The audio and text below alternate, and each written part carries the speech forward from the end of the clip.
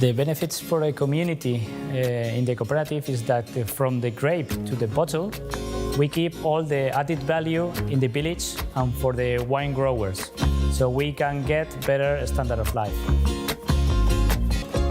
Me llamo José Ángel Soldevilla, mi función es viticultor y proveo de uvas a la cooperativa.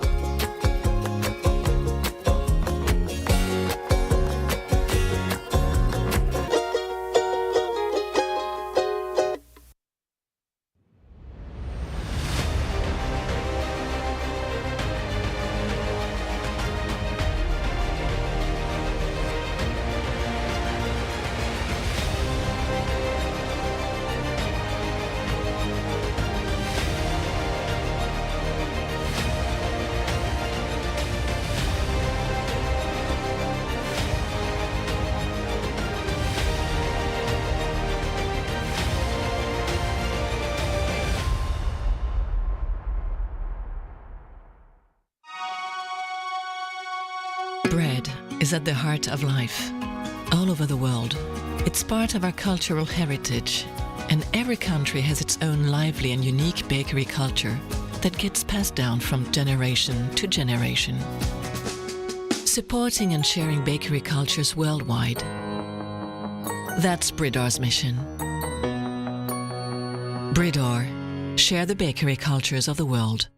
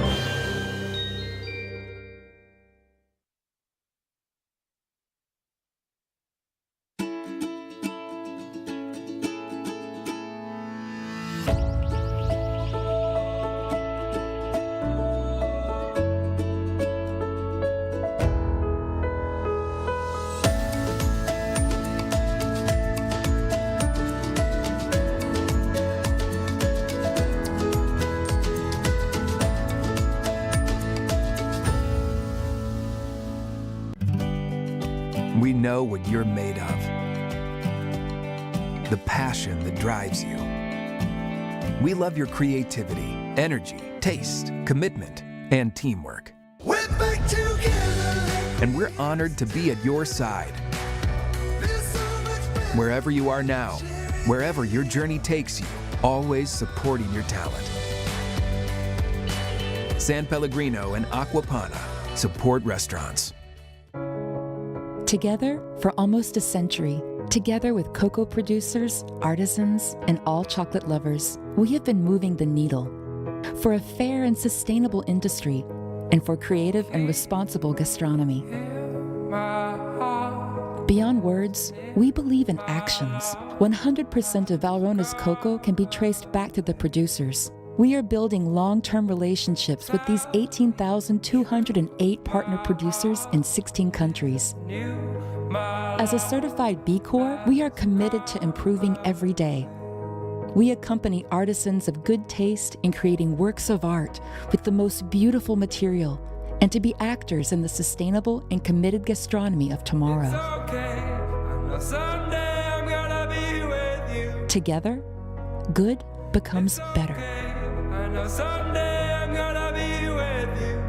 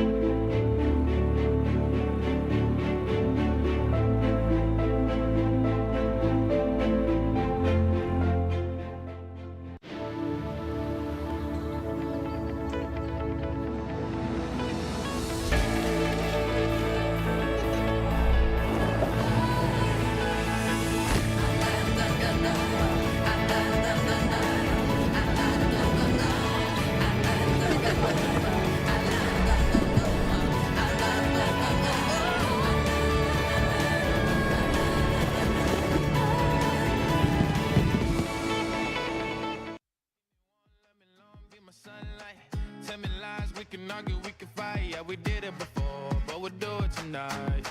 Yeah, that fro black boy with the gold teeth. Your dark skin looking at me like you know me.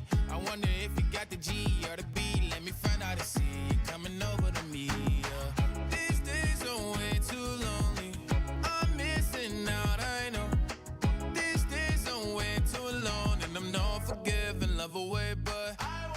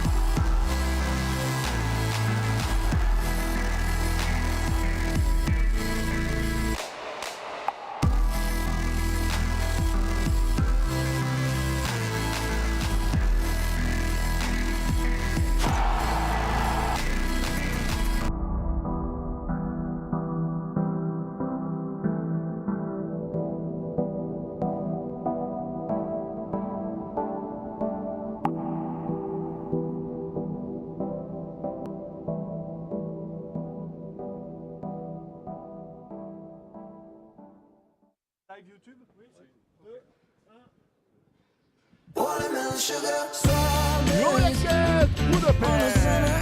Jó reggel, Magyarország! Good morning, world of gastronomy! This is the Bocuse Europe 2020 live from Budapest. Welcome to Budapest and welcome Vincent Feniot. It's your first time here ever, isn't it? Yeah, hello, Boratok! Whoa. I think we will cheer you up plenty of times because your Hungarian is getting just better and better. But first, let's introduce ourselves. Gianni Annoni. Thank you very much. Jokuti András. Thank you. And Vincent Feniot again and again and again. The Grandmaster of We are a Bocuse team of official MCs for Bocuse d'Or Yes. for quite some years now. Huh? Yes. Quite a long time. Yes. But Yeah. not too long. It's Not too long, never, not it's too never long, too not long. never It's too long. always fun and it's always a pleasure to welcome you to any kind of Bocuse d'Or events. And this is the European selection, as you might have recognized. And I hope you are watching us live in front of your computer or phone or whatever. Don't let the boss see you watching us. But you can also still come to Hung Expo if you have time, if you are in Budapest. Even taking a flight Of is course. not that Yes. impossible. If you're passionate, yes, you should. Yeah. So we are here for 2 days. We begin now, and then we will be here till tomorrow late in the afternoon. Yes, but that will be the award ceremony that we're waiting for. For the moment, we are trying to see what's happening in the kitchens. But let me tell you, for all the viewers all around the world watching us this morning, that something is happening in Budapest today because Something is cooking. yeah, something is cooking because Hungary is a very important country for Bocuse d'Or. The continental selection, the European selection is happening today in Budapest. Yes, and this is very important. No, tell what you want. Come on, This I is think that very we have a important. very good relationship. I think You know, with these Italian gestures, I thought I need to stop immediately. But just kill me if I should stop talking. So, and you have to know that this is also a great celebration for the winners here. But there will be also another competition that is watched worldwide because there are many continental selections. And the goal is also to end up in the finals in Lyon next January. please, Gianni, please. Thank you very much. The very important thing that we don't forget that what we have around us in the world, but I think gastronomy has the power to make fields together. Now the capital of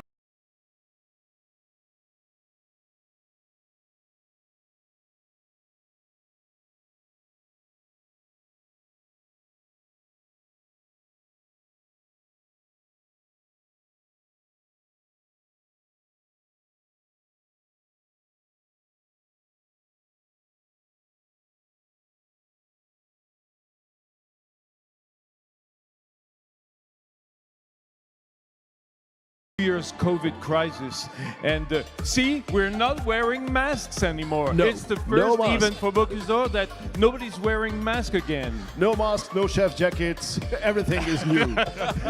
No, this is really like Brand new. a great reunion. Like it's possible to, there will be an audience, they are not allowed yet, but there will be many people on the grandstands as well. Absolutely. And they will support the teams as soon as they start cooking, because Yes, this because will right also now it's happen very soon. backstage time. Yes, huh? exactly. Now they are already like checking the kitchen boxes and they are preparing everything to begin, but they can just begin whenever Mr. Watchman says, like, this is the moment. Okay, for the Bocuse d'Or, it's a real important day because such nations like Great Britain came back after this, having really missed this competition for 2 years. I really hope we will also listen to them, because they very often have almost a big band on the grandstand to support the team. So I think it will be quite noisy. No, it's not a noise. It's Slovakia music. is back It's too. Is music, here yeah. today. Huh? Slovakia, new nation in the Bocuse d'Or. Yes. Well, it's very important, and of course, all our thoughts they go to Ukraine today. Yeah, of absolutely, course, absolutely. as everybody watching us in Europe, everybody is around Ukraine and Ukrainian people. Of course, you know, if you know geography, you know that Hungary has a border with Ukraine in the northeast, and of course this climate is very strange in a way, but we're trying to maintain the spirit, the fighting spirit for cooking and gastronomy, because we have a very special thoughts for the Ukrainian team and the Ukrainian president. Of course, the Bocuse d'Or has very close relationship. They couldn't make it to come. That's obvious, you know that. But, you know, we're thinking of us and their families and all the Ukrainian people, hoping that this war will end very soon so they could be back in the next edition. Stay safe, guys, and see you hopefully at the next competition. And now we have a very, very special. He's not a guest. He's not a guest. How would you call that? He's more a host than a guest. And we are the guests here, and he's the host. We are. He's host. He is the Grand Master of Bocuse d'Or, the President of the International Organizing Committee, Monsieur Régis Macron. Please join us on stage. Yes! There he is! Bonjour Régis. Bonjour! Bonjour à tous. Hello. So, Always a pleasure to be with you. No Hungarian yet. No. Yoreget or something like this. No. Okay. no, not yet. Okay, Not maybe yet. next time. Maybe next time. I we tried still myself, have 2 days. you know, yes, but yes. it's too Vincent much is doing after. pretty good, but you can maybe teach Régis. Also, let me explain to you.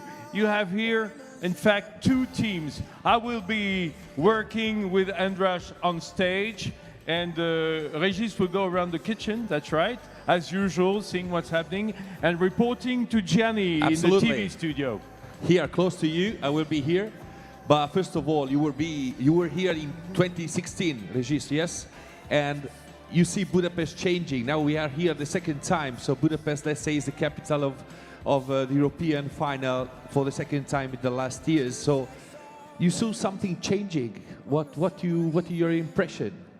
My impression when I was in the plane yesterday, at the hotel, I see the changement, the town also, because 2016, yeah, the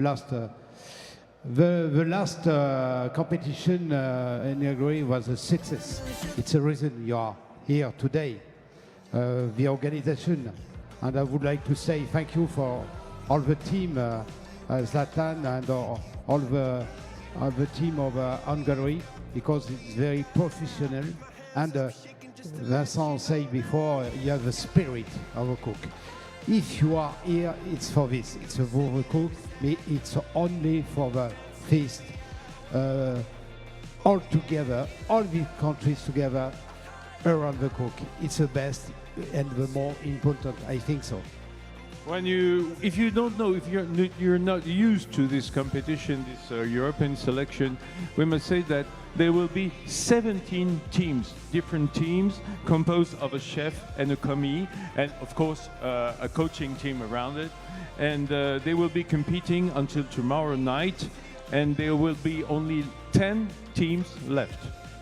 Ending up in the finals in Lyon. Very often you say it's a small final here in Europe. You are the best. And it's for this reason I think you see during these 2 days some another country, maybe Japan, maybe America, want to see exactly, it's a small final. Yeah, and I think it's a very stressful event also for the teams, because if they have some problems here, then they will miss Lyon. So this is in Lyon. If they arrive there already, then it's okay. Whatever happens is happening. But they could miss Lyon if they don't concentrate really well. Yeah. Bocuse d'Or is a real staircase. It is. One step after another. Gianni, when was the national selection? You live here in Budapest. Yes. When was the Hungarian national selection? It was in autumn, during the autumn time, and like very close to the everywhere in Europe. Lyon final. Yeah. So we had not so many time to prepare the events, but it was fantastic, like It's always. Vincent's fault actually, because he was too slow in Lyon. I took so much time. I think it was obvious it was because of the pandemic. It had to be postponed till September. I think all the jokes has to start that the French, Hungarian, and Italian are together somewhere, but it was very, like say, emotional when you are in a competition like this. Also, when it's a selection of a nationality, like we had it in autumn when Budapest was like say preparing something very important that now is happening today in this fantastic March 23 in the Sirha contest here in the Hung Expo Budapest. So, and like you were telling, we hope that the feeling of gastronomy giving us that kind of atmosphere that now perhaps we miss with the people here on the stage, but in let's say a couple of hours, I hope that it will be full of supporters here. It will be full. And now you will feel how is the power of gastronomy in this moment is important. So let's say that together we can do something like today. So let's do it, no? Don't let's we start. feel really Europeans today? We feel very, very European at the Hungarian, moment. Italian, French, speaking English. Yes, yes. Well, let's that's it. let's find a very nice ending for this joke that begins like French, Hungarian, and Italian as walking into a bar. But we will get into many details here, so you will know everything about the competing countries, the candidates, the commis, the rules. We have Monsieur Régis Macron explaining us everything about potatoes and all the important things that you have to know. So don't worry, you won't miss a thing here. But first of all, we should check out a video about 2021, the finals that we mentioned in Lyon, the World Finals of last year, with the winner from Lyon, from the Institute, Paul Bocuse, David Tissot. So let's check out that video, please.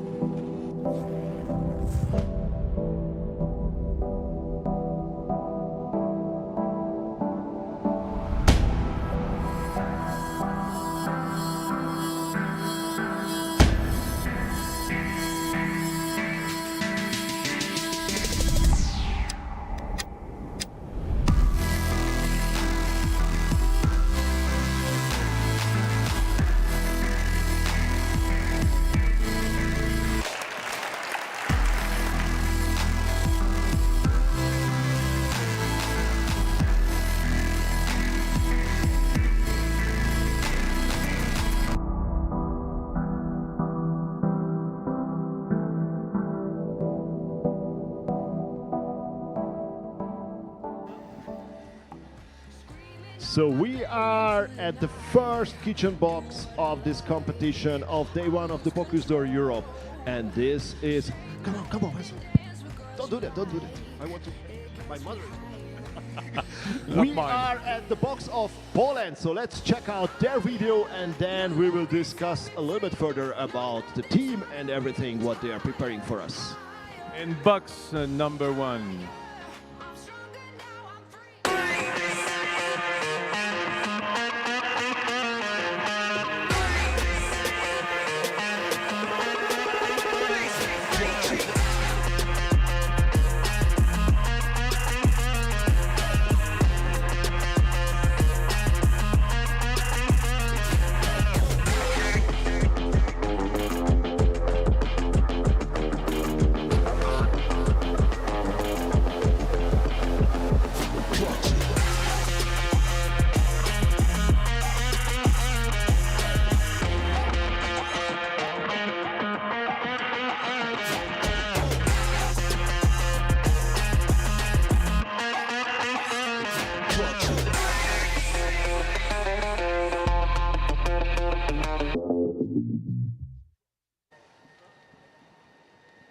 Okay. Okay, I think it was a very Andras. nice video, wasn't it? Like Yes, because I'm a biker too. You are a and I biker noticed- too, And so I I love will let you talk. potatoes, so Okay. I must be part of the Polish team. I will. Yeah, you have to be the.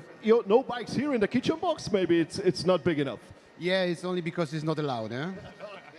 But I can imagine you already cooked something on a bike, on the engine, or I don't know what is possible there. You know, all these bikes are very close with the road and with the local bars for food, so I think it's quite related.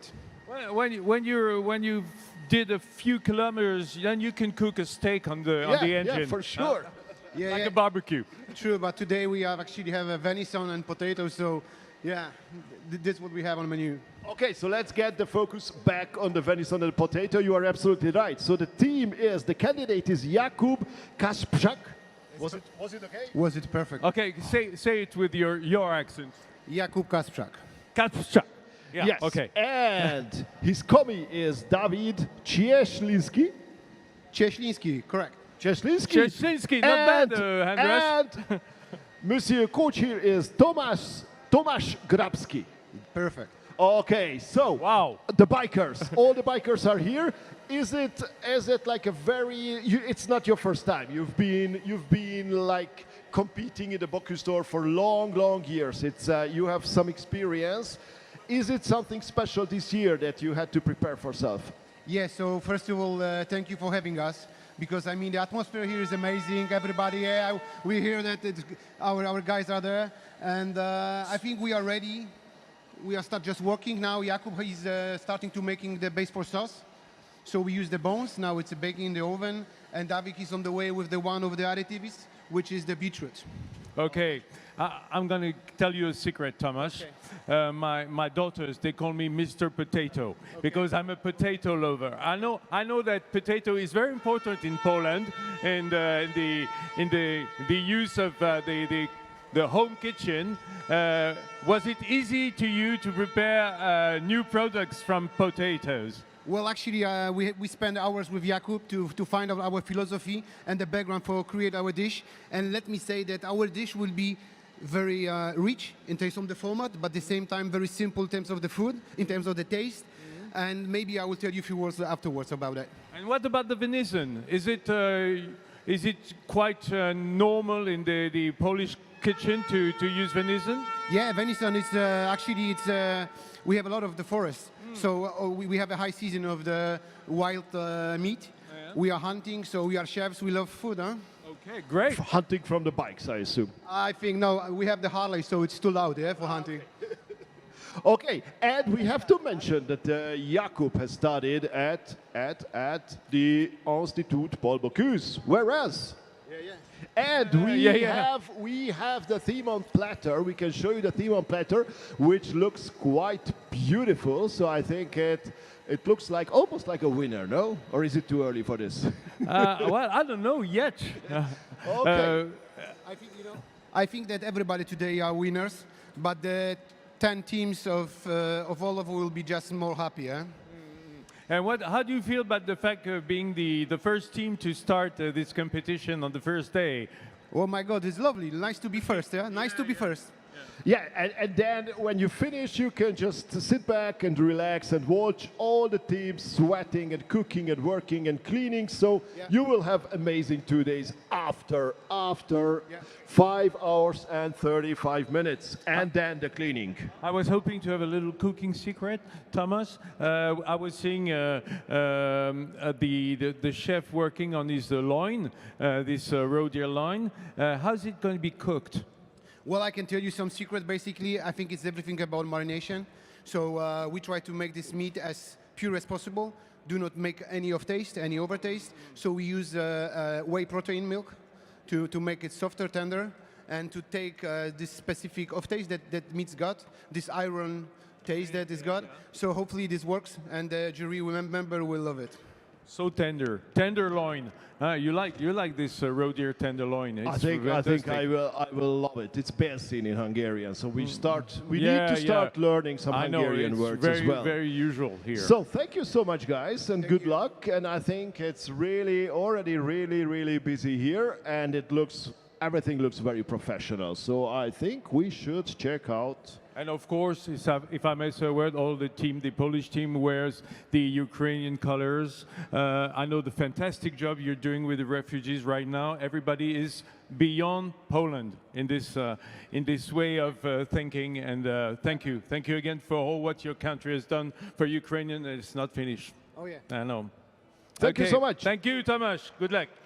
Thank you. And now we are walking over to kitchen box number 2, and this is Estonia. And they also have a beautiful, beautiful video about Estonia and about the team.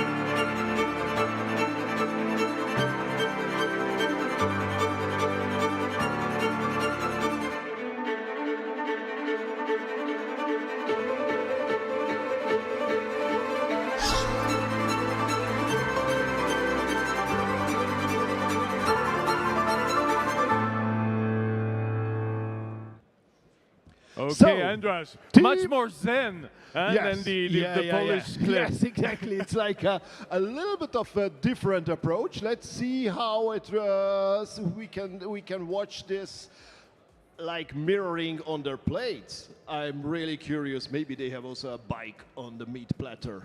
I mean, Team Poland, but definitely not Team Estonia. Hello, Niklas Jonsson. You don't sound very Estonian, but you're Swedish. I'm Swedish, yes, Swedish, based in Norway, Oslo. And before introducing this team, I need to talk just 20 seconds about a great Estonian candidate of last year, Artur Kazaritsky, who was an amazing competitor, who Absolutely, did a Andras. fantastic job, and it was like not a big surprise, to be honest, because he is also very successful in his professional life. But now here we are with Alexander Gureev from Hotel Bristol in Oslo, and he was not attending Institut Paul Bocuse, but Le Cordon Bleu in London. What do we have to know about this team? How could you practice together? When did you start practicing actually? Well, we have a hard time in Norway first with the restriction, and later when they light them up, we were able to train, but it were tough training in the first December to January, but then it was fine actually. So we are prepared good. We're good prepared. And we have to mention that since we are in the Bocuse d'Or Europe, that Tallinn hosted the Bocuse d'Or Europe 2 years ago. So there is quite an experience, I think, for all the candidates. Did they play any role in the commis or the chef in that competition? Do you know about that? Maybe a little bit, but we have doing our own thing, and I hope it's good enough to go to Lyon. Okay. Let's hope together. I was amazed because, you know, small countries with big talents is always an equation that I'm amazed about, because there are so few people. I mean, it's a small country. We could see it on the video. There were no people on the video. Just the streets forest were and empty. lakes and everything. In Tallinn. Yeah. How will you manage to cook the? We can see on the screen right now this piece of meat of roe deer. How's it going to be cooked? It's going to be basically baked with the foie gras and coated with the venison and foie gras. That's the plan, and then it's glazed with foie gras and venison as well. What comes from your country's culture in this dish? What the elements that are going to be really Estonian? Well, it's like super wildlife. It's like based on wildlife and wild stuff that we have in the nature, and that we're gonna use and presenting on this tray today. And the name of the vegetarian plate is actually Estonian Spring. And as far as I know, potatoes play a very important role. It's like also a comfort food in Estonia. So if you visit your parents, grandmothers, there will be potatoes for sure. Is it true? Yeah, it's potato everywhere, more or less, all year around, but it's... Come on, ask an Italian. They don't even know that. They just know pasta. Probably not, but I don't know. Okay, let's say a word about this chef, Alexander Guriev, working in Norway, that's right, in Oslo. Yeah, that's correct. We're working on a 5-star hotel in Oslo, and there we have worked together for 3.5 years, more or less, and we work very closely for all this year, and now it feels really natural to be here with him today. Okay. What about the commis? Yes. We need to also mention, obviously, the commis. He is Maxim Fomenkov, who's already also very busy here with the shallots and doing a great job. And you might have recognized, if you're new to Bocuse d'Or, that there are always 4 people in the box, which we need to talk about a bit, because it's not just a candidate and it's not just a commis. 4, I mean 3. You know, it's in Hungarian we say 4 instead of 3 all the time.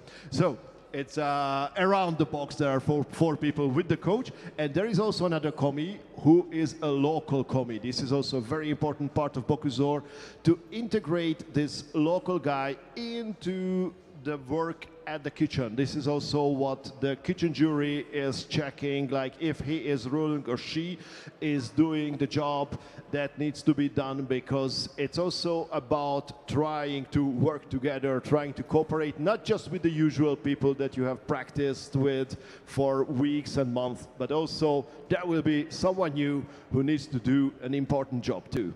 Okay, good. Shall we go to the next box? I think this is the time, because it's far, far away. So maybe we should launch first the video.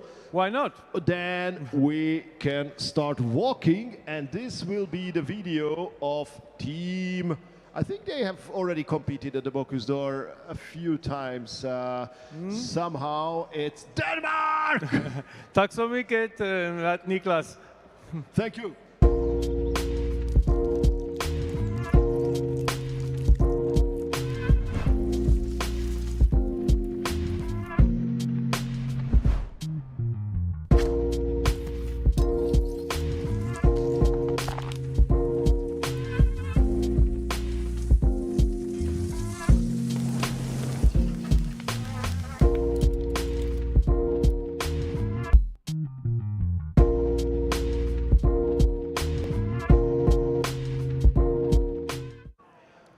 So this is Team Denmark. Always, yes.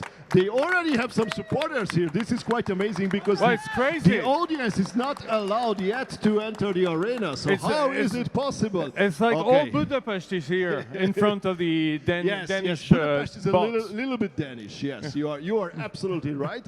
And I'm also very happy to see a very familiar name in Team Denmark, because he is the chef. Brian Mark Hansen is the chef of a very, very nice restaurant. Have you been to Søllerød Kro? Not very yet. You should. Not very far away from Copenhagen. And if you go there, you can also combine the visit with a visit to the Louisiana Museum. It's a modern art museum. Absolutely amazing. Oh, are you preparing your next holidays in Denmark or what? Always. Several times a year, because it's really wonderful. And this is amazing. This is an amazing restaurant, and it has also already won Michelin star. So let's check out what they are doing here. Nothing, because they still have almost 2 minutes before the beginning. But I think they are well prepared. They look well prepared. Everything is all right. Now we can talk to you, because you still have some time. Everything is all right? We're so fine, and we are proud and ready to present what we have been working on the last 2 months. So who is in Søllerød Kro right now? Sorry? Who is in Søllerød Kro right now? My lovely staff. Without them, I wouldn't be here. Okay, perfect. Thank you so much. And any Yeah. Excuse me, but people may be surprised by the fact that they are not working yet. We must give a little explanation about that. They are not lazy. They are not No, lazy. they're This not is not the lazy, reason. not This at is all. not the reason. But like all the teams start cooking in exactly 1 minute. They will start cooking because all the teams start cooking like every 10 minutes normally. So the jury will have time to taste their dishes. Otherwise, they would receive all the plates from all the teams at the same time. So it makes sense to make it like later and later. And this is, I think we should also check out this moment, what they will do in the first second, because this will be something special. They are all well prepared. Look at Frederick 30 Lund seconds, all is the in the focus is starting there. block. The last 30 seconds before the start, the coach, Christian Ebe, is setting the clocks. You're ready right now? Christian Good. Ebe is the coach and Frederick Lund is the commie, and 10 seconds left before they start cooking.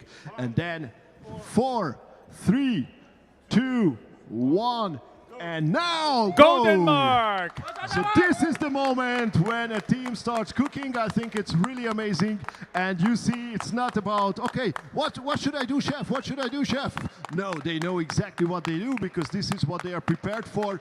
And they start immediately doing their job and starting all the stopwatches and everything because it involves a lot of technical equipment as well.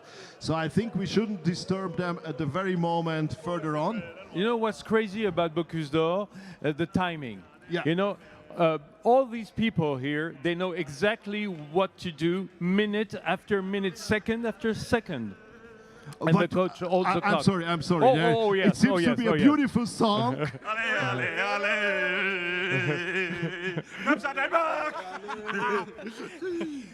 We're fucking dynamite. So Kenneth Toft Hansen is not just an amazing competitor, but also a fantastic dancer. singer. I'm really surprised. You didn't know? No. You are always sitting behind me on the planes, but you never sang, fortunately. But we share food and now we share songs. So what's the problem? No, there is no problem at all. I like that. And there is also Sebastian Holberg, Svenska. Yeah, but we love it. Good energy. We're just ready.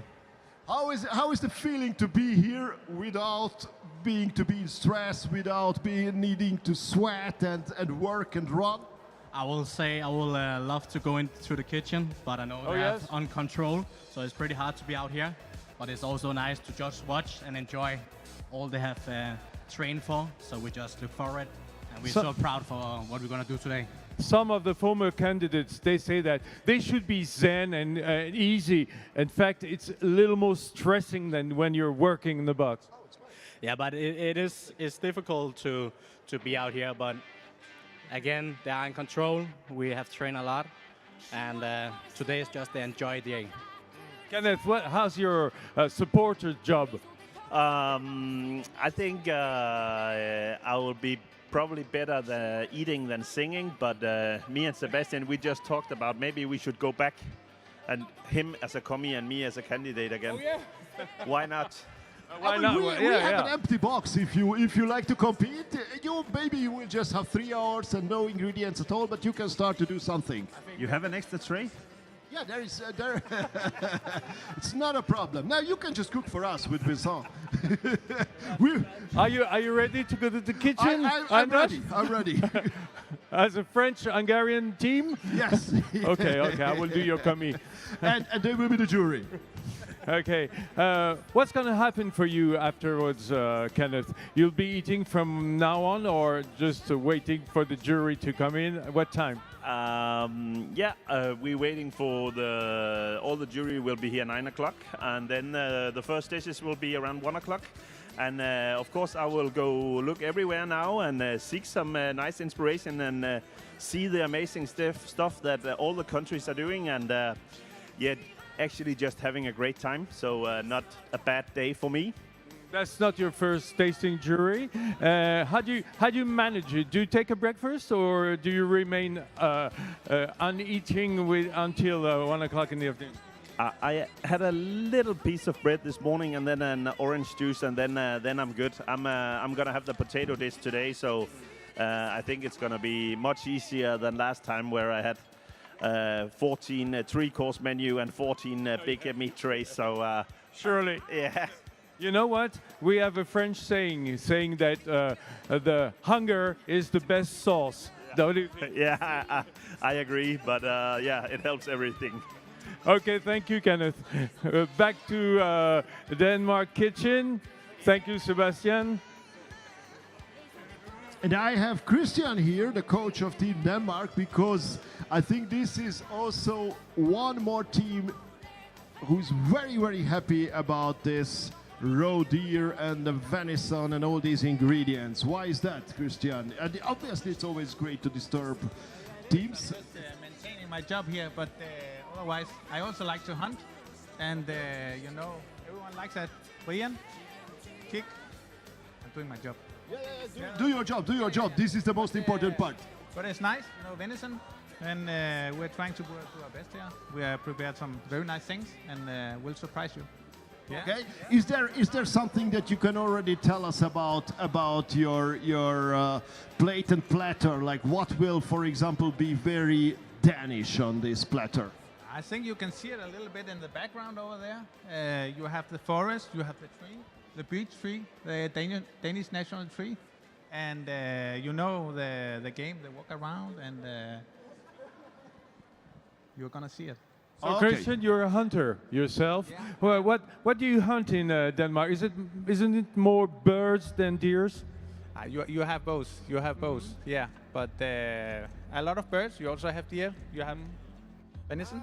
You have it all. Yeah, yeah. So you're used to that.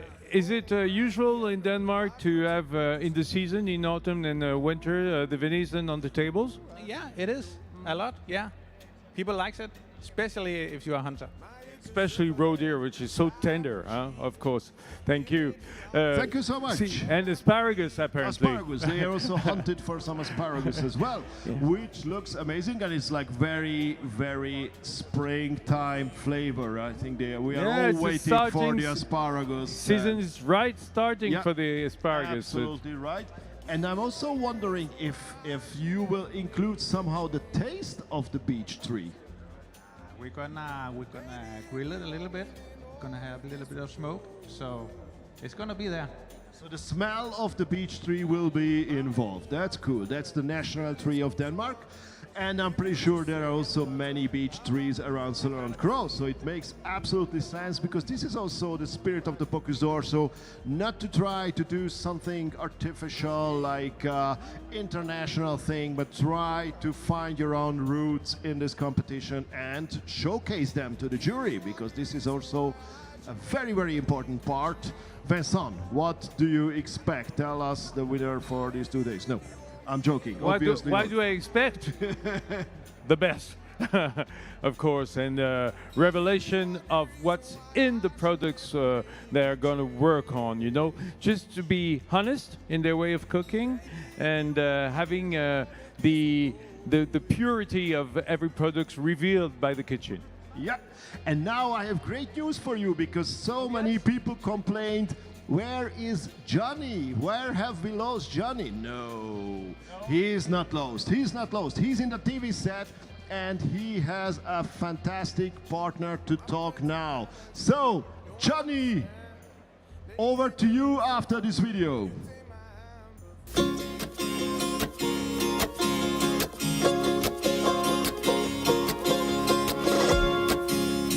The benefits for a community in the cooperative is that from the grape to the bottle, we keep all the added value in the village and for the wine growers, so we can get better standard of life. Me llamo José Ángel Soldevilla, mi función es viticultor y proveo de uvas a la cooperativa.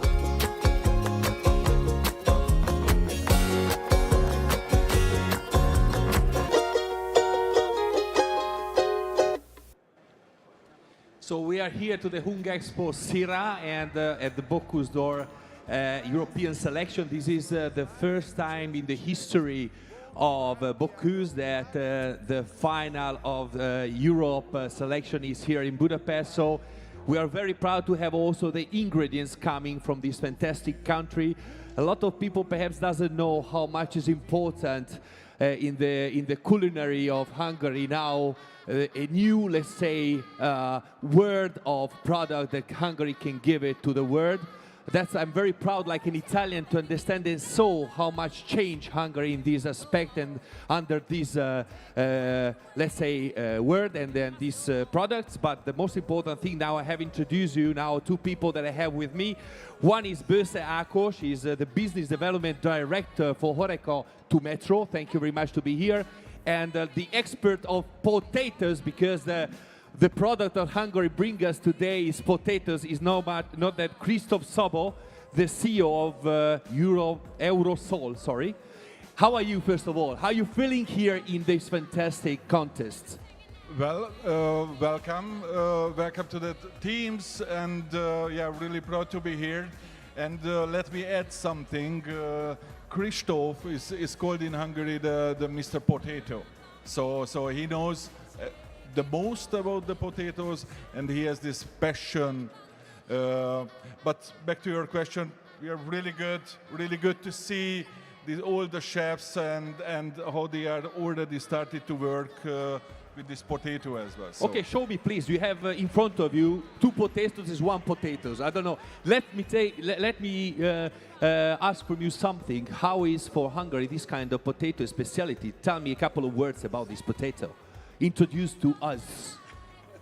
So Hungary as on climate level is not really typical for potato production, so not the best, not the ideal, but therefore everything what's produced here has a very special attributes in terms of taste and dry matter content.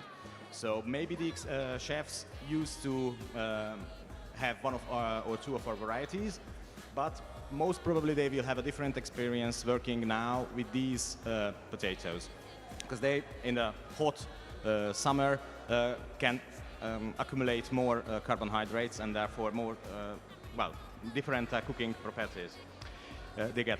And we have now 3 varieties brought here because we discussed with Metro that that would be nice to have the different types of potatoes, so the chefs can really live out their creativity and have more options to work. And that's it now. The Anushka, the Coronada, and the Madison. That Anushka we chose for cooking. Coronada we chose also for cooking, but it has a very special attribute, being a lower carb variety, which means that following the right technology for production, you can reach up to 30% less carbohydrates within the tuber. It's very good for all the people who are having special diets or have to take care of it. And the third one... I love potatoes. Oh yeah, and love because potatoes. I think all the childhood of everybody was based on potato.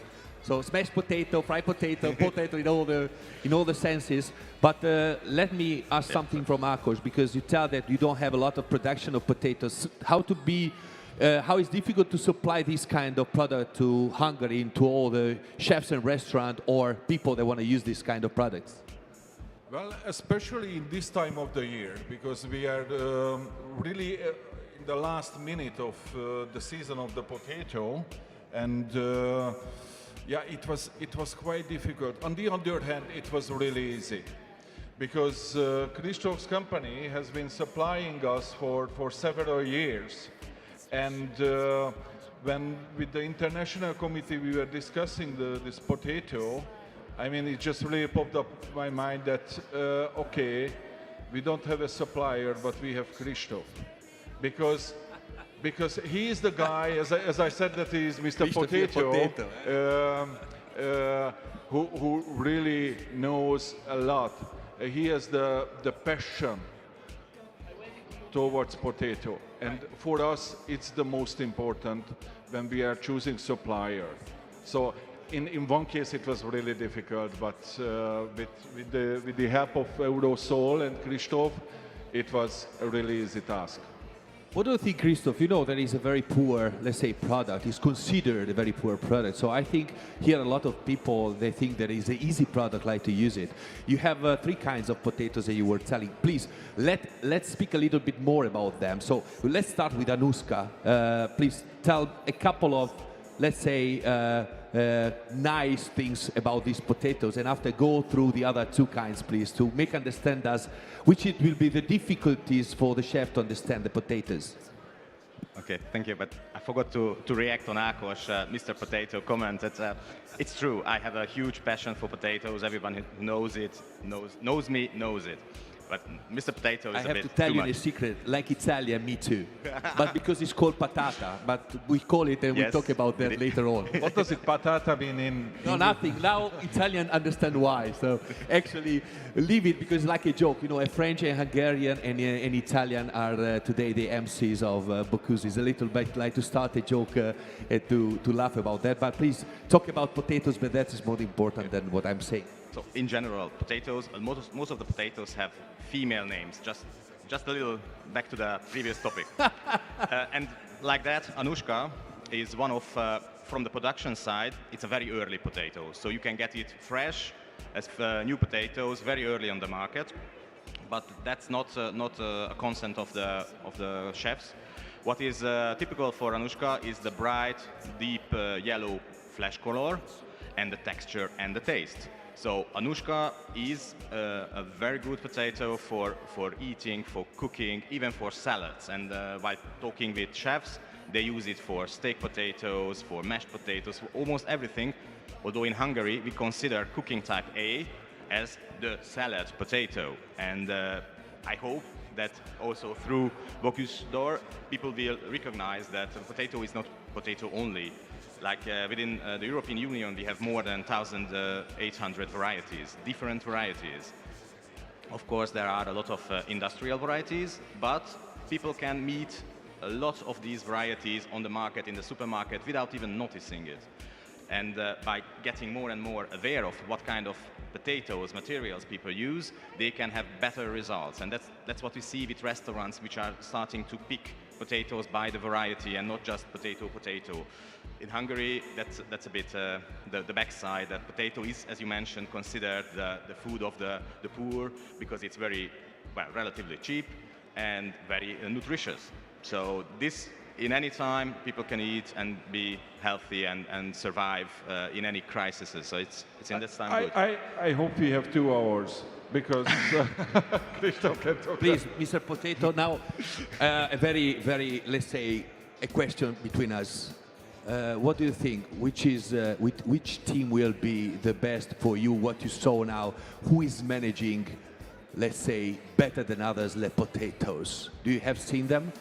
Well, we have seen the orders because we have received the orders from the teams, and it's really interesting how they are ordering. Just an example: Switzerland was asking for 2.1 kg of Anushka. United Kingdom was asking 5 kg of each. And as we had this speech, and I just saw it on the screen, that how they are using this kind of potatoes, and the lovely thing is that there will be several varieties. Back to your original question, I am sure that France will have a really interesting dish. Iceland, but I am really happy to see that how the Slovakian team, first time here, huh? Exactly, the first time the Slovakian team are here, and yeah, lovely how they do and how they work with potatoes and be on the first time in this competition. So Slovakia, I do for Slovakia. Thank you very much, Bocuse. Thank you very much, Mr. Potato. That will be your next night. No, don't be. Let's say, agree with me, please. Okay. And thank you very much to be here, and thank you very much for the explanation of potatoes. Thank you. Thank you. Thank you.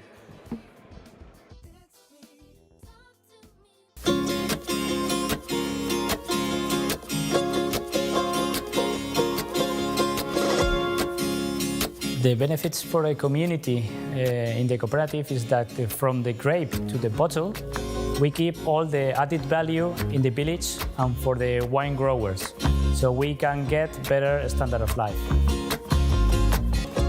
Me llamo José Ángel Soldevilla, mi función es viticultor y proveo de uvas a la cooperativa.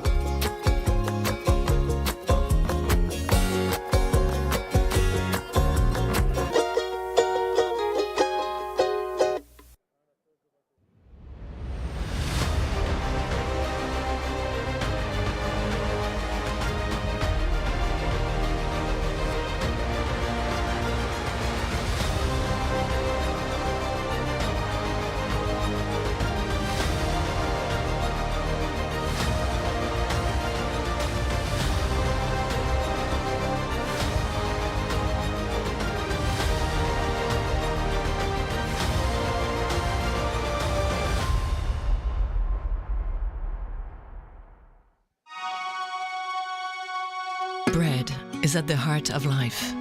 All over the world, it's part of our cultural heritage, and every country has its own lively and unique bakery culture that gets passed down from generation to generation. Supporting and sharing bakery cultures worldwide. That's Bridor's mission. Bridor, share the bakery cultures of the world.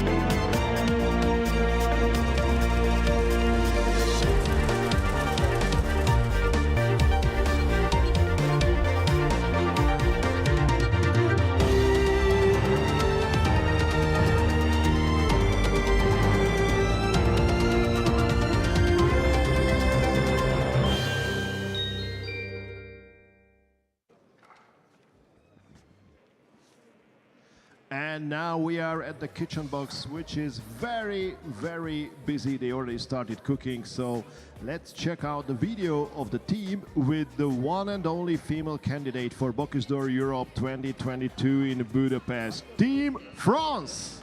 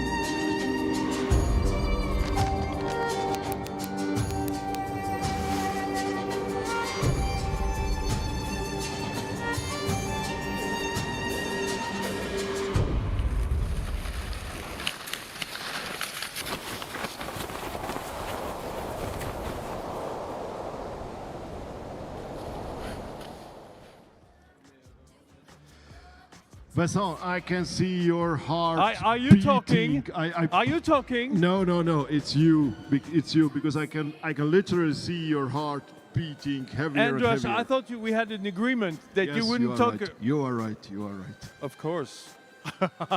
Only joking, but ladies and gentlemen, this is a very important moment for myself and all the people watching us, because we are going to the kitchen, the next kitchen, which is the French kitchen. This is France. Allez, on veut vous entendre s'il y a des Français ici. Okay, that sounds pretty good, actually. Not bad. Not Not bad. bad. Not bad at not all. bad. And we will have more There's a audience real later French on. delegation here in Budapest. Yes. Et on est en présence. I may say a few words in French if you don't mind. Voilà, quelques mots en français pour les Français qui nous regardent, bien entendu. On sait toute l'importance de ce concours dont le français est la langue officielle. Hein. French is, of course, obviously, the official language for Bocuse d'Or. David Tissot, the former winner, le dernier gagnant en date, c'est David Tissot qui est là-bas. On l'ira l'interroger tout à l'heure. Mais là, je suis avec la coach Tabata May. Bonjour Tabata. Bonjour. Comment est l'esprit ce matin ici? On est à fond. À fond. Et ça sent bon déjà là? Ça sent direct bon. Là, on sent la viande qui pince, comme on dit, hein, c'est-à-dire vraiment, on marque peut-être les morceaux de chevreuil. Oui, je pense. Alors, Tabata, bon, vous avez travaillé avec Naïs sur cette épreuve. J'ai envie de dire, quels sont les atouts de Naïs en cuisine? Je pense que c'est la minutie. Tout est parfait, c'est millimétré. Elle a énormément d'envie et de courage et je l'admire beaucoup. C'est pour ça qu'on est là. Regis is here because he is watching. Yeah, I wanted to tell you, I have terrible news for you. You need to switch to Hungarian from now on with Tabata. Ah, sure. With Tabata, that would be nice. Or at least English. So that would be nice. Give us a short summary of what you were talking about, because English is the official language here at the Bocuse d'Or Europe. So. Oh yes. I forgot for a moment. Officiel. Okay, may you ask the same questions to Tabata in English then? Yes. I am not sure I completely understood it, but I definitely want to say about Tabata that she is working for an amazing restaurant in Lyon, Les Apothicaires, and I think it's also very important to mention because this competition is nothing without the great restaurants, because always great professionals. So this is absolutely. What is the Hungarian word for apotheca? It's gyógyszertáros. Okay, I won't remind you. No, you don't need to do that. Never mind. Okay, you don't stupid need, question. But as always. How do you translate restaurant Paul Bocuse? Same word. Hungarian, same word. Restaurant Exactly. Paul Bocuse. Yeah, exactly. That's why it is easier to stay with the original name. And you also worked. The candidate worked for David Toutain after Institut Paul Bocuse, because Absolument. she was a very, very successful student, actually the highest ranked student at Institut Paul Bocuse. So also from Lyon. Do you know each other from that time, Tabata? Sorry? Do you know each other with Nice from the Paul Bocuse Institute times, or? Yes, but I met her when she was with the team France team sorry. The last Bocuse d'Or with yes, Davy. Yes, because in Lyon it's a very small city, and then we know each other. Davy, come here, please. Yes, former I know winner, this guy. the I know former this guy. Bocuse d'Or. Who doesn't know this guy? Yes, the winner of the Bocuse d'Or 2021, and I also saw your celebration. It was quite a celebration. In French. Ouais. Alors oui, parce que Davy, on a l'impression que l'aventure continue pour l'Institut Paul Bocuse à travers Naïs aujourd'hui. Oui, c'est important que la transmission soit là. Yeah, transmission is so important for the EPB, l'Institut Paul Bocuse in Lyon, because she comes out of the Institut Paul Bocuse ranks. Hein, elle vient des rangs de l'Institut Paul Bocuse, elle aussi. Hein. It's a valedictorian. Mm-hmm. Yeah, would you explain that word? Yes, it's the highest ranked student of the institute, so she was like the best of her age. Okay. Elle était major, like being major. Okay. Bon, vas-y. Bon, parfait. Ah non, mais on disait que voilà, que ça a été une très bonne élève de l'Institut, et c'est un peu l'accomplissement de se retrouver au Bocuse d'Or. On peut pas faire plus haut. Hein. Non, on peut pas faire plus haut. Aujourd'hui, il faut qu'elle se fasse plaisir. Il faut qu'elle tout ce qu'elle a pu engranger et voir tout au long de ma préparation et du reste, il faut qu'elle l'assimile et qu'elle le mette en pratique. Et ça, c'est super important. Ici, elle met en pratique alors la cuisson du chevreuil. C'est pas une cuisson facile. Hein, alors, c'est peut-être pas le plus difficile. Also give us some details in English, please. Yeah, it's not very easy to cook the roe deer. Venison. Oui, pardon. Yes, we're too close Yeah. to the French kitchen. I'm sorry. Yes, it's not very easy to cook. The venison. Le gibier, c'est pas facile à cuire. Ouais, c'est pas facile, surtout que comment il est tué et abattu, ça va jouer sur. The way it's cooked changes a lot, of course. But I think also in the Rhône-Alpes region, it might not be also like a surprise ingredient. You might have worked a lot with raw deer. Please translate it into English if David doesn't know. Oui, on a été assez surpris effectivement de l'utilisation de ce chevreuil. C'est la première fois qu'on met du gibier dans le Bocuse d'Or. Bah, c'est la première fois. Puis nous, en France, on a une courte période où on fait le chevreuil. C'est pas comme dans certains pays où c'est tout le temps. Yeah, the roe deer season is really short in France and compared to Central and Eastern Europe countries where you can eat it all year long, for instance. Voilà, on peut le manger toute l'année pratiquement ici en Hongrie. Hein, c'est vrai que c'est un pays de chasse en forêt. So it's not so easy for French people to apprehend this product. I'm almost crying. I will burst into tears, but good luck. I want your compassion. Yes, exactly. Okay. Merci, David. Okay, and now we will say goodbye, but we will return obviously. And thank you, David, for being here. And now we will check out the video of Team Slovakia, who is a first-time competitor for the Bocuse d'Or Europe.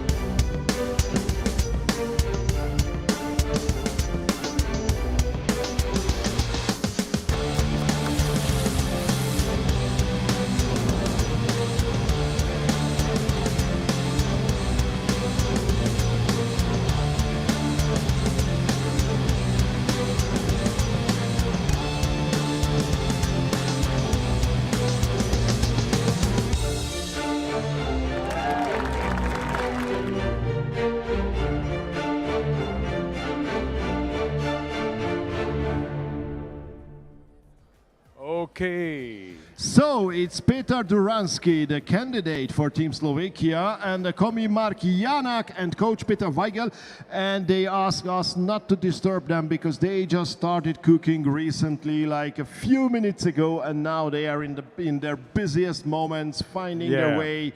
Where are the knives? Where is the meat? Where is the potato? I think they are doing pretty well. Where is Johnny? Yes, Where is Johnny? Johnny is here. Hi, Andras. So we said I have to say Slovakia is over there. Oh yeah! Supporters Yes. arrive. Please let me hear your voice, guys. Actually, we need to call security because it's not allowed yet to be on the grandstand. No.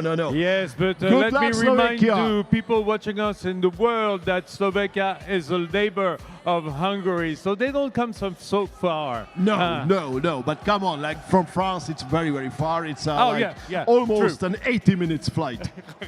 Okay, Right. so Peter Weigel, if you are maybe available just for a second, like what is your goal? How could you practice for this competition? It's your first time here. Yeah, we are first time here on the competition, and something amazing for us. And yeah, it's something beautiful also for us, and very, very important, and also too much experience. We have also with the guys what we have for the mentoring and something like that. And yeah. And potato is also something that is very usual in the Slovakian kitchen, I assume. Yes, it is. How do you eat it normally? For haluška, for lokša, it's traditional food. Brinzové halušky. Yeah, right, exactly. Will you prepare it tonight? Maybe. Okay, so there will be some Slovakian flavors here. Andreas, I'm very surprised. Brinzové halušky. You don't know that? You don't know that? You're Come on. a big traveler. Have you been to Slovakia several times? But of course. Of course. And so you must be used to the Slovakian cuisine. Yes, not that I am traveling there like every week, but still, yes. They have some very, very flavorful and very delicious dishes, like the Princovi halushki that we might recognize later on the plate or the platter. I'm really curious about that. So let's not make a spoiler here. And I see that they're using green cabbage here, and they were whitening it. You know, we say in French blanchir when you cook it in salty water to take all the suffered. And we can see actually right now the meat platter on the screen, and it looks like very Bocuse d'Or friendly, doesn't it? It looks like a real amazing Bocuse d'Or platter. So I'm really fine with these guys. I think they will do fine. I think they are well prepared. They are very young as well. Yeah, it's always so stressing for you when you come for the first time here. And then the MCs come to disturb you all the time, and they don't let you do your job. This is always so stressful. So I think we'll let them do and see later on. This is the best idea, to let them do what they can do, and maybe they will have some less stressful moments later on, so we can ask more questions. But it's great to see good luck, Slovakia! Good luck, Slovakia! And it's great to see a new competitor, a new country here, and also some supporters. But now let's get to the next box. And I think this is a box of a team who has some experience with the Bocuse d'Or already, also had some reasons to celebrate. Let's check out their video. Team Switzerland.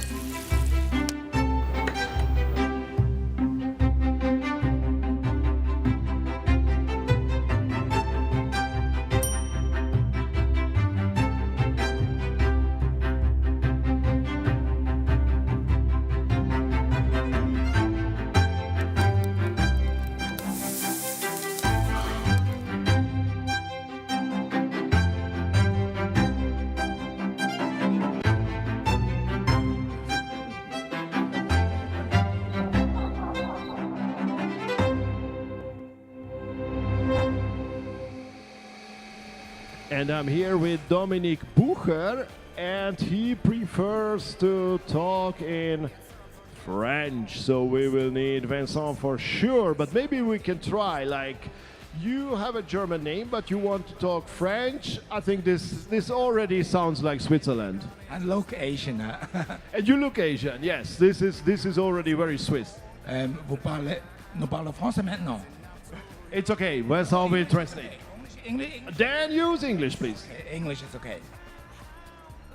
Okay, so which part of Switzerland does the team come from? We are from the Bernese region. That's the capital city of Switzerland, and we are from a small village. You saw it in the video. It's very countryside, and because of that we are from a small village. When you say Bernese. countryside in Switzerland, it's mountainside, huh? Yes, because there's mountains everywhere. Yes. It's If really you're not flat on the mountain, lands, you're in yeah. the valley. So Yes. Okay. Yes. So for you, using the road here might be like playing at home. Here in Hungary. No, I mean like you work with it a lot, I assume. In Switzerland, you use it a lot. The ingredient, the roe deer, the venison. Yes. I didn't understand the question. I'm sorry. the venison, the venison. roe No. deer, is Okay, it yes. usual in Yes. the Swiss kitchen? With us, hunting is also important as in French and in other countries here in Hungary, and because of that we have a lot of meat of like venison, and because of that it's special in the autumn time. We have a lot of restaurants who are specialized for this meat. Yes. And I will ask for your help, because Christoph Hunziker, who's the candidate, is working for restaurant Schüppberg Beizli. Exact. In Schüpfen. In Schöpfen, yes. That Have was. you ever been to Schöpfen? Schöpfen, of course. It's a major hub. It has a huge airport. Absolutely. Sounds funny, and always traffic jam in the evening. How many cars do you have in Schöpfen? Oh, we are not so small. 3,000 citizens And in total. Yes. what is the canton? C'est canton de Berne, oui. Dans le canton de Berne, ok, around Berne. Ça c'est important, oui, c'est la capitale, hein, c'est le canton de la capitale. I'm going to give you the name of the ingredients. No, Okay. the different on the platters and plate in German. Kartoffel. Okay, Yeah. no, it's your like time it? now. It's You your like time it? now because I it's know written, German, it's so it's written that way. better So, if you read it. Wir haben ein Kartoffelteller vegetarisch und So the vegetarian potato plate. Fleischplatte. Fleischplatte. Augenblick bitte. Rehrücken. Ça c'est the back The of the saddle, road here. yeah. Hein, d'accord. Yeah, very good actually. You Very like good. my German? Yeah. More than my Hungarian, I guess. Even more than your French. So es ist ein Regigot mit Foie Gras. Foie Gras Okay. is same word, of course. Also in German, yeah. Schwarzwürzel. Na, Entenleber könnte das heißen. Entenleber. Foie gras, c'est le nom pour le, Générique, oui. le foie. Et gras, c'est fettig. Alors, c'est fat, but it's not the animal. C'est foie gras d'oie ou foie gras de canard. Ici, c'est canard. Alors, was ist ein Schwarzwurzel? Salsifis or salsify, it's a winter vegetable. We are in Switzerland, we have a lot because we have farmers who cultivated that for the restaurants or the people. Yes. Okay, we have two words in French for salsifi. Salsifi is the white one. Scorsonnaire. Scorsonnaire is the black one. Oui. Right? So Schwarzwiebel is the scorsonnaire. No. In No. a way. En suisse allemand, c'est toujours les mêmes. Okay. Side dish. And the dishes. Side dish is the side dish. Beilage. Beilage sollte so das on. heißen. And so on. Very So, nice little booklet. very nice booklet. Very nice booklet, and yeah. we will have more focus on the booklet. But I have recognized something very special here. I don't know if we can show it on camera. Sorry if I disturb this amazing composition. Yes. This is I the hope good luck. it's okay to move it. Where does it come from? Do you know? Is it from the daughter of the chef or From his wife. from his wife? Okay, nice. So that means good luck, and it's also in German. And heute, today. Good luck today. I was already suspecting we will get to know his secret nickname in the family, but no. So this is for the good luck. Good. Nice. And now this is the time to say to you, good luck Switzerland, and we will have, he's also almost Swiss, but Switzerland has also an Italian part, so let's check out our Italian guy, Gianni in the TV set. Yes, we are here with Hormel Csaba, chef, and Tiago Sabarigo from Essenza restaurant, chef as well, here in Hungary. 7 years that you're here with us, yes? Yes, I'm here since 7 years, and it has been an amazing experience to work and to deal with Hungarian products and to live in Hungary. So. For me, 23, and I was 23 when I came here. It was 1993, and it's very interesting that we came here to Hungary. Let's say we knew some dishes that Hungary prepared. We are talking about the Hungarian cuisine that was very famous during the beginning of 90s, and after somehow disappeared, and now is coming back very strongly, like we very well known and we know. So one question: you remember the goulash? We were, let's say, we were saying in a bad way, goulash. Yeah, it was always goulash. Goulash, yes. Yes. So let's talk about goulash, but I don't want to talk with you about goulash. I want to talk, yes, with Hormel Csaba. Csaba, please talk about the Hungarian cuisine a little bit. Introduce to us that we don't know what does it mean. Well, Hungarian cuisine for a long time has been just like European cuisine. There were two cuisines, poor cuisine and rich cuisine.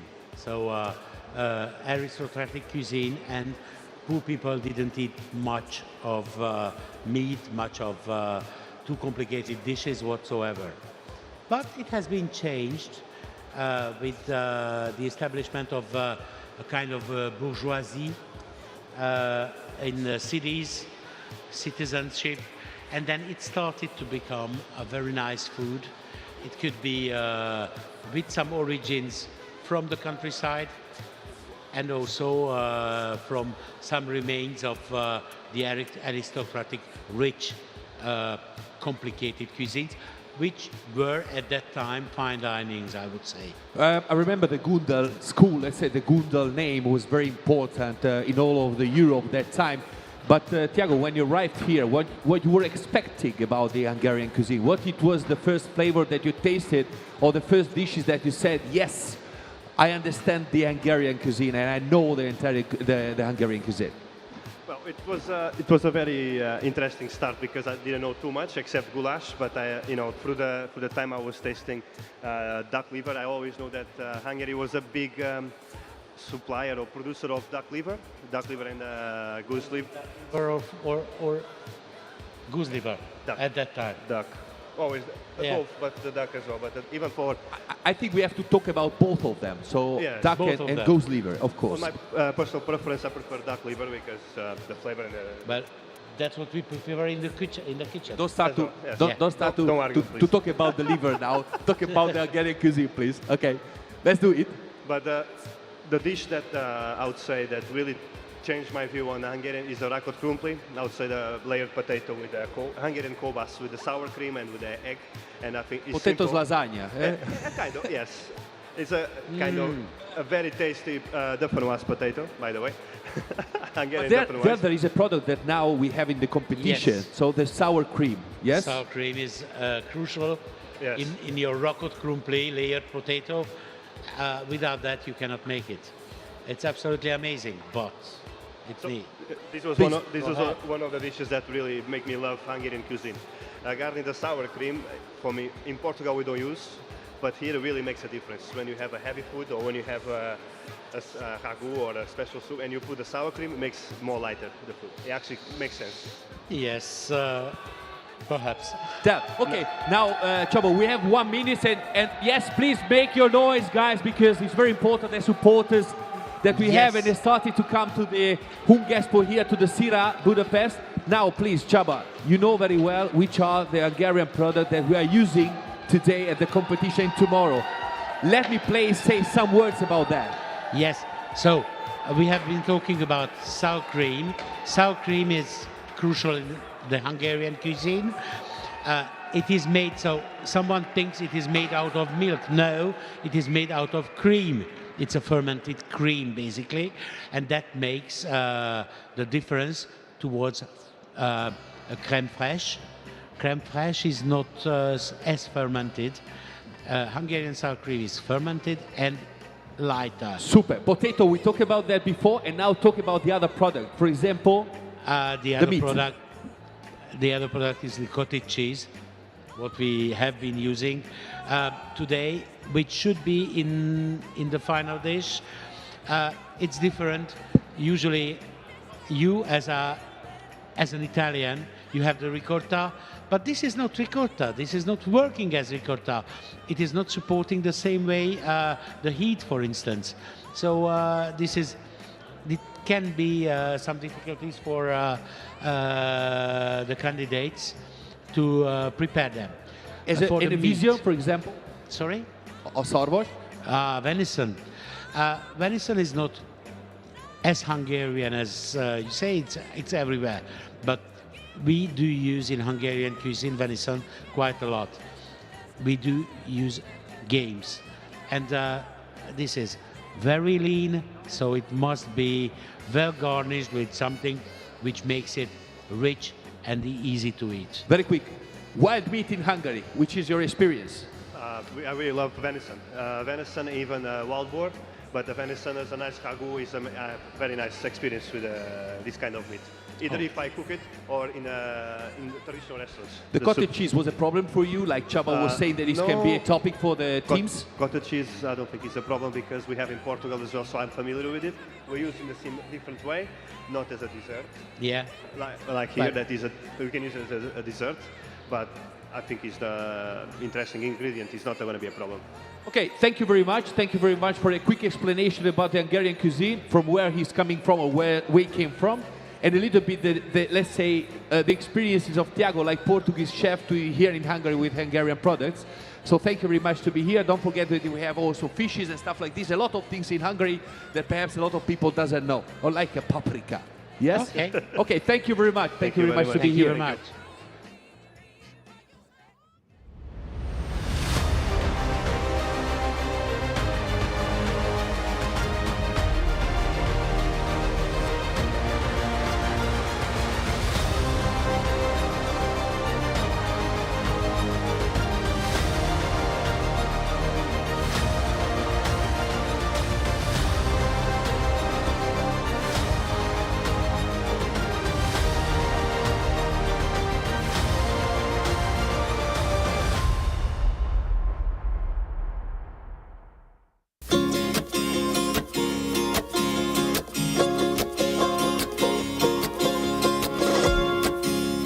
The benefits for a community in the cooperative is that from the grape to the bottle, we keep all the added value in the village and for the wine growers, so we can get better standard of life.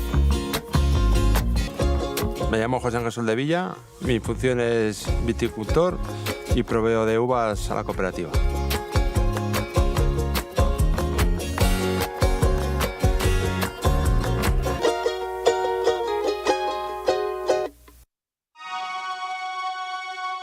Bread is at the heart of life. All over the world, it's part of our cultural heritage, and every country has its own lively and unique bakery culture that gets passed down from generation to generation. Supporting and sharing bakery cultures worldwide. That's Bridor's mission. Bridor, share the bakery cultures of the world.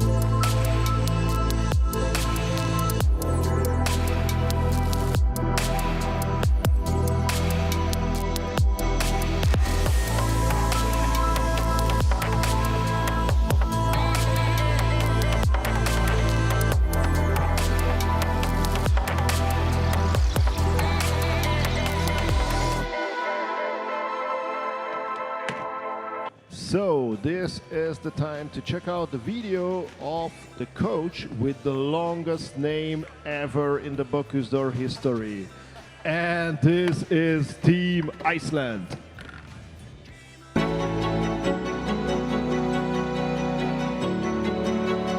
As an Icelandic chef, I look for inspiration in the nature. From the glacier rivers to the running lava. To cook and to make new food is a certain self-creation or a way for the individual to become more today than he was yesterday. Nature is a big part of our lives and I always try to use that in my cooking. My name is Sigurjón Bragi Gesson and I am proud to represent Iceland for Bocuse d'Or. So, this is Team Iceland. I have promised you long names, so let's start with the candidate. His name is Sigurjón Bragi Gesson. But you think this is already a long name? That I have something better for you. It's not the commie, Hugi Raffen Stefansson, but the coach, Sigurður Kristin Laufdal Haraldsson. And he's here, and he's here. And sorry, we don't have more time for you because your names are so long that there is no time for an interview. No. So, how are you? How do you feel? Do you have a volcanic eruption right now in your country? Not at the moment, no. But we are feeling good and we are super happy to be here. And yeah, everything is going good at the moment. Do you use actually, obviously you use a lot of thermal energy in Iceland for heating, for cooking and everything, but do you also use the volcano for cooking? Do we use the volcano for cooking? Yeah, we do. Yeah. Sometimes, but not today. Not today though. Everyone on Iceland has a volcano at home, so in the backyard there is a volcano, so you can use it. They call it volcano, but in fact it's barbecues. Exactly.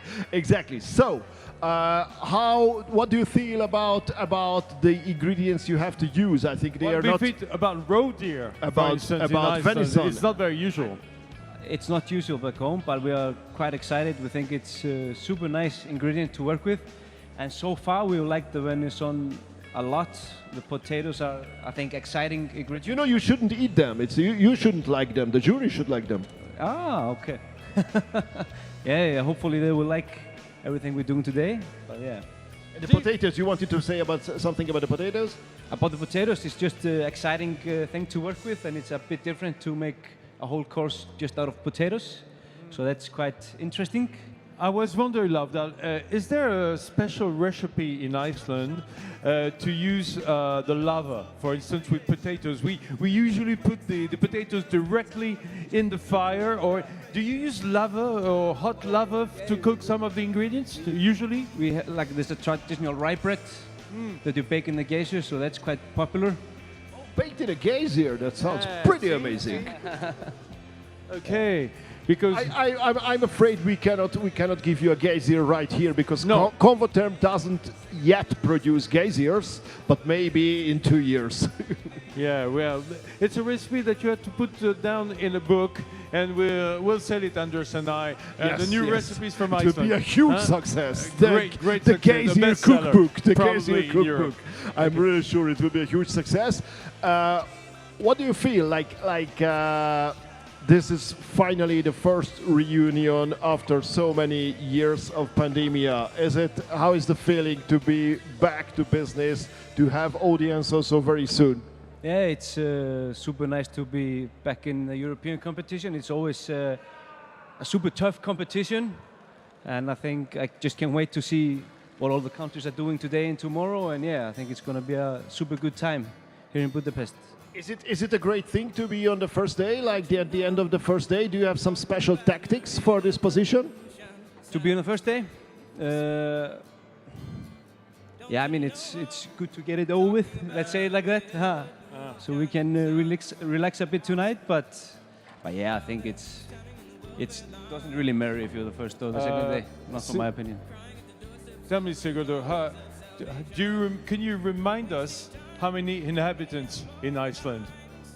About 360,000. See? And Iceland is always around the Bocuse d'Or. Yeah. You know, so few people, but so much talent. What's the secret? I think it's actually a quite small community. So it's easier to gather around for the time practices, and we've been like for a few years now the same team. So that has helped us a lot throughout the years. With a strong culture, because it's small island, and you belong to the same culture, so you. Exactly. We don't need to travel distance to be together. And it's an island, yeah. It's not easy to escape. If someone calls you like you have to compete for the Bocuse d'Or, they cannot say, "Oh, sorry, I'm leaving right now." No. Airport is closed. No chance to leave. So, good luck to you. And we are really, I think, and that box that looks quite special. But we will see more later on. I love the design. It's also very Icelandic. He was cooking morels. I love morels. Okay, Morels, okay. mushrooms. Already ready? Do you think we can have them with scrambled eggs? No, maybe later. Maybe later. No, this is for the jury. This is for the jury. This is for the Bocuse d'Or Europe 2022 here in Budapest. And now we will walk over to the last competitors, the last kitchen box of day one. But don't forget, there will be also a day two. If there is a day one, there is always a day two. This is a very old Hungarian wisdom. And this is also the main wisdom of the Bocuse d'Or Europe here in Budapest. So let's check out first the video of Team Belgium.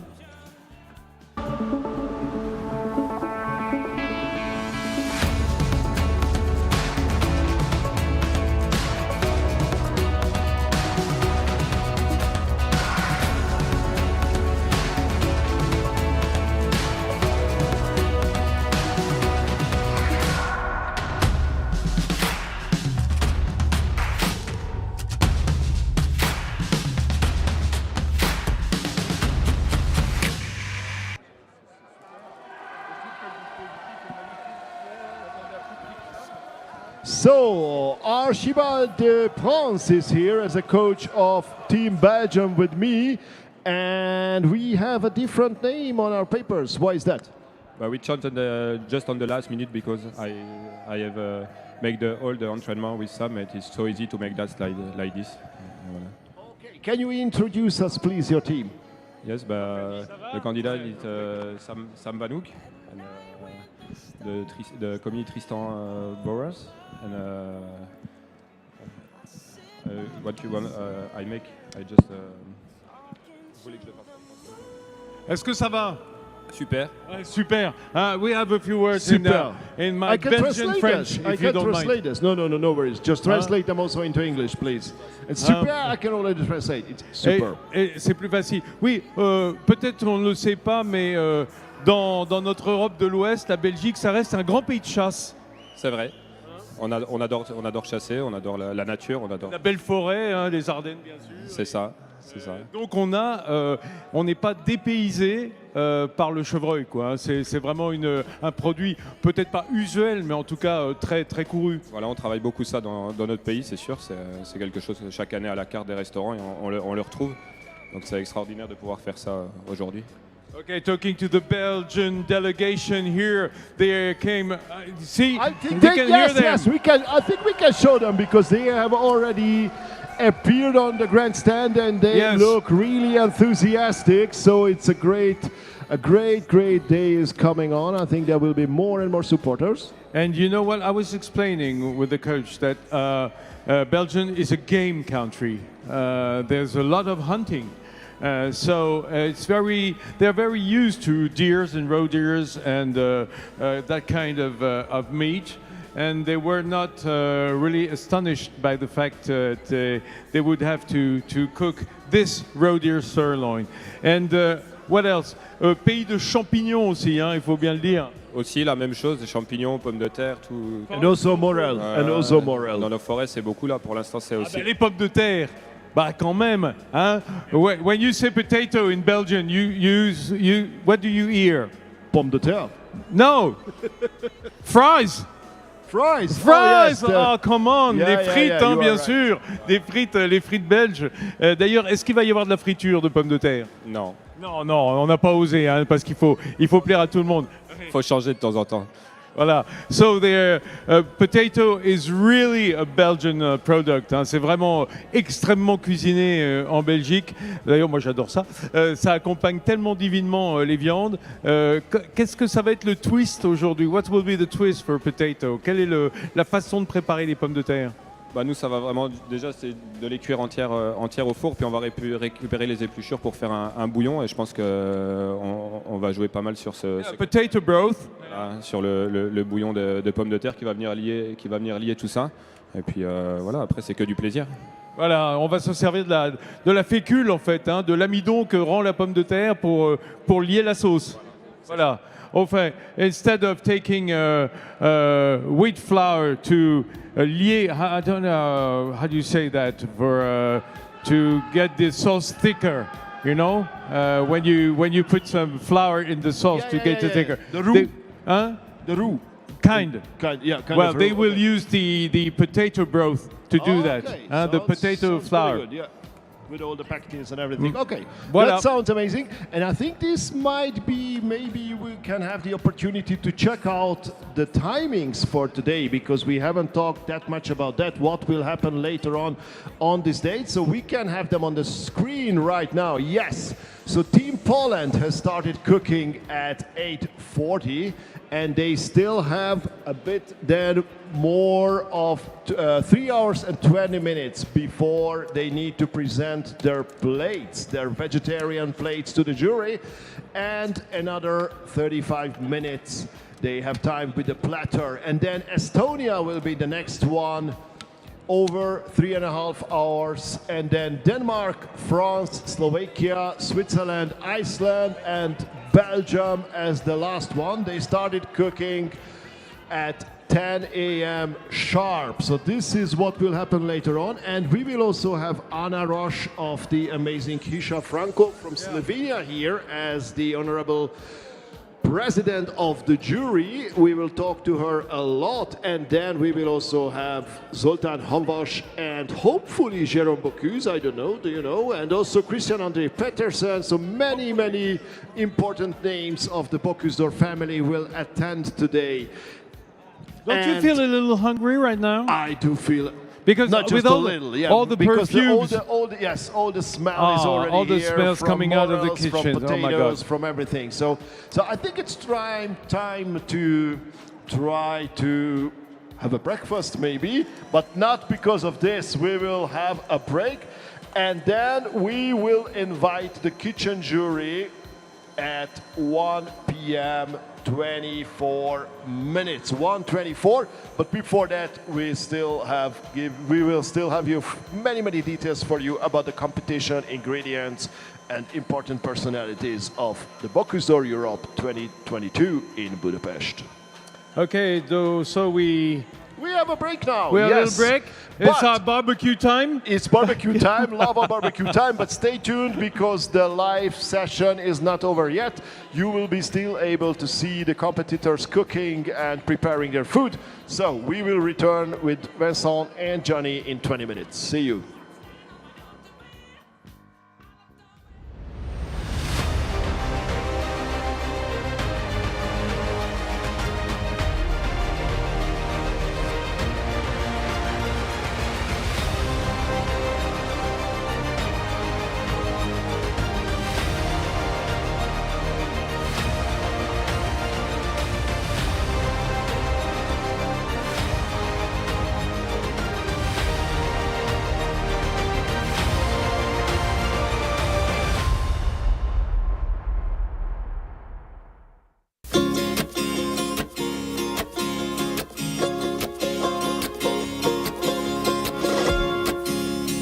The benefits for a community in the cooperative is that from the grape to the bottle, we keep all the added value in the village and for the wine growers, so we can get better standard of life.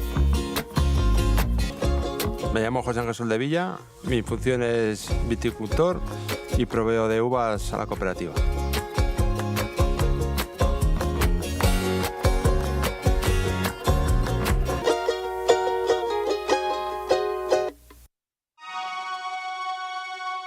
Bread is at the heart of life.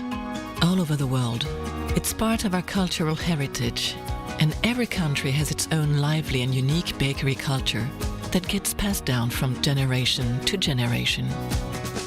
Supporting and sharing bakery cultures worldwide. That's Bridor's mission. Bridor, Share the bakery cultures of the world.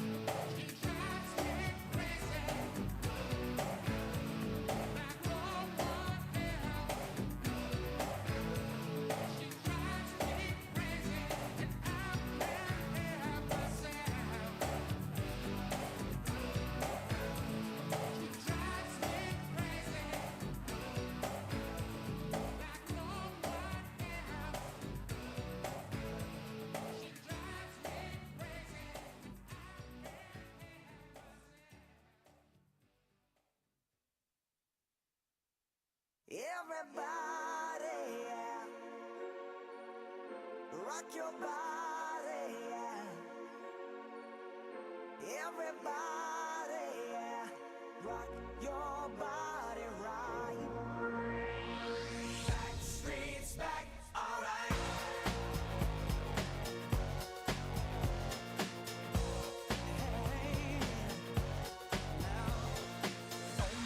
We're back again. Brothers, sisters, everybody sing. Gonna bring the flame, I'll show you how.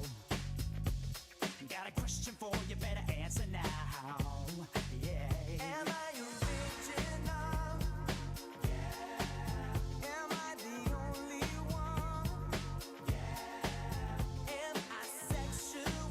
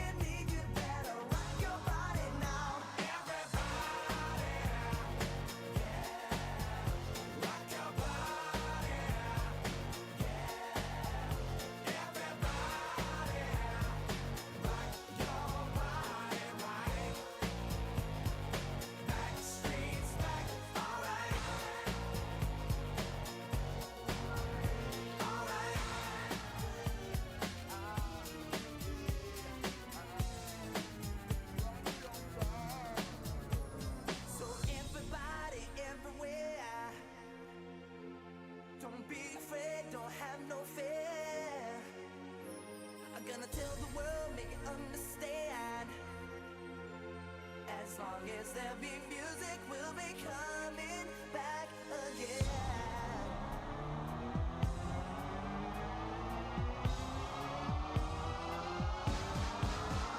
Everybody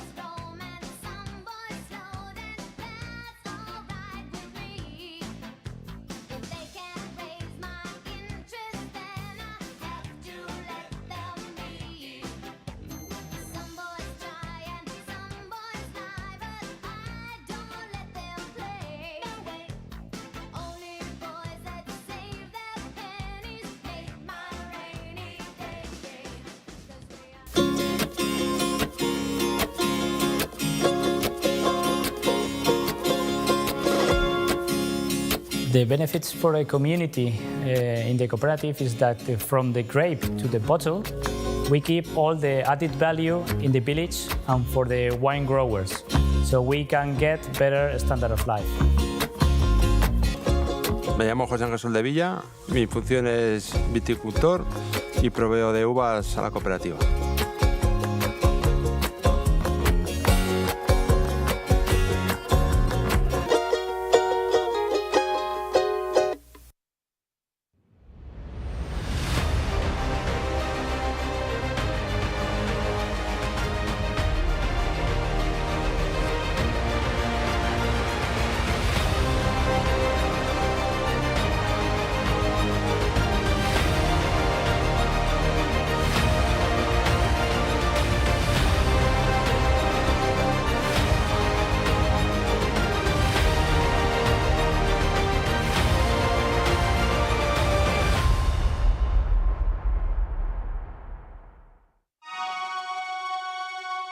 Bread is at the heart of life.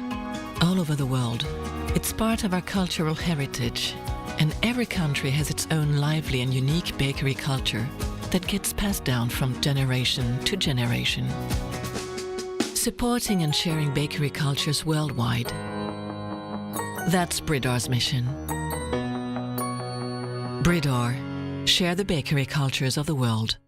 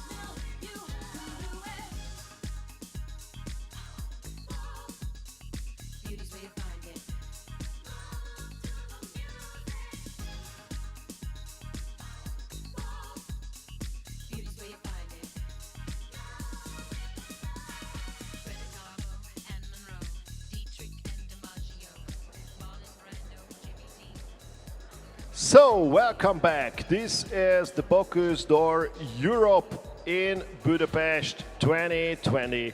And this is the competition to decide about the winners of the Bocuse d'Or Europe, but not just about the winners, but also about the 10 teams, the 10 countries, the 10 candidates who will end up in Lyon at the World Finals in next January. So it is really getting more stressful and more busy here. All the teams are cooking already and they are quite busy. And the big problem is the amazing smell of the dishes is already reaching us. So it's really tough to be an MC, I think, under these circumstances. What do you think, Johnny? We just come back, of course. Perhaps we doesn't know who we are, but we have Vincent as well somewhere. I don't know, but we have a Hungarian, Italian, and French doing the MC today.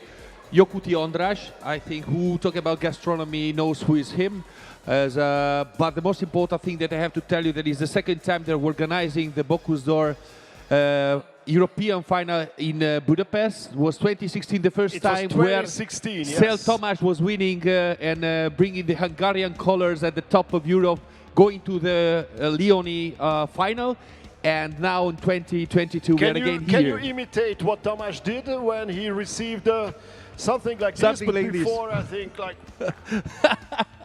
it's obviously just fake. He was the original one, but I'm pretty sure we will see some videos also. And tomorrow we have him here because he's the coach of the Hungarian team. So obviously, yes. And do you think we can ask him to do the same again? Like, let's try. Let's try tomorrow. Let's try tomorrow. Let's try. So we are in Budapest, which is the capital of Hungary, and Johnny is a great expert on Budapest. No? Yes, You are. I was 23 when I came here. Okay. So like an Italian with, of course, pizza and pasta, and now I'm here with you, close to you. For me, Hungary, let's say, is now my house, so I have to say that I'm in the best place in the world. And we have to talk also about Budapest, but we saw how is Budapest. So let's see a short film about Budapest. Check out the video about Check out the video. Budapest.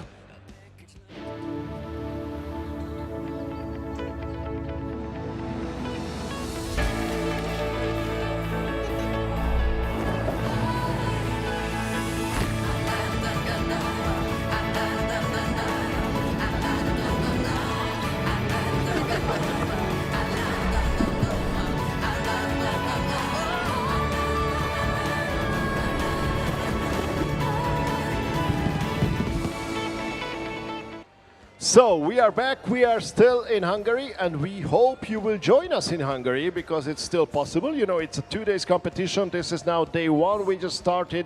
The team has started cooking at 8 a.m., the first team, and this was Team Poland. We are standing right in front of the kitchen box number 1, which is Team Poland, and they will cook forever and ever. Every team has 5 hours and 35 minutes to finalize their 2 themes. The first theme is the vegetarian plate that needs to be presented to the jury members, and it has to include potatoes. Potatoes and pomme de terre and 3 kind of Hungarian potatoes. Exactly. So it will be a very simple plate in a way, but I would be surprised to see like really simple dishes. I think they will be very artistic, very beautiful dishes created with strictly vegetarian ingredients. So no meat there, no fish there, just vegetarian ingredients. And the second theme is the meat on a platter, and it's a venison, a saddle of venison and different parts, and foie gras and some other ingredients that we will mention later on. And this is obviously the one you have seen already on the huge platter carried around by some very handsome chefs. Absolutely. Most of the time, if it's in Hungary, we can then see the it's plate. Zoltán Dono who is carrying it. His silver hair is flying Our after Jack him. Sparrow. I call him Jack Sparrow. We see a big plate on the back, and that is the plate that we use it for the main course called like this, but is what we are talking about with András before. It's that plate that is keeping care and taking care of the fantastic and gorgeous food they are going to prepare now. The Poland, we are at the first box with the Poland team. We see them under work. The coach is concentrated. The watches or clock are close to him, and you can see how they are working. is very interesting all the time. I think I was with you at the Hungarian final, and it's always a fantastic and emotional thing, but not only because here we have chefs and teams, let's say, running for a place, but we have behind you, we have, and there are coming a lot of supporters from Belgium, from Slovakia, from Poland. So we start to understand what does it mean to be in a Bocuse d'Or competition. And we have here the French friend, Vincent. Ça va, monsieur? Vincent! How you feel it? Did you have breakfast? What both of you were doing, I was waiting for you here. I'm sorry we are late. I'm sorry we are late, Vincent. I was taking a lesson, you know, a cucumber cutting lesson. Okay. I heard that you're a great cucumber cutter. I'm actually, I was cucumber cutter champion, not of Hungary, just in Budapest for like 10 years for ago. 4 years in a row. yeah, okay. So So that was a long time cut ago. That was a long time ago, and Johnny was my commie in this Of competition. So yes, we have a Because great we- tradition of cutting cucumbers. So cucumbers and all sorts of vegetables, of course, and meats also. Because you know, when the chef they come here on stage, they take lessons. Every day you learn things. Even the best chefs, they take lessons from the others here. Oh, yes. You can just watch and be amazed by the techniques. And some amazing chefs are taking even videos of some techniques. You mean spying? No, it's taking inspiration. No, it's not spying. I think it's gathering common knowledge. It's spreading great ideas. Okay, so Let's Estonia go was through. preparing cucumbers and dill. You know dill? This, I know bear. dill. We Okay. eat a lot of dill, and we love cucumbers or squash with dill. It's always a great combination, and It's also very traditional. And it's also like very springtime combination. So I'm looking forward to check this out because for me it's part of the spring meal. Vincent, sorry, but like French people, because we heard about the cucumber of Ondras. But let's talk about a little It's bit famous. the pomme for the French people, for France. What does it mean? How is it important for a French cuisine to have on the table a fantastic potato? Potato is a great vegetable. Let me remind you that it's a vegetable first. Yeah. Because it's always considered as, you know, carbs. Sometimes. Okay. You know, I don't know these expressions. You know, it's. I should care maybe about my carbs, but I don't. Carbs is sugar, okay? Like pasta and like wheat, like bread. Yes. So that's carbs. But it's first of all a great vegetable that you may use so many ways. Versatile. It's so versatile. It's just amazing how many things you can create. I think it's also the food of the childhood, no? We have to remember how it was sexy to eat fried potato. Even in Italy? Of course. No. I used to prepare I thought pasta came first. Gnocchi. They hide their potatoes into gnocchi. That's right. That's right. They don't eat just potatoes. No, this is not possible in Italy. It's something that has to be like really, pasta. It's really so versatile, and it's a real comfort food, as Johnny mentioned. Like even if it's just fried or cooked or mashed with 100% butter from Joao Robichon, it's never really a problem to eat potatoes. And I think we will see, which is also a very great part of the Bocuse d'Or, like we saw in Lyon, this takeaway boxes. So we will see now this renaissance of potatoes, because now these chefs will make potatoes sexy again. So we will see so many great new styles of preparing potatoes that I think it will be a huge inspiration for the restaurant world. You know, there's a real fight in France about mashed potatoes. Let's tell us. Puree, the potato puree. Some of usually Krupli puree in Hungarian. It's not usually bad. you do it with butter and milk. Yeah. Yes. But some of French people, aligot, especially in the West, around Normandy, for instance, With they the use cheese. cream. They use dairy cream, okay. not Not sour milk. cream, dairy cream. The really heavy, instead of fatty butter. stuff. Yeah. Because it's Instead it's- of butter, not instead of milk. well, Come on, but in they French might cuisine, put three it's of them: Oh, right. milk, cream, and butter. and cheese. No. No, not really. They It's would happening. gratinate it Yeah. sometimes, you know, like But a is it gratin that puree. aligot is the one aligot? No. Ah, oula, oula la la. No, no, no, no, Well, no, this no, is no. this is a dish. It's not It's a puree. dish. Oh, sorry, sorry, It's from Massif Central, center of France, Yeah, Auvergne. yeah, yeah. They do aligot and truffade. Truffade on the northern side, and aligot, which is fresh cheese that comes into the potato puree. Okay, so let's check out Team Estonia here, what is happening here. We can show it also on the big screen and also on the screens at home. Now we have talked about their cucumbers, and this is, I think, the potato chips they As are an expert preparing. in cucumbers, Yes, what's yes. happening right now, Andras? Unfortunately, I just know the technical terms in Hungarian of potato or cucumber cutting, so I cannot explain it really well, but they are doing a great job, that's for sure. And as you can see, it goes really quickly, so they don't seem to have any problems. They are really focusing on preparing everything on time. And as we mentioned, they still have a lot of time, but there will be a point when we invite the jury on the stage, and then we will start with the tastings. But until then, there will be a Andras, lot I to tell you do. news that on the box 3, I think tomorrow we will have Hungary. Yes. So we have 17 countries, 17 teams on these 2 days. And that means we have, in the next kitchen, we have Denmark with Brian Mark Hansen. And it doesn't look hectic at all. It looks like very calm here. Like they are not hurried. They are very cool. And, oh yes, the smell is already there. Cooking some asparagus in brown butter, is it? In Danish butter. Danish butter. Oh, sorry. I just mentioned butter, but it's Danish butter. I should have recognized. I'm sorry. Should have recognized from the color. I know. You know I that it's very important dairies in Denmark. It is.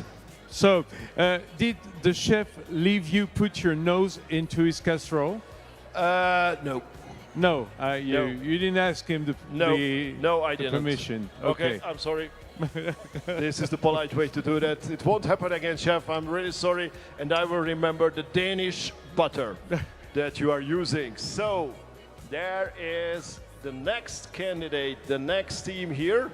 We will run over all the people who are checking out the boxes, and we are now with a team that is very dear to this gentleman too, and this gentleman with the mustache as well. This is Team France.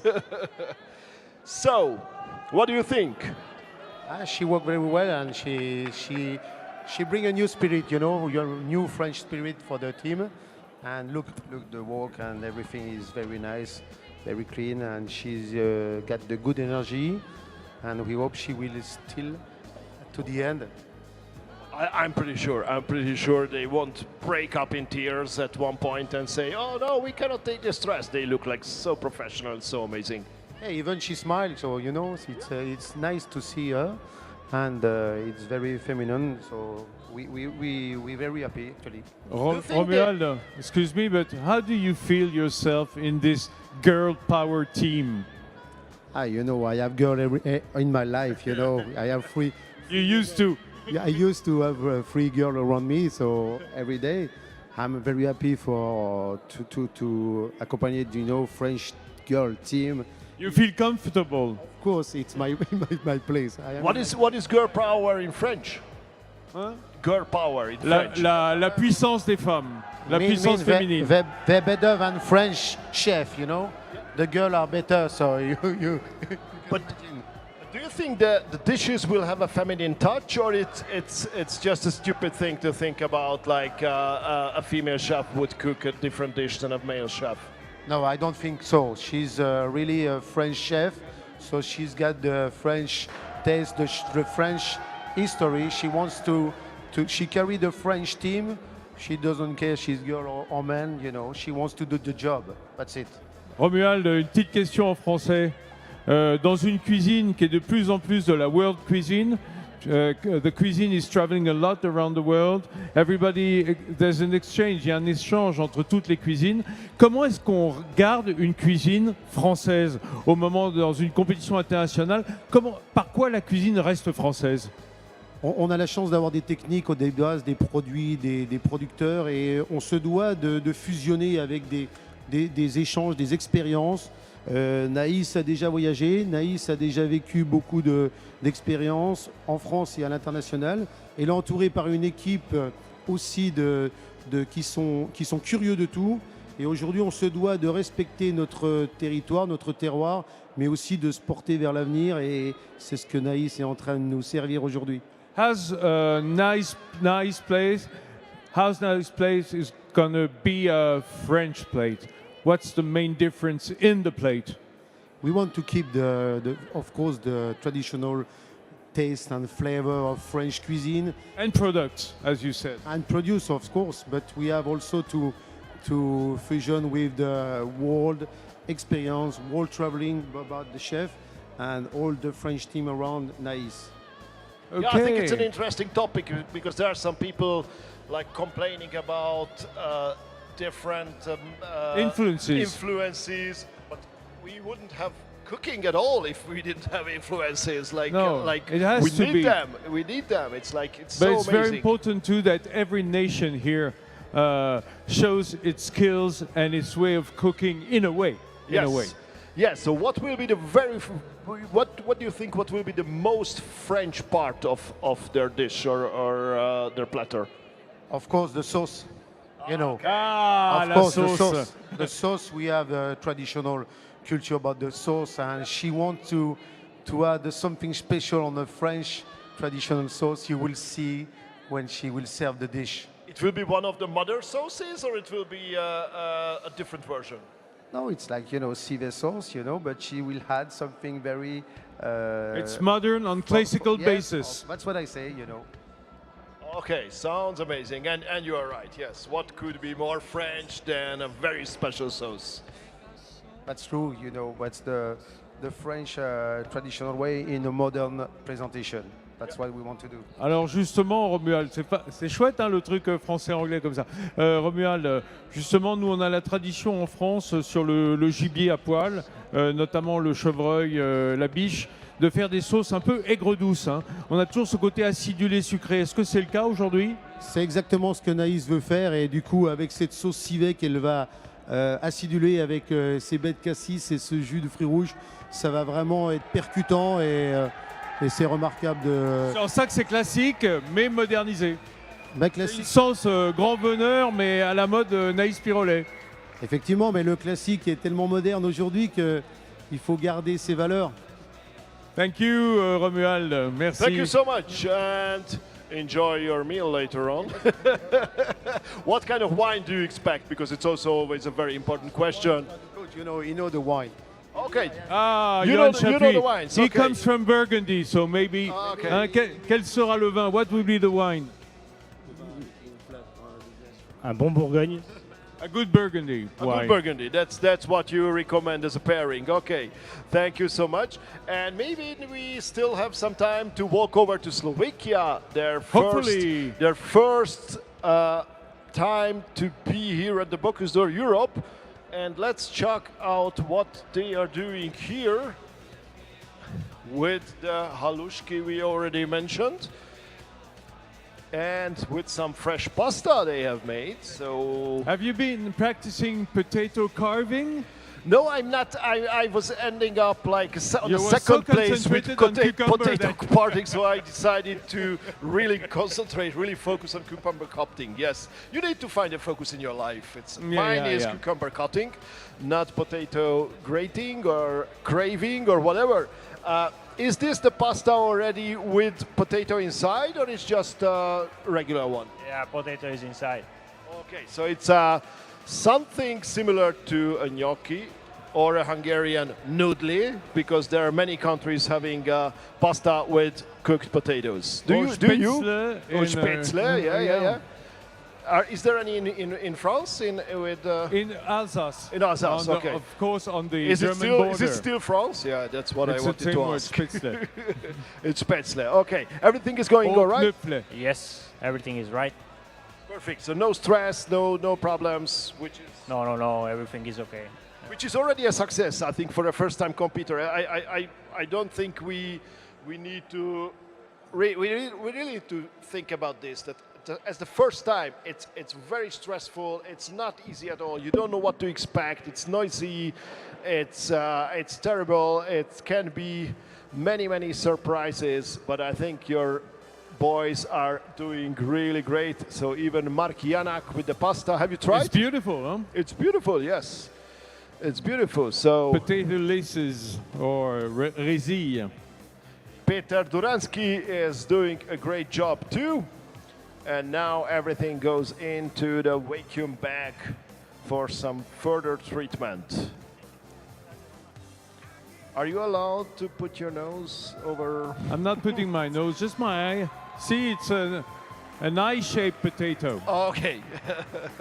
So maybe we still have time to walk over to the next box, which is team. Oh, now you can decide the big salsify, the Schwarzwurzeln and salsify question. This is the moment to recognize. Yes. What is this? This is the Schwarzwurzel. It's terrible for your hands when you know what she does. Yeah. Not normally under your nails. Yeah, you yeah, keep yeah. it for days. You know the But black. Celine Meyer doesn't have any problems with it. She will clean her nails and her hands later on, but the most important thing is right now to clean all the salsifis on time and in a perfect way, and then cut them and shape them. Black salsify is a great vegetable, It but is, it it's is. a pain in the vegetable Some body parts, to yes. peel. yes. But the end result, I think it's very delicious. So I'm really looking forward to check this out. And this is really like a taste of Switzerland. Oh, I haven't. There are many more mascots here, like Ivan, and you know the word Vincent Einhorn. It's a little superstitious, I guess, huh? The It's chef. it looks very superstitious with with the golden coin. Giovanna! She's not. She's coming from Brazil and she's I know, part from of the São jury. Paulo. Sao Paulo. She is a So- very valued member of the Bocuse family. My first mistake was going to Giovanna and try to speak Italian. No, but don't worry. It was my mistake. Be my guest. Okay. Please stay here between No, us. come on, Johnny. If you want to speak Italian, just do it. Just do it. She let won't your heart- understand. I see pasta machine over there. Yes, exactly. No, don't worry. I heard that your Try parents to has an understand Italian is restaurant fine. in Sao Paulo, so actually she's roots coming from Italy because I read the name on the jacket. Yes, and for me it was normal to arrive and approaching the chef in my original language, but it was a. But she's very Brazilian. Yes, she is very Brazilian. From nose to tail, from head to toe. Sorry. So, what do you think about the competition? You are taking part of these competitions now for years, so you have some base to somehow find some differences or similarities. Yes, I think for me it's like different to be here in Out in the Kitchen. I was also the tasting jury, and now I'm the kitchen jury, so it's hard to jury the chefs, because I know how hard it is to stay there. But you know you shouldn't be very empathetic with them just because you know it's a tough job. You should be very strict. No, yes, of course, because everybody needs to be correct. Everybody needs to be in the same rule. So what is your job? What are you looking after when you make your rounds here? Eating. No. That's the way. No, not eating today. We just judge and. But do you have a specific job, like what you need to look at? I don't know, the work of the committee or the cleanliness or sustainability? Yes, the sustainability, because it's important today, because it's different. Like in the restaurant, we use everything. Here also, we need to know and to put everything, labels and everything will be good. But also the cleaning, the kitchen, how they work in the techniques, if it's okay, if it's not okay. So it's important job. Yes, but so what's it's all about here in those competitions? Nothing is hidden. Yeah. You see, Yes. you do the cooking, you do everything surrounded by chefs, surrounded by great chefs. So there's nothing you can hide. And they are Everything is looking shown. for all the details. They look like, what are you throwing away? What are you not using? If your second commis is also involved, if what kind of techniques you are Yes, using. How many of the team? Yes, it's hard with the second commis because they don't know anything. And today they made also the stock, because normally in the Bocuse d'Or we can bring the stock. So today just the vegetables stock and the meat stock it's made here today. Yeah, this is actually one of the new regulations, which I think Régis Macon will explain further, that you cannot bring, in English, the jus. The jus, the stock. So, which normally it takes like a long time to prepare. So the teams needed to find a new way to somehow add Concentrate the this special, taste. deep taste. And that's why I'm also very curious about Team France's sauce, because it cannot be the original sauce. Absolutely, and you must work fast, precisely, and not lose 1 second. Yeah. Because everything is timed to be perfect in the right time. Okay, not about the work, but how you feel your second time in Budapest, how you feel yourself here in Budapest.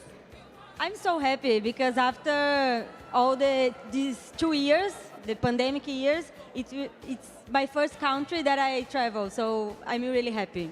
Okay, so this is your first trip from Brazil after the pandemia. It has to be, like, combined with the springtime and this beautiful city, it has to be really an experience and a pleasure. Giovanna, continue your work hardly, please. Thank you very much for the speech, and take care, and see you later. Thank you. Okay. I go to my TV set.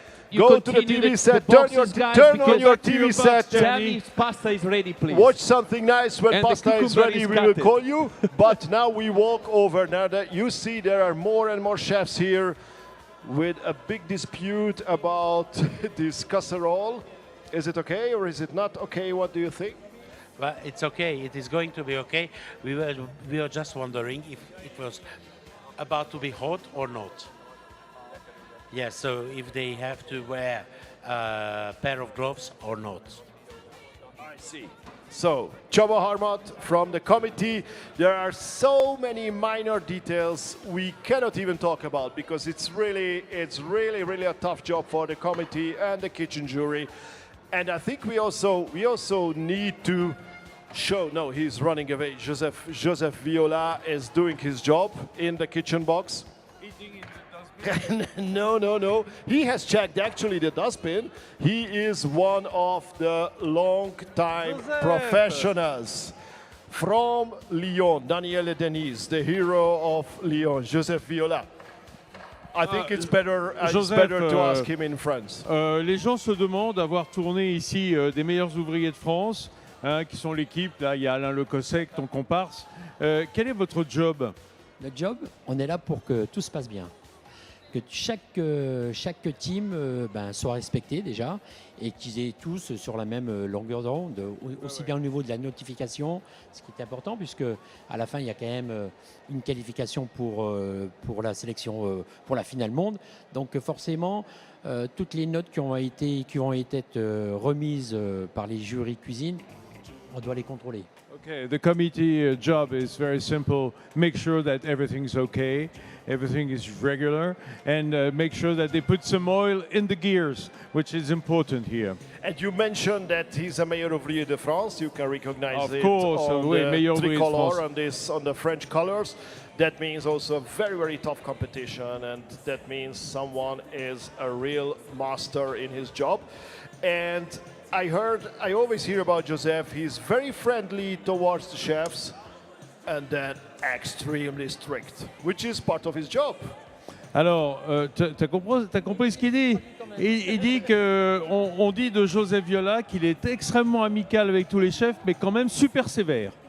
Je ne suis pas sévère, j'essaye d'être juste, comme mes collègues. On est là. Fair, not severe. Yeah, no, not severe. That, I mean, like, just everything needs to be as it has to be. Strict, yes. Alors, la première chose, naturellement, que quand on rencontre, comme aujourd'hui, tous les chefs de ces pays différents, forcément, on a une amitié qui se lie, parce qu'on rencontre toujours les mêmes. Yeah, it's a matter of friendship when you meet so much chefs around the world. On respecte forcément l'homme ou la femme.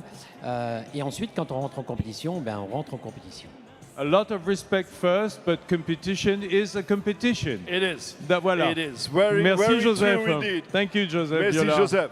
It's always a pleasure. And I think he's one of these unmissable pieces of furniture at the Bocuse d'Or, no? It's like, if there is no Joseph... Do you want me to ask him if he's a piece of furniture? I mean, in a very nice way, like a very comfortable sofa. Yeah, we can rely on those. We can rely on those, guys exactly. of the committee and be sure that And everything we won't is set. disturb Tommy Milimaki now, but later on we might, because he is also here. I think it's like so many important people from the Bocuse d'Or family and also from the Paul Bocuse restaurant. There is someone here. Yeah, Olivier Couvin is Olivier a Couvin. brand new member of the committee. Yeah, yes, He's applying to be a future member. He's come in the middle, Olivier. Olivier is one of the chefs of l'Auberge restaurant Paul Bocuse in Lyon. How many years in restaurant Paul Bocuse, Olivier? I'm arrived 20 years. 20 years. Huh? And I still have the taste of the dish that you prepared at the celebration after the Quenelle in Lyon after the World Finals. You mean you don't have quenelles in Hungary? No, we don't have that kind of quenelles, and this quality, I'm not joking. It was absolutely superb. Simple but tasty. Yeah. Simple, not so simple to do on the quenelle. I mean, simple if you are for 20 years in your job and you are a professional. C'était des quenelles de quoi, Olivier? We respect the produce and the guests, so it will be easy with the staff. No problem. Olivier, c'est une quenelle de quoi dont il parle? Brochet. Ah, la classique quenelle de brochet avec une panade? Farci avec du homard. Ah, stuffed with lobster. Yes. So yes. It never hurts. Champagne sauce. Yes. It never hurts. If something is stuffed with lobster, it never hurts. But yeah, it was not the crevette sauce, but the champagne sauce. Yes, but it's very important. So you're one of the chefs, the team chefs of Restaurant Paul Bocuse. It's always important that in Bocuse d'Or we maintain the spirit of Paul Bocuse. Yes, every day in my restaurant we keep this spirit. Yeah, and for me it's an honor to be here to look the team and the contest. Un esprit qu'on trouve aussi dans le concours d'ailleurs, hein, cet esprit de bien faire. Oui, bien sûr. Really, I appreciate all the staff and all the team, the pressure, the good job. Good job done. Good job, yeah. Monsieur Paul serait fier aujourd'hui s'il voyait. Il l'a vu longtemps et de là où il nous regarde là-haut, il doit être fier que ça perdure. I hope that. Nous aussi, on essaie. We hope that Monsieur Paul is watching us from where he is. Thank you so much, Olivier Couvin. See you later. And Merci, we Olivier. are here at Team Iceland with the funniest coach. I mean, I was just joking about his name, but he is also, see him smiling all the time. So I think this is also part of this competition. Like it's very fierce, the competition. You need to be really amazing. You need to be on time, but it's also great to keep your attitude. The Iceland specialty, fire in the heart, in the inside, and ice face.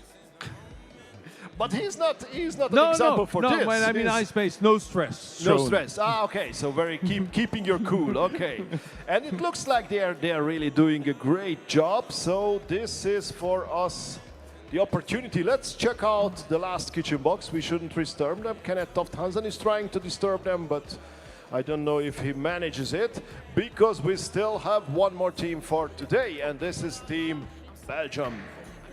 And yes, they even make some noise, the Belgian supporters, which is about Ils sont en time. forme, les Belges. Hein? Oh là là. Oh la la. Can you translate oh la la into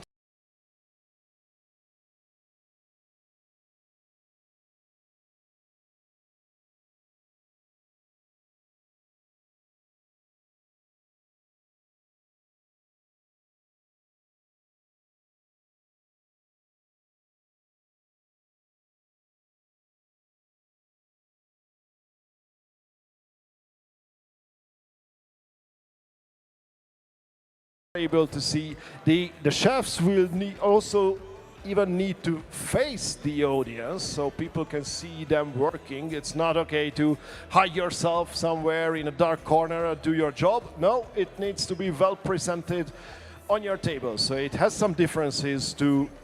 You know that there's something and there are some morals, your favorite. I want to thank the Hungarian for, my dear Andras, is the shape of the cuisine here in Budapest. Yeah. The fact that they're longer, and, it's not a square any longer. Yeah, and it's really good for the show because you see Even more, the job of each one working in the kitchen. You can see them side by side and not behind each other. So I think this is also something that we will most probably see also in Lyon next January. One step and exactly. 2 floors. This is, I think, also a huge advantage, a great next step. And now that we have checked out all the kitchen boxes for day number 1, there is a garlic smell. No, not your nose, not your nose. Now I think this is the time to ask our espresso-friendly Johnny if he's on the TV set with a special guest. I see his face. Johnny, wave to me, please. And I see the hair of a very familiar chef, so I might even join you on the TV set right now. So Johnny. Yes, I'm here with the honorary president Anna Roche from the restaurant Hisha Franco in Slovenia. Spero di aver detto bene, scusami, ho pronunciato bene anche il tuo nome. Hai di fianco Ondras, lo sai, eh? Un attimo, lo bacio. Gli dai il bacio, va bene. She said, I give him a kiss. I know they know it themselves. One thing. So may I introduce Anna a bit? Yes, please. Because I'm a great fan of her and I've visited her restaurant several times, and I think it's really a gem of Slovenia. It has 2 Michelin stars, Hisha Franco, and her name is Anna Roche, which is very, very important. It's not Ross, no. It's Anna Roche, and she is like really cooking amazing food from Slovenian ingredients in the Alps with some very, very versatile influences from all over the world. So it's like world cuisine and Slovenian cuisine on one plate, and it's an amazing degustation, and I think it's absolutely fantastic. Well, thank you for the compliment. And now I leave you, Johnny, do your job. And see you later. Have fun. I will be here. I will be here. Thank you very much. So you just reopened the restaurant. Then March 18 was, if I have good news on my paper, you reopened the restaurant. With which news or what you changed or what it was your, let's say, the rule of this pose that you give it to yourself? So Hisha Franco is surely one of the restaurants that is changing all the time. I think when somebody says to me, wow, I know you, I've been there like 3 years ago. And I was like, well, 3 years ago, Hisha Franco was a completely different restaurant. It has a lot to do with me because I'm always looking for something different, something better. I honestly believe that the day I will stop doing it, it's better I stop cooking. So already from where we left the restaurant in January 18, 2022, up to today, there is already 9 new courses on the menu. So we were working a lot on the creativity. And from now on, we are more or less having a project on bringing in and out 4 courses per month, following what the nature is giving, what is new on our gardens, what is new in the forest. Working so close to to the nature forces you to be very active all the time, to be very creative, because changing 4 or 5 courses per month, because there is, I don't know, wild asparagus starting or hop starting, and I don't want to lose anything what is new and amazing in the nature. So it makes us push a lot, and for a lot of young people who come to work with us or stage with us for the first time, it's pretty shocking how quickly things move. And so for you, this topic was to look around and to see the changing of the nature, to give to yourself new, let's say, new ideas, new musa, la musa. So you got it this time not for a break, but for studies and for developing. Well, unfortunately, I'm this kind of a person that never breaks, really. So I took 2 weeks of holidays, which didn't really work out because I failed in a destination choice. So I used the time to write. I'm writing the second book already. And it's not going to be a chef monography, it's going to be a novel this time, so I can abuse my creativity a little bit by writing as well. But more than anything else, we were working on a restructuring of the team. So this year, for the first time, we are having a garden chef with us, who is connecting our high mountain gardens and our foragers with the kitchen, doing all analysis of the plants and all prediction on the seasonality, so in the kitchen we can move faster and more efficiently. Do you have any inspiration from outside, other chefs or other ideas or similar ideas that you have around the world that can be for you as well an inspiration? No.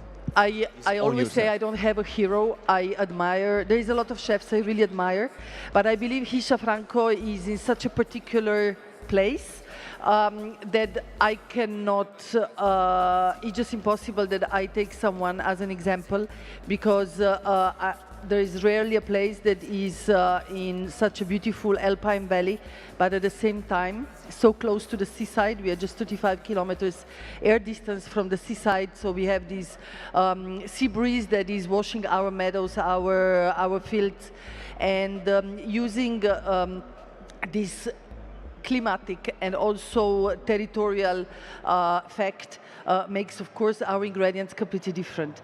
And then knowing that we are a team of 40 people coming from maybe 25 different nationalities, so the work is not only mine anymore, not even on a creative part, but so when I have the flavor combination idea and the textures, then we all sit down and we start discussing. It's like a forum. It's a teamwork. It's really beautiful, and then we divide the work in the team, and you know, testing everybody tests, and then deciding which application is better or not. So I really started enjoying doing my work now. It doesn't belong. No, it's not so unilaterale, we say. So it's not just one way, but we opened so many doors by doing this as a teamwork. So you're a mom, you are a chef, you're doing a lot of work, you're writing book, you speak 7 languages, you are doing a job like we were talking before, a couple of words that is not easy. You have to do it with passion. You have to do.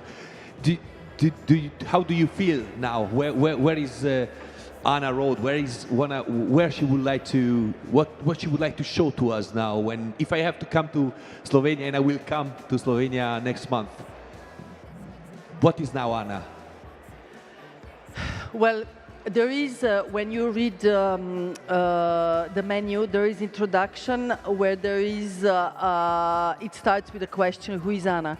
And I compare myself to Le Petit Prince, Piccolo Principe, Little Prince, with his big eyes observing the world and trying to understand, asking so many questions, and on so many questions we don't have answers, and therefore this introduction to the menu tells you that in the world today I try to reset the rules. I try to make people ask themselves, why the main course should always be based on meat. I'm talking not about vegetarian restaurants. Or why gnocchi could not happen after the main course. Or what is a cold trout doing in the middle of the menu. Why do we eat more than half of the menu with hands? Why do I invite people to touch the food? How comes that we are using so many eating philosophies which come from all around the world. There is injera for the main course. There is tortilla in one of the main courses. We do mochi. And then I explain you, I'm a traveler since I was a small kid, and I'm still a traveler by heart, by soul. But I'm super dedicated to my territory. So the mochi is just the idea of the mochi, the application of doing the elastic dough, but at the same time, all products, injera, tortilla, are based on 100% Slovenian ingredients. Imagine we have a farm on 900 meters, and we grow our own corn. And the tortilla is actually made out of our own corn that we nixtamalize ourselves. Injera is made out of the roasted barley flour and barley malt.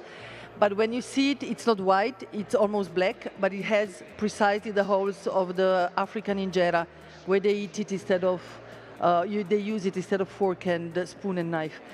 So who is Anna? Anna is someone who is always looking for something different, something new. I'm a rebellion, and I don't believe that, I believe in breaking the rules. And every year the menu is breaking more and more rules. So I was super surprised when Michelin came to Slovenia 2 years ago.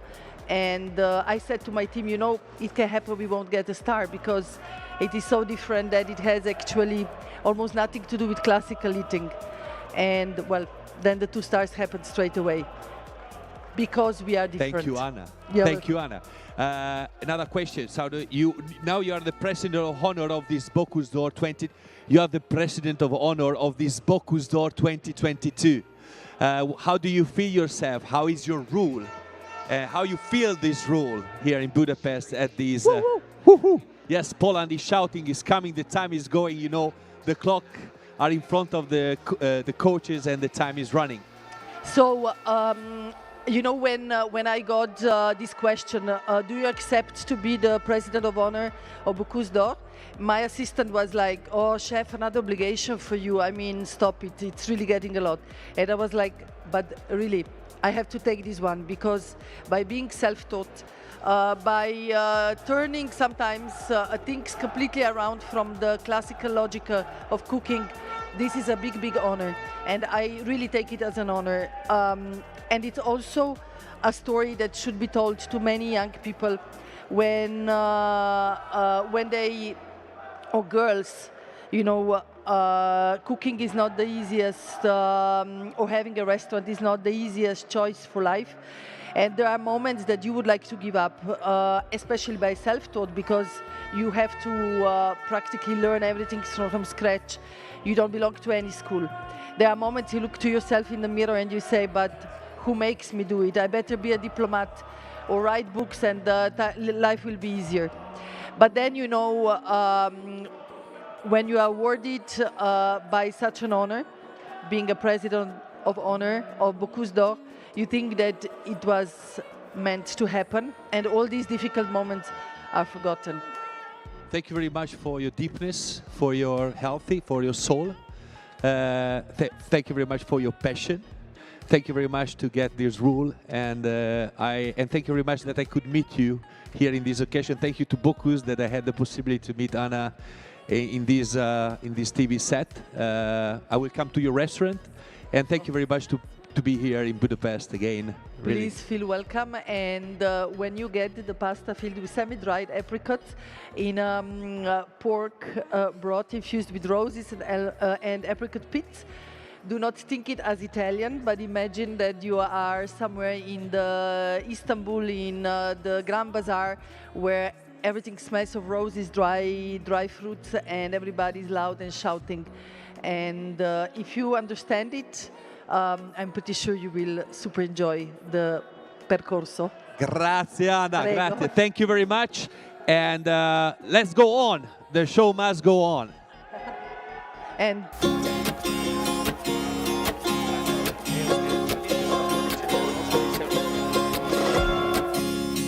The benefits for a community in the cooperative is that from the grape to the bottle, we keep all the added value in the village and for the wine growers, so we can get better standard of life. Me llamo José Ángel Soldevilla, mi función es viticultor y proveo de uvas a la cooperativa.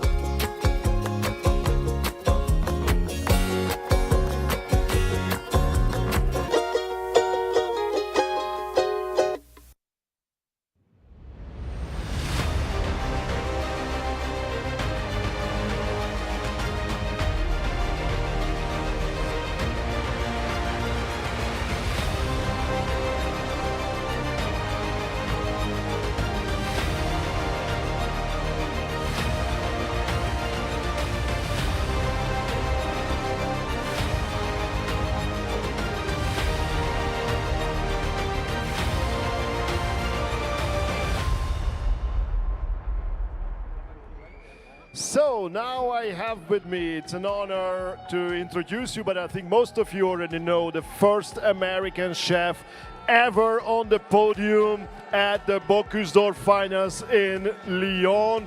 Philippe Tessier from Press Restaurant.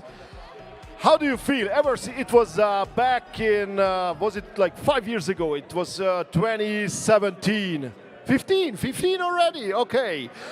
So it was a long time ago, and ever since you are an avid member of the Bocuse d'Or family. I see your face everywhere, I see you taking videos, I see you smiling, but also sometimes very strict. So what's your job here? Yeah, today I'm part of the kitchen jury, so it's a mixture of saying hello to all the familiar faces and friends who are here, part of the Bocuse d'Or community, and then the difficult job of separating the top kitchens, and all of the technical points behind the scenes. Do you have like a very specific thing that you need to focus on? So today with the kitchen jury is mostly, how the teams are working, the interaction between the chef and the commis, and then how they use the product, as well as the interpretation of the theme and the technique in the kitchen. So, at the main table, you can taste all of the food, see the technique, but we get to actually see how it was produced. And then especially when it comes time for service, it gets a little more intense. So that's when the fun begins.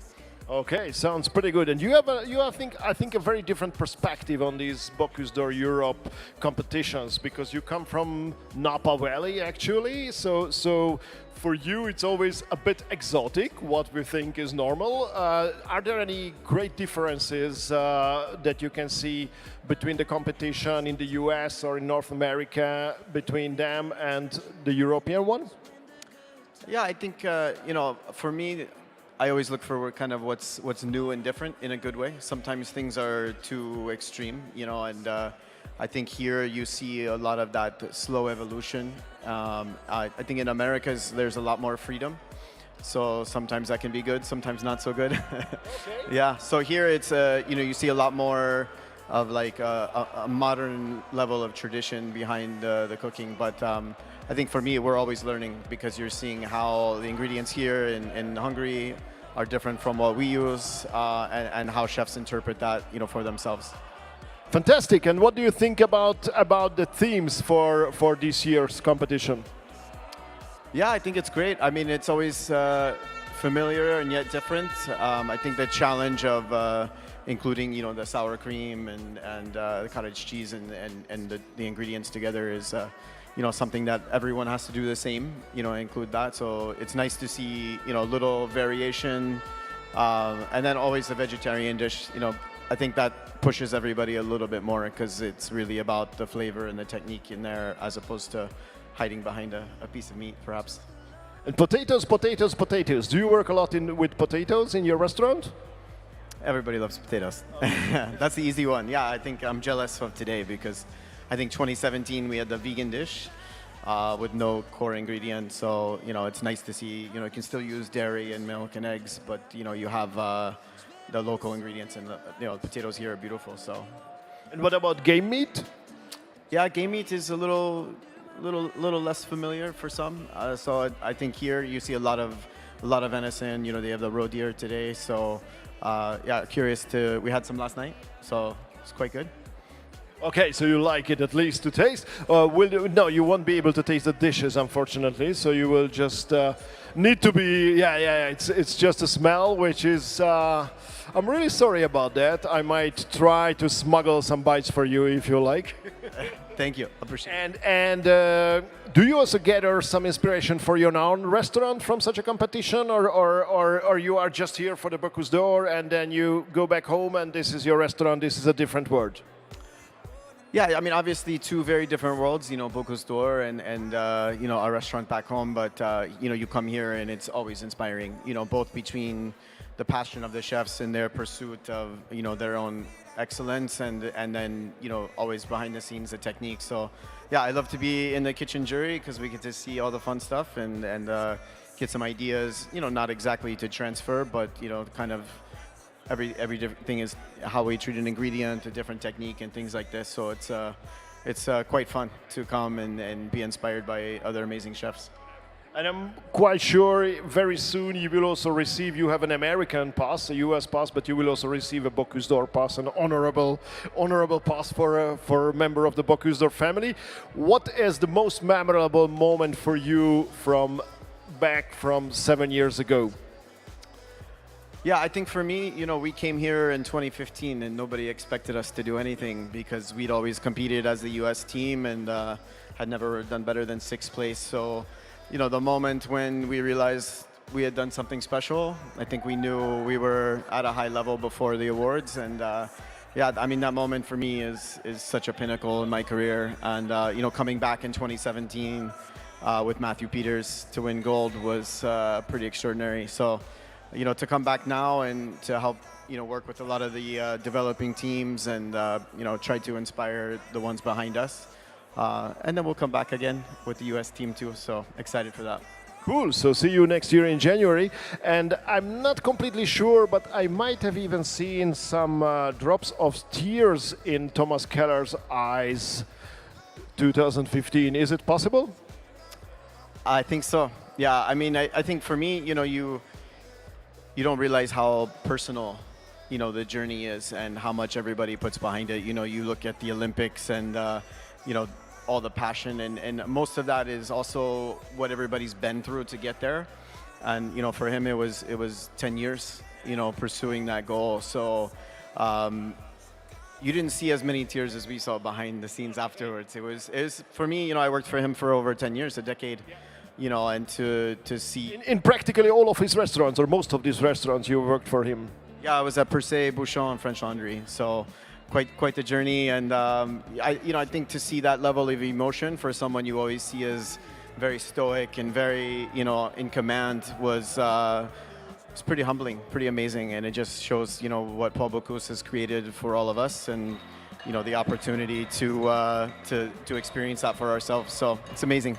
And I mean, him having like 2 restaurants with 3-star Michelin, it's so he already received like an amazing amount of awards, I'm pretty sure. So it shows something that it is, and I think it was also for him a very personal road because he received a phone call from Paul Bocuse personally, who asked him to do something with Team US.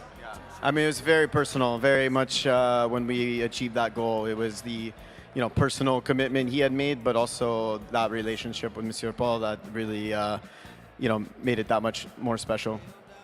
Thank you very much, Philippe Tessier, and keep on doing your amazing job and hope to see you also in Lyon in January and also in the next Bocuse d'Or Europe and in many, many more competitions because Philippe is now really an integral part of this competition. Okay, Vincent is talking, but we have big things to do. We go around very quickly to all the boxes and after we take a break.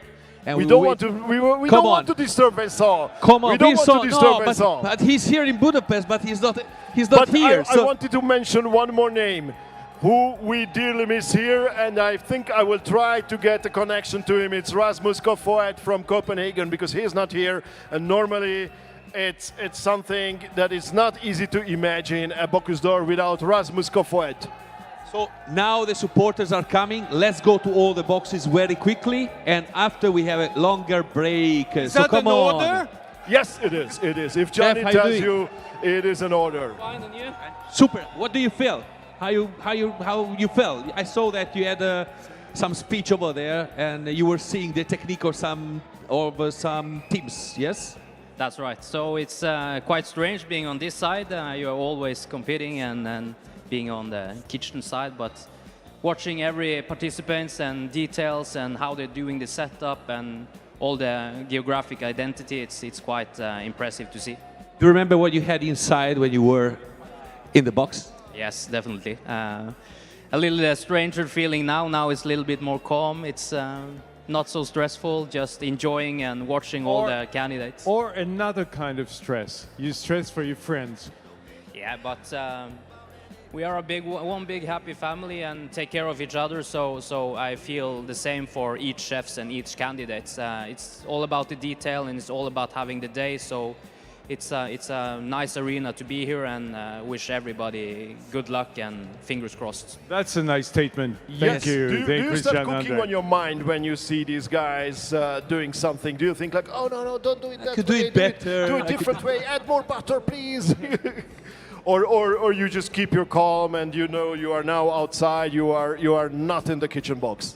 I'm thinking all the chefs here has trained so much, so it's their type of style of cooking, and I cannot say I would have more or less, because everything is very individual. Yes, Christian, sorry to interrupt you, but we were saying that with Jose Viola, I had a little conversation saying it's cooler and cooler every edition. You know, there's no more, it seems there's no more stress. They're so trained that they don't show any stress coming out. I mean, it looks very zen. Yeah, that's true. You have trained so long, and it's a pressure you have trained towards this day, and you're almost creating a wall in between you and what's happening outside, because it's just keeping the focus and it's discipline, and that's what it requires to be in this Bocuse d'Or arena. Chef, before you leave, tomorrow we will ask Sel Thomas to show how he was happy when he got the trophy. So when he got the Bocuse d'Or in his hands. May you show us, please, how you were happy, when you got it. So that's the reaction. Thank you very much. Okay, Let's check the box, well. guys. Let's check the box. And just a few words, just last words. Can you tell us a few words about the influence of your success on your personal career? Like what did you get afterwards? Because we say goodbye when the celebration is over, and then we just lose contact. So what happened to you afterwards? After you finished the scream? Of course, Bocuse d'Or is something I have dreamt of since I was 9 years old, and suddenly you feel like, oh, Bocuse d'Or is over, but it's never over. It will always be a part of in my heart, and as well, you meet a lot of great chefs. You meet a lot of. It's like a big community, so you will never be finished with it. You will always have some relations if you are visiting another country or visiting another chef, and you will always have this Bocuse d'Or as a common. Yeah. I know you. Yeah. So we must have a word about the Bocuse winners, which is a family. Yeah, that's what right. remains. Thank you. Okay, thank you so much, Christian Andre. Thank you. Enjoy the day and enjoy tomorrow. See you later. Thank you, Chef. And Let's we go. still have less than 5 minutes to make a quick round around the kitchen boxes, because it is always important. It's always interesting to see what is going on. So, I think the box most one. spectacular thing is like this kitchen looks like totally clean. I mean, my kitchen at home is never that clean, and they are in the middle of cooking. How is that even possible? Well, it's possible because we train hard. Even we make the full seven laps. So we have amazing. Actually, if I can have an applause for our extra commis, Fabian, thank you very much. Yeah, and Fabian, he's helping us. We know how to do, and we're going. You see, there's a very, very funny impression I get when I look at your box, like your kitchen. The impression that everything is concentrated in this box here. All the dishes here, all the tastes. The French way of focusing on a dish. Yes, it looks very much like a sauce. Yeah. The secret taste. Yeah, and if I just can highlight that our amazing people, Poland from came here. Thank you, guys. Polska. Yes. Yes, Okay, thank you so much. And Thank the you so box, much. Johnny is at kitchen number 4. Yes, I'm here to the other side, here with Denmark. The time is running. I see close to myself Raziane, one of the judges. Now he's by phone. I don't know. I wanted to do an interview with you. Are you talking with your wife? Otherwise, you don't have excuses, huh? Okay, how you feel it? How you see the things? Amazing, and I think all the teams are extremely focused and they pushing hard, and time is running fast, so they all calculate everything, and some of the teams having some surprises, like to be like having surprise. I don't know how to say it. That for you is a surprise, or you get some surprises for some teams. But what does it mean that you have surprises? No, I mean in a good way. Right. I want to check your pocket. No. For example, I think France is. Let's go to the box number 5. So France is here. I said the table almost looks like empty all the time, so I'm suspicious. They are not cooking. So somebody bring it from home. Sorry. It's too clean, which is good. So I like the way they work. So the phases that they have during the cooking time. So we have the Denmark at the stage number 4 or box number 4, number 5 France. So we have the team, the ladies team, but here we have the supporters that now they are louder and louder. So I give back the word to Ondras that I think that is checking the other boxes. So we do fast and we run a little bit now before the break. So thank you very much to Raziane. We have a big speech later on when we have to taste the plates, you know very well. Thank you very much to Raziane. So, I'm looking for Vincent and Mr. Ondras, but I come down and I check the new...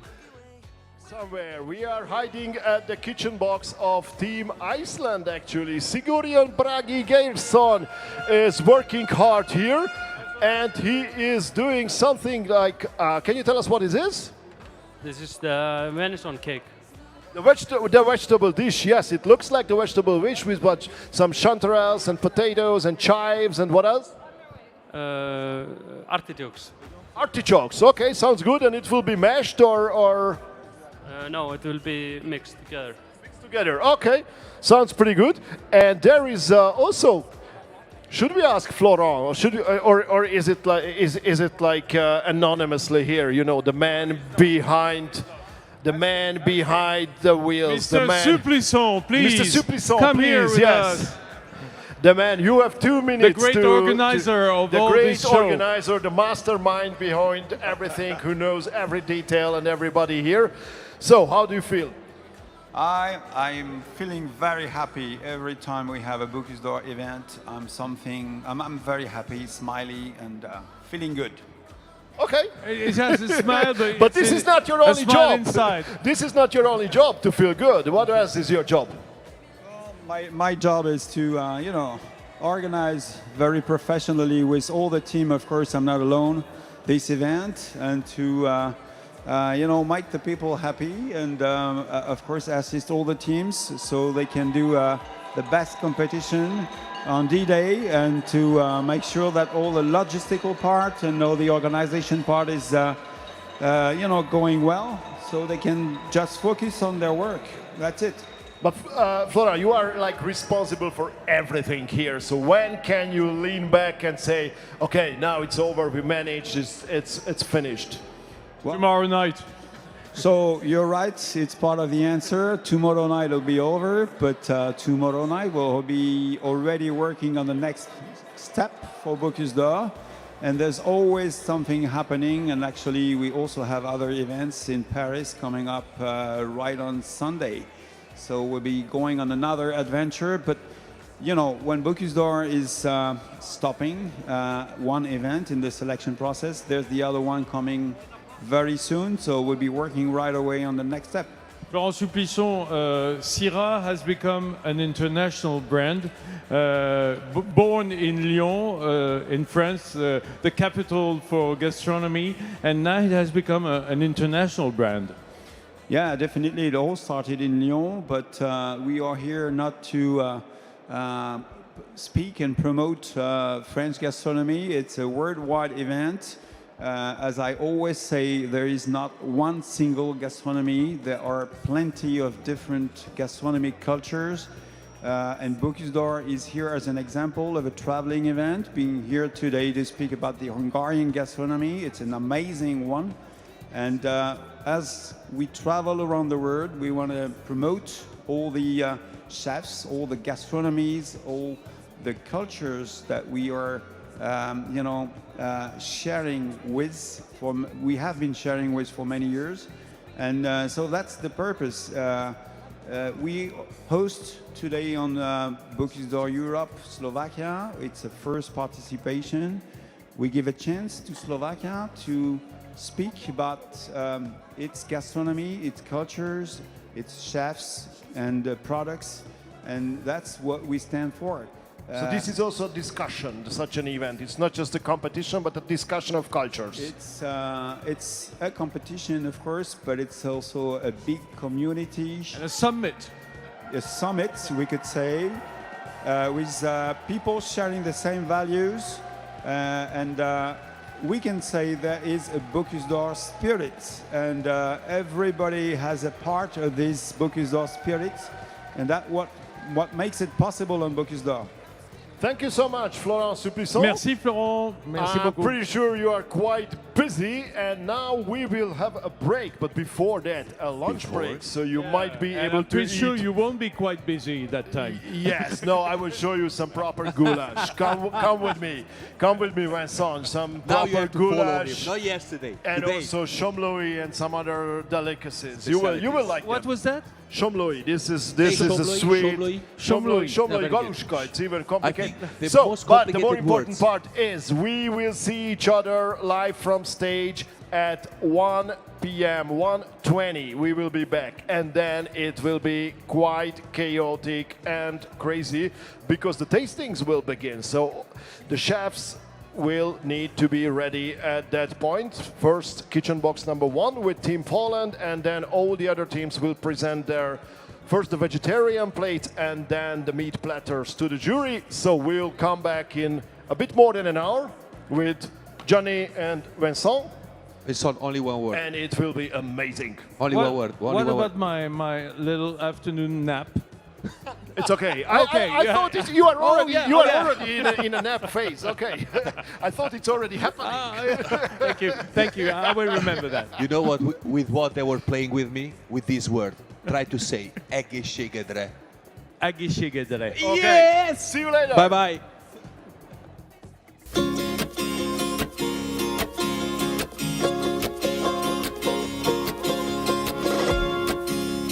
The benefits for a community in the cooperative is that from the grape to the bottle, we keep all the added value in the village and for the wine growers, so we can get better standard of life.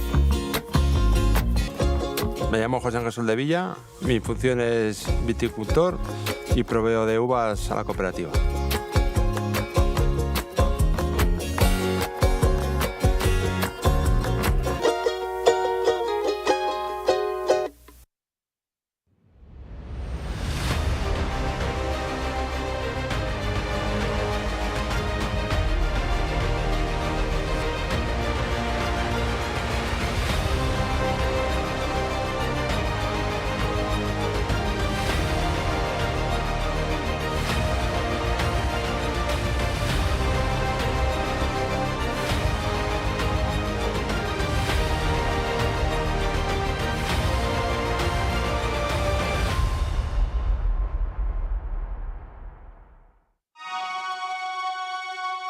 Bread is at the heart of life.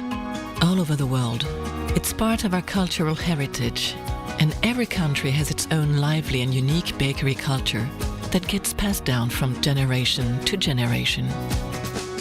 Supporting and sharing bakery cultures worldwide, That's Bridor's mission. Bridor, share the bakery cultures of the world.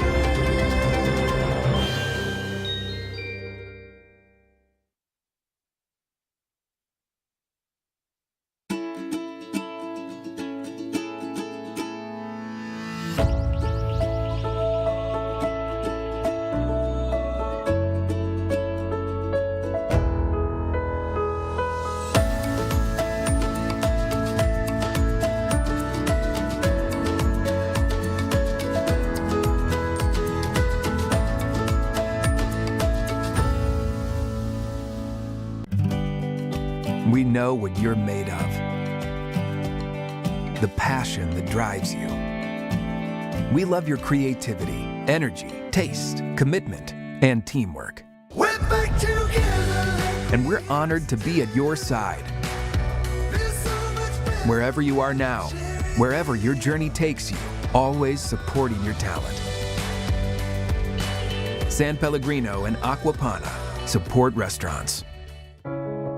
Together for almost a century, together with cocoa producers, artisans, and all chocolate lovers, we have been moving the needle for a fair and sustainable industry and for creative and responsible gastronomy. Beyond words, we believe in actions. 100% of Valrona's cocoa can be traced back to the producers. We are building long-term relationships with these 18,208 partner producers in 16 countries. As a certified B Corp, we are committed to improving every day. We accompany artisans of good taste in creating works of art with the most beautiful material and to be actors in the sustainable and committed gastronomy of tomorrow. Together, good becomes better. Someday I'm gonna be with you.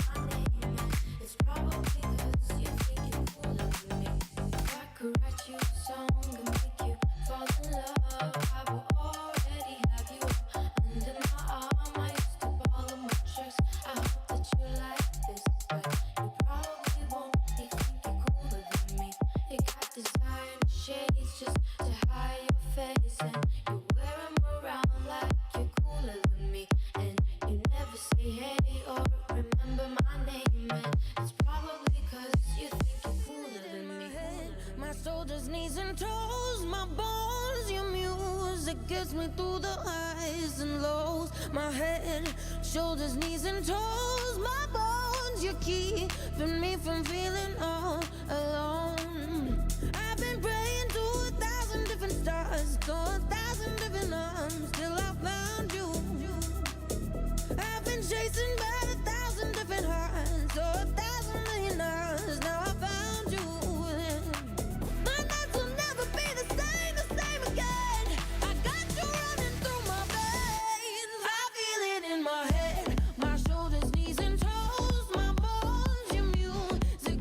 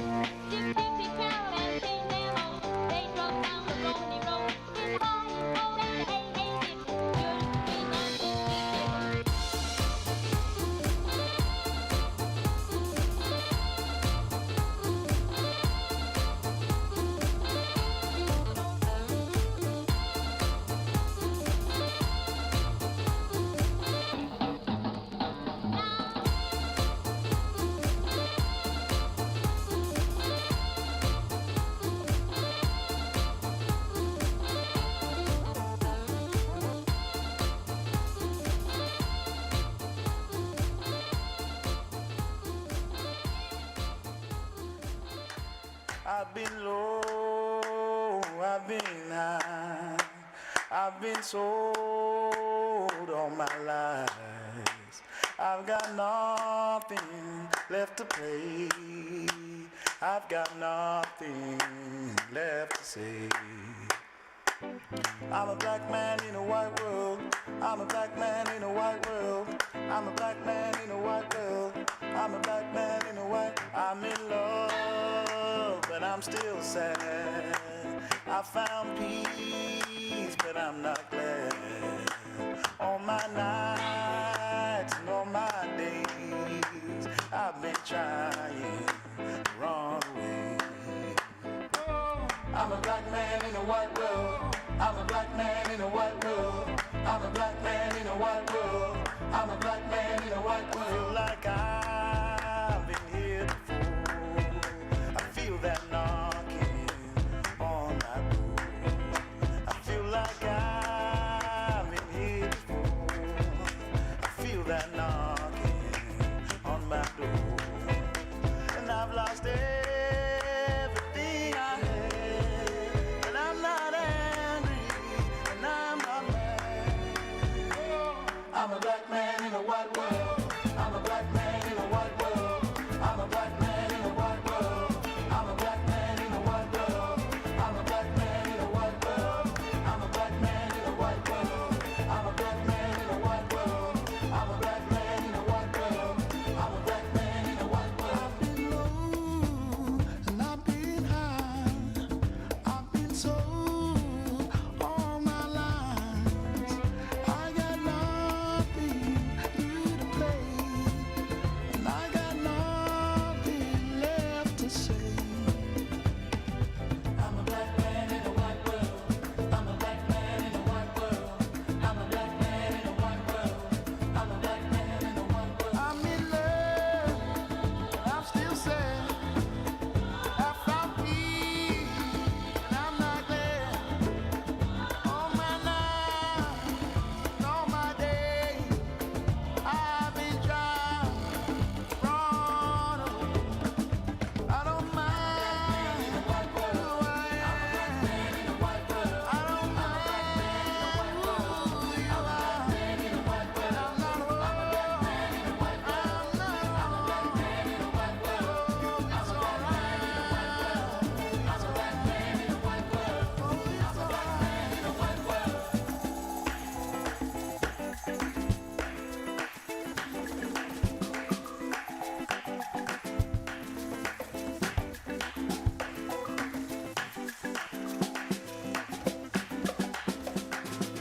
Oh, it's alright. But I'm not fighting. It's alright. I'm not fighting.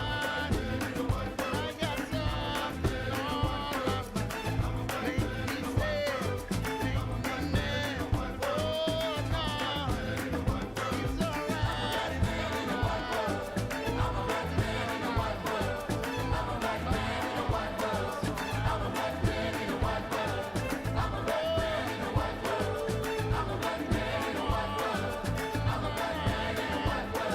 I'm a black man in a white world. I'm a black man in a white world. I'm a black man in a white world. I'm a black man in a white world. I'm a black man in a white world. I'm a black man in a white world. I'm a black man in a white world. I'm a black man in a white world. I'm a black man in a white world.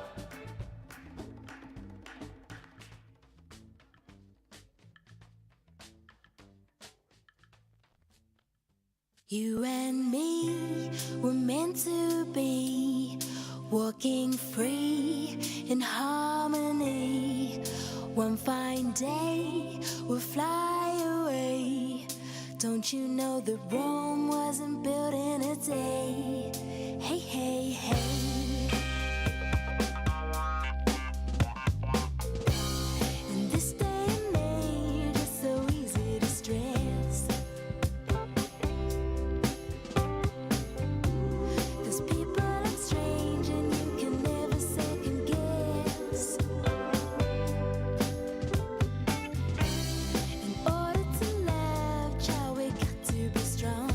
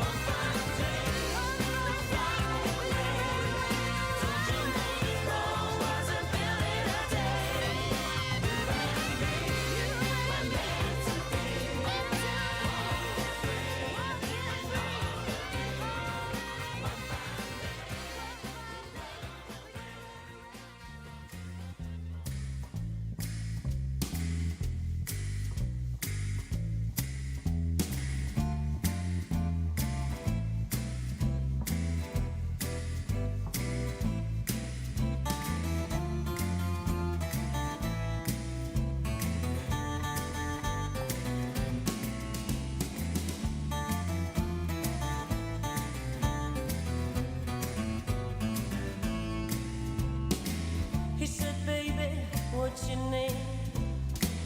Are you new in this town? Since you walked in, things don't look the same. How about sticking around? The place was dark and a band played loud. His voice sounded kind of dry. He said, who's that guy with the funny smile? She said, he's just a friend of mine. Just a friend of mine. Just a friend of mine.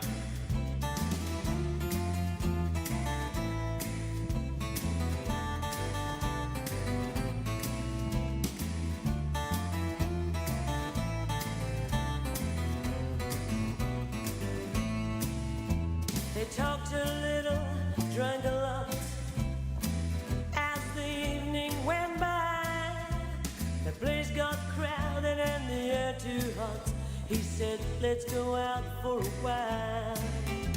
The night was clear and the wind was soft. As they walked side by side, he said, who's that guy following us about? She said, he's just a friend of mine. Just a friend of mine. Just a friend of mine.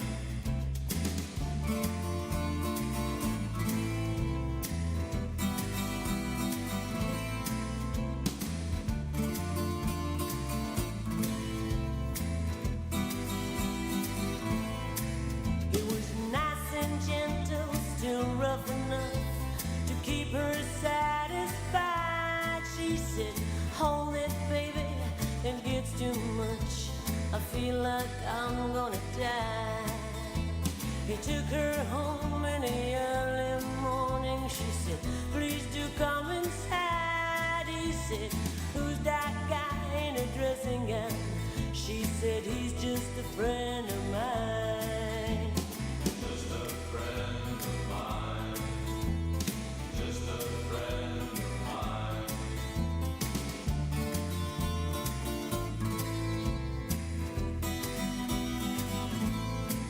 He said, who's that guy in a dressing gown? She said, baby, don't you mind? He's just a friend, he's just a friend, he's just a friend of mine.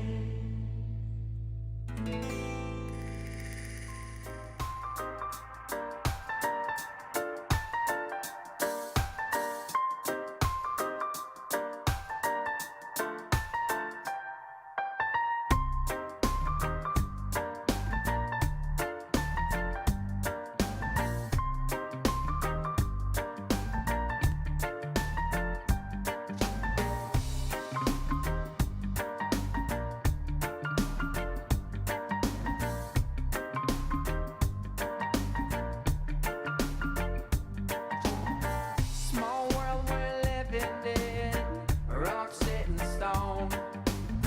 One life I've been living in.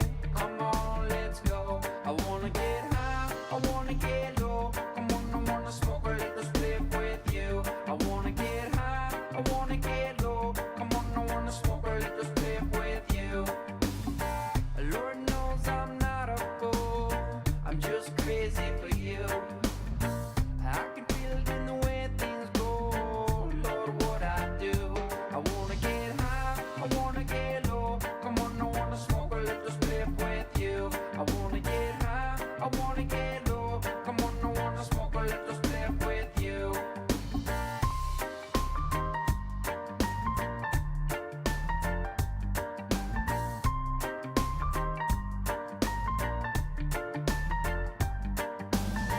Smoking, smoking love.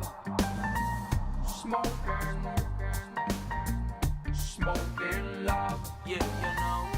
Well, everything is alright, girl. Why you know when I'm smoking with you? Whoa, and spend a little time inside. Put it up, girl. You know what to do. I wanna get out over the moon on the left side, passing over to you on the low. Everything is alright, girl. Why you know when I'm smoking with you? Hey, give me that good high grade.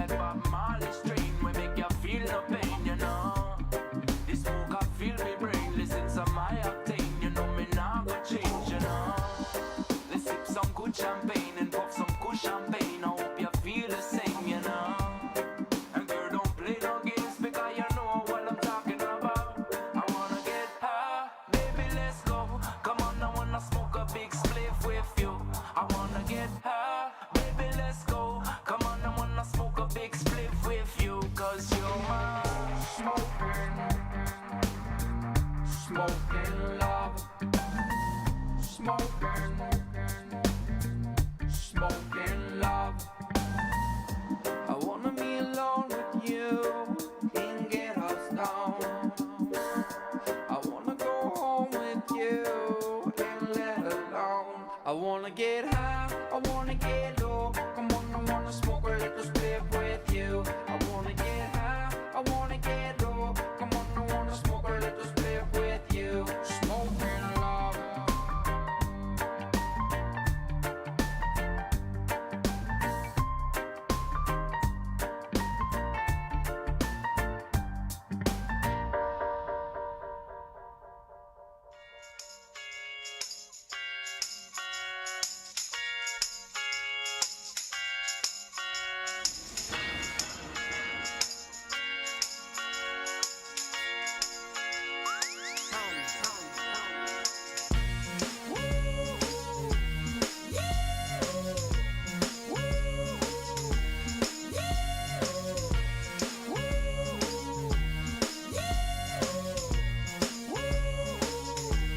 If I could escape, I would, but first of all, let me say I must apologize for acting stinking, treating you this way. 'Cause I've been acting like sour milk all on the floor. It's your fault you didn't shut the refrigerator. Maybe that's the reason I've been acting so cold.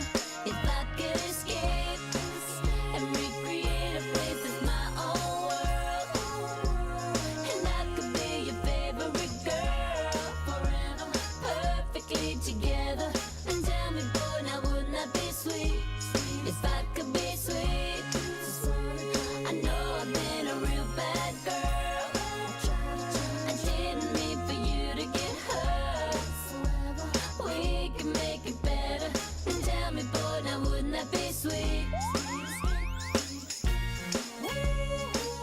I wanna get away to our sweet escape.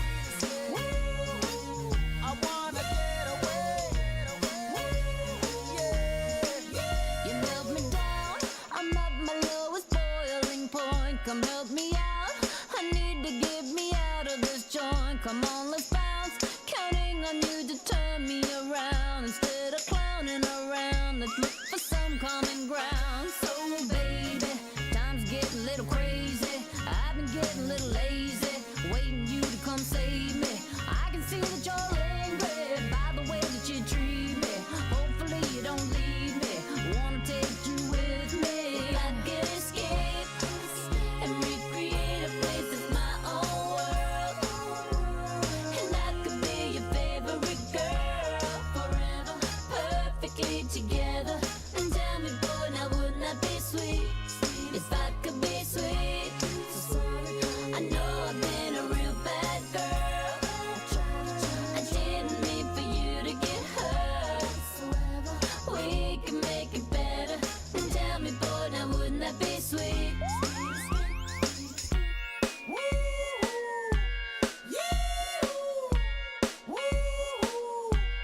If I could escape, if I could escape,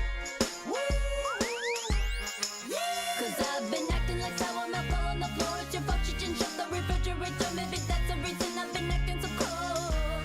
If I could escape and recreate a place that's my own world, and I could be your favorite girl forever, perfectly together. And tell me, boy, now wouldn't that be sweet? If I could be sweet. I know I've been a real bad girl. I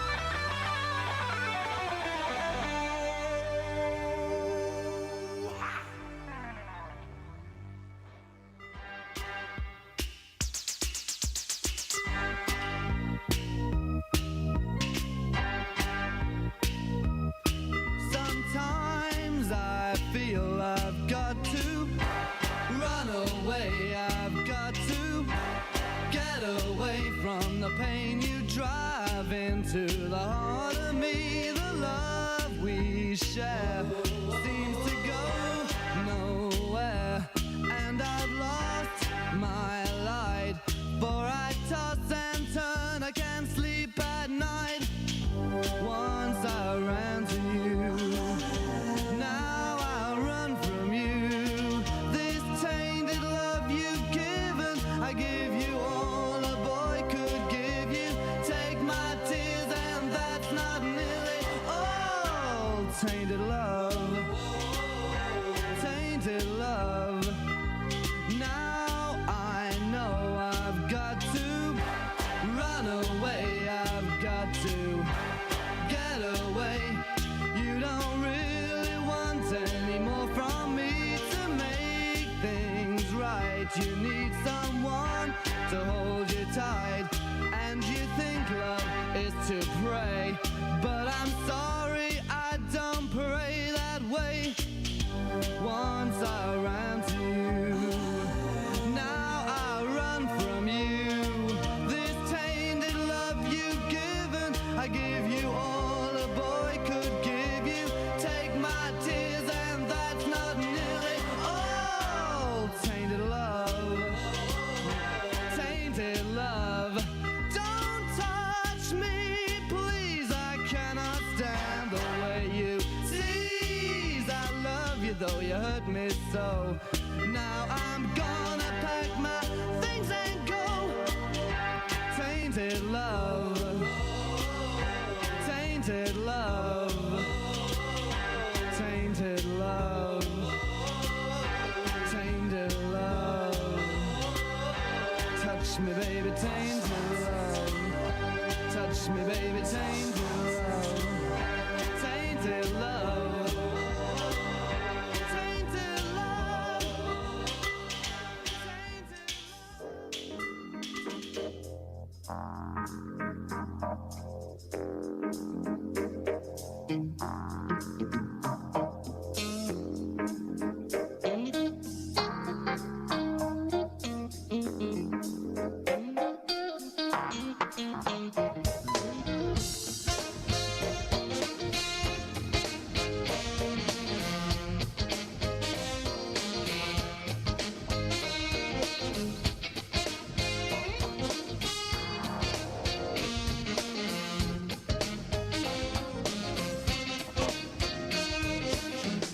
Arrows rolling now most every night, skating backwards at the speed of light.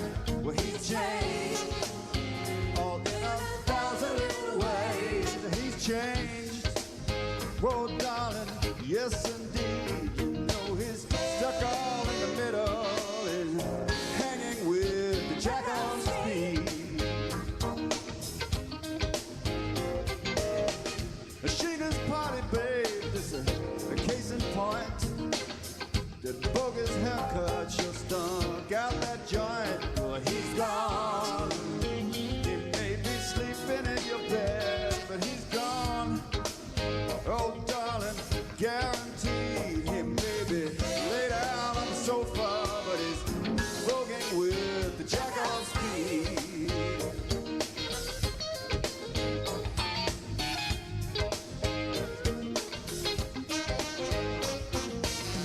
I know that you're thinking how it might be just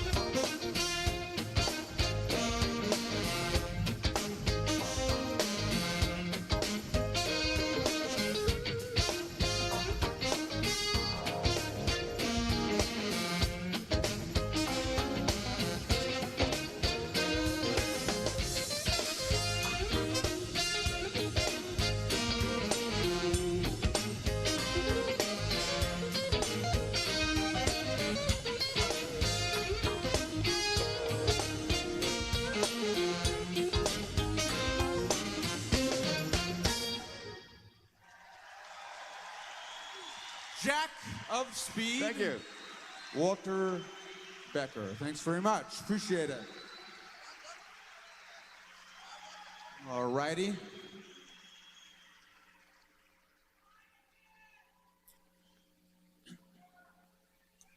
I think I'm just going to do a little.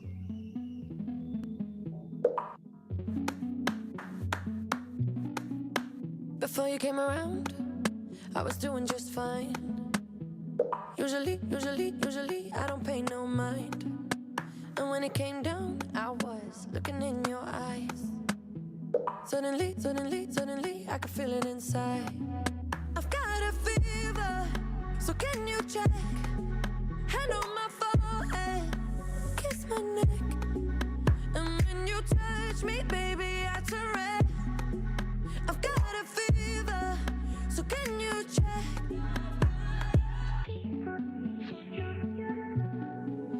Peut-être qu'avec du temps, ça partira. Et pourtant, je ne m'y vois pas. Comme un médicament, moi je suis rien sans toi. Et je sais que je perds de temps dans tes bras. I've got a fever, so can you check?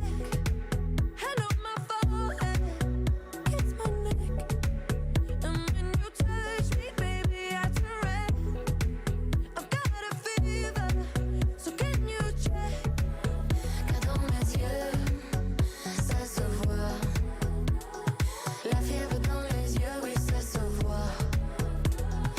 Mon cœur se serre, j'ai du feu dans la voix. Le plus souvent, c'est quand je pense à toi. I've got a fever, can you check?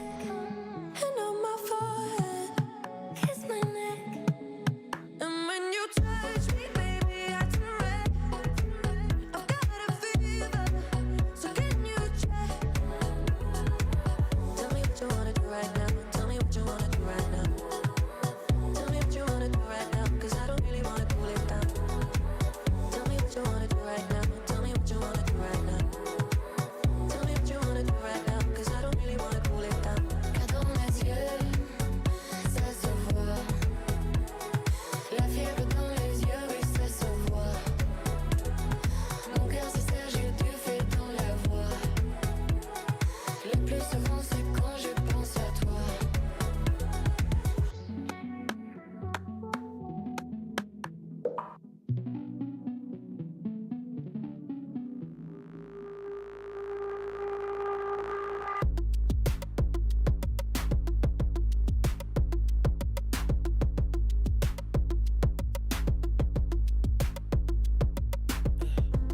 I'm tryna put you in the worst mood. P1 cleaner than your church shoes. Really point two just to hurt you. All red lamp just to tease you. None of these toys on lease to. Made your whole year in a week too. Yeah, main bitch out of your league too. Side bitch out of your league too. House so empty, need a centerpiece. 20 racks a table come from ebony. Cut that ever into skinny pieces. Then she clean up with her face, man, I love my baby.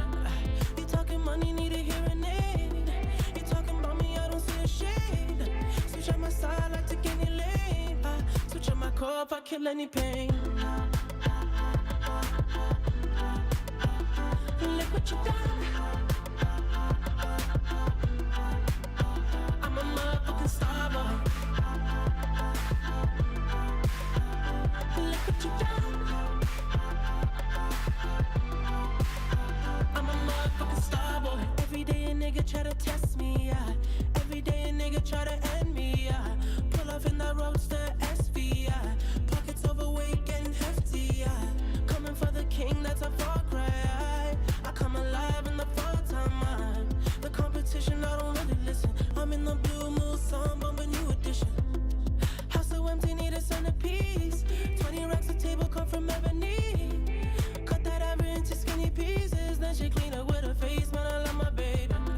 You talking money, need a hearing aid. You talking about me, I don't see a shade. Switch on my side, I take any lane. Switch on my core if I kill any pain. Look what you done. I'm a motherfucking star boy.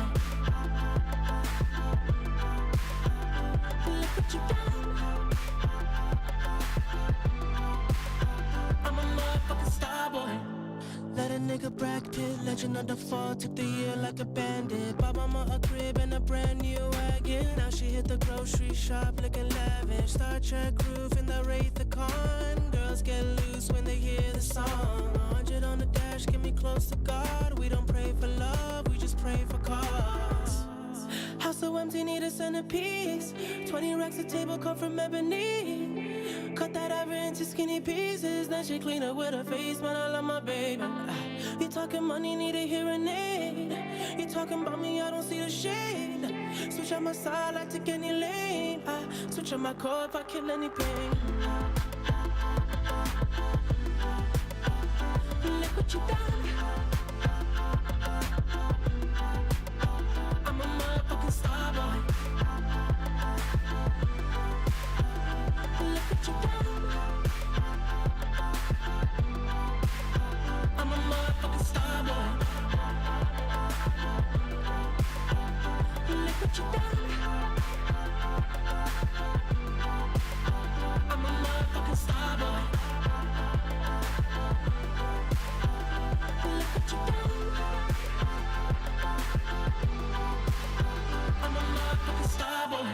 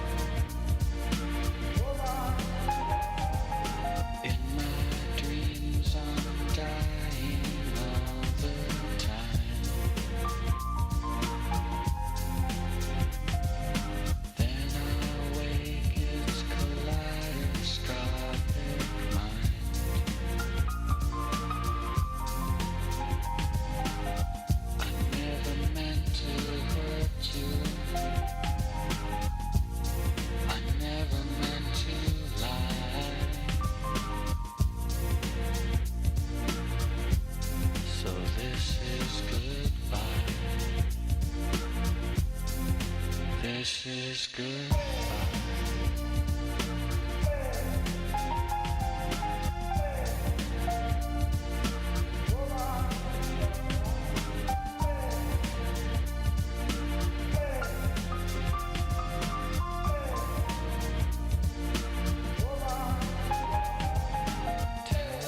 Truth, you never wanted me.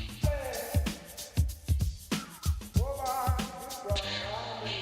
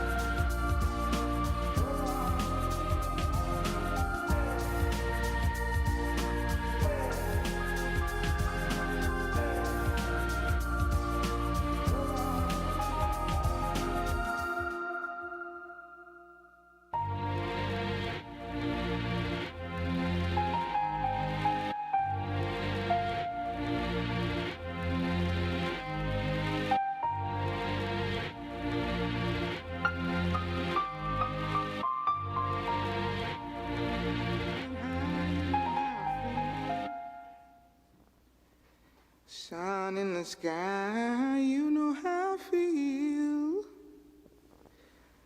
Breeze drifting on by, you know how I feel. It's a new dawn, it's a new day. It's a new life for me, yeah. It's a new dawn, it's a new day. It's a new life for me. Ooh, ooh, ooh. And I'm feeling good.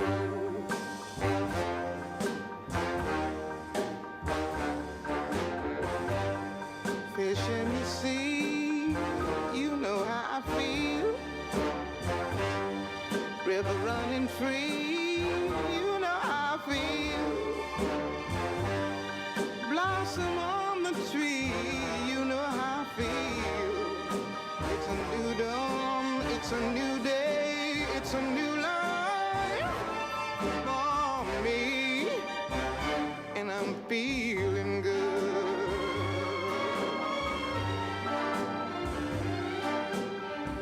Dragonfly out in the sun, you know what I mean, don't you know? Butterflies all having fun, you know what I mean. Sleep in peace when day is done, that's what I mean. And this old world is a new world and a bold world for me. Yeah, yeah.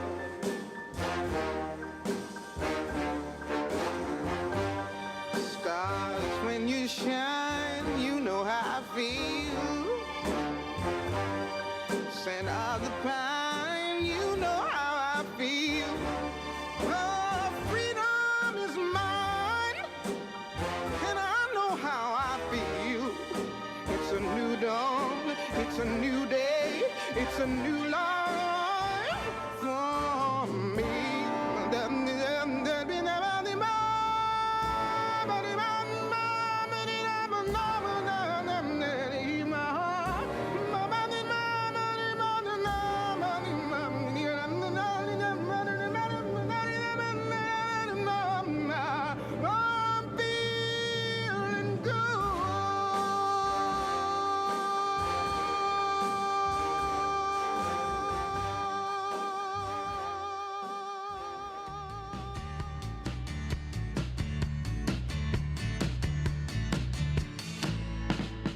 I was raised up by my mom alone, worked herself into the grave, trying to make us a home.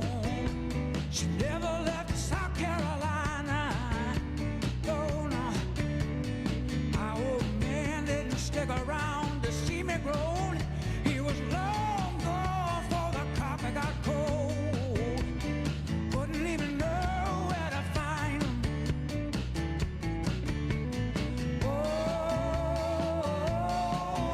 Wasn't strong enough.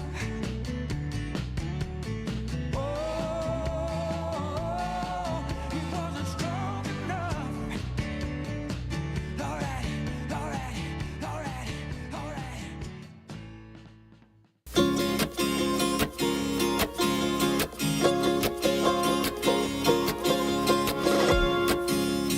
The benefits for a community in the cooperative is that from the grape to the bottle, we keep all the added value in the village and for the wine growers, so we can get better standard of life. Me llamo José Ángel Soldevilla, mi función es viticultor y proveo de uvas a la cooperativa.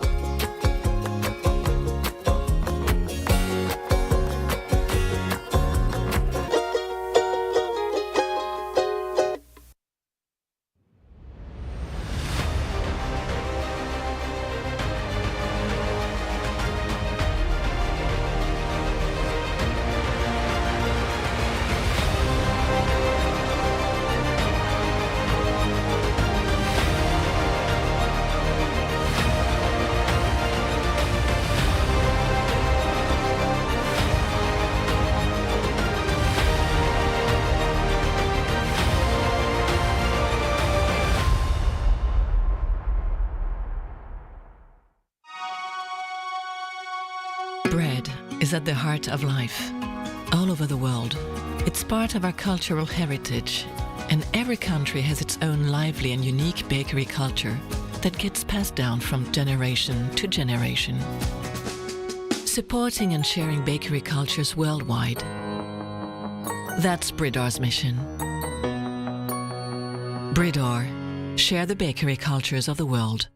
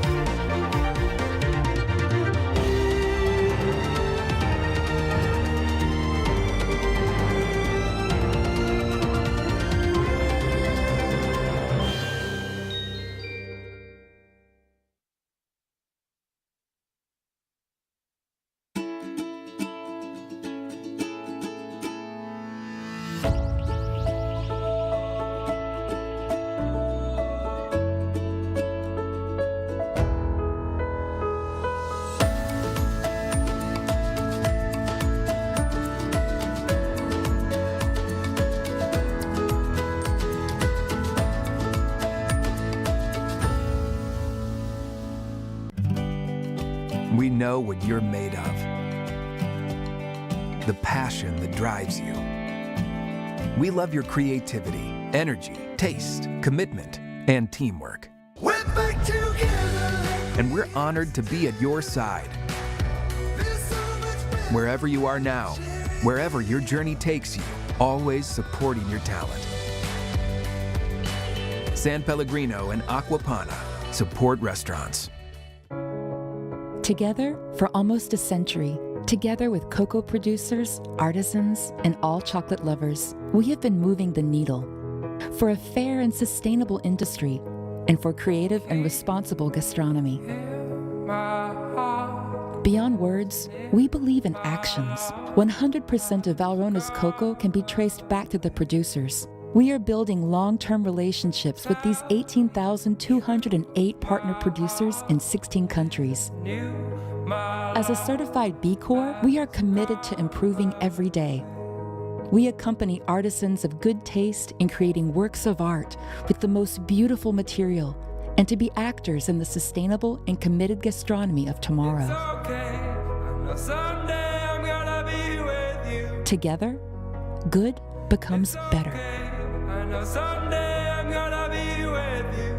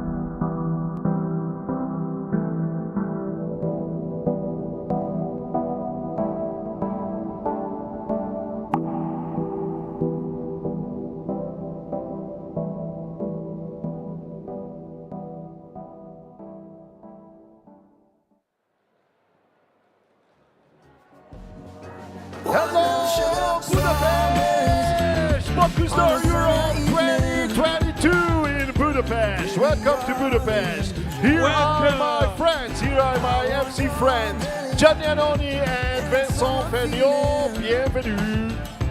És Jókuti András from Hungary, of course. So it's an amazing pleasure to see that there are now a lot of people on the grandstands as well. And yes, we deserve this attention. I mean, not we, but these candidates, these competitors, these teams, because they prepare themselves so tough for this competition.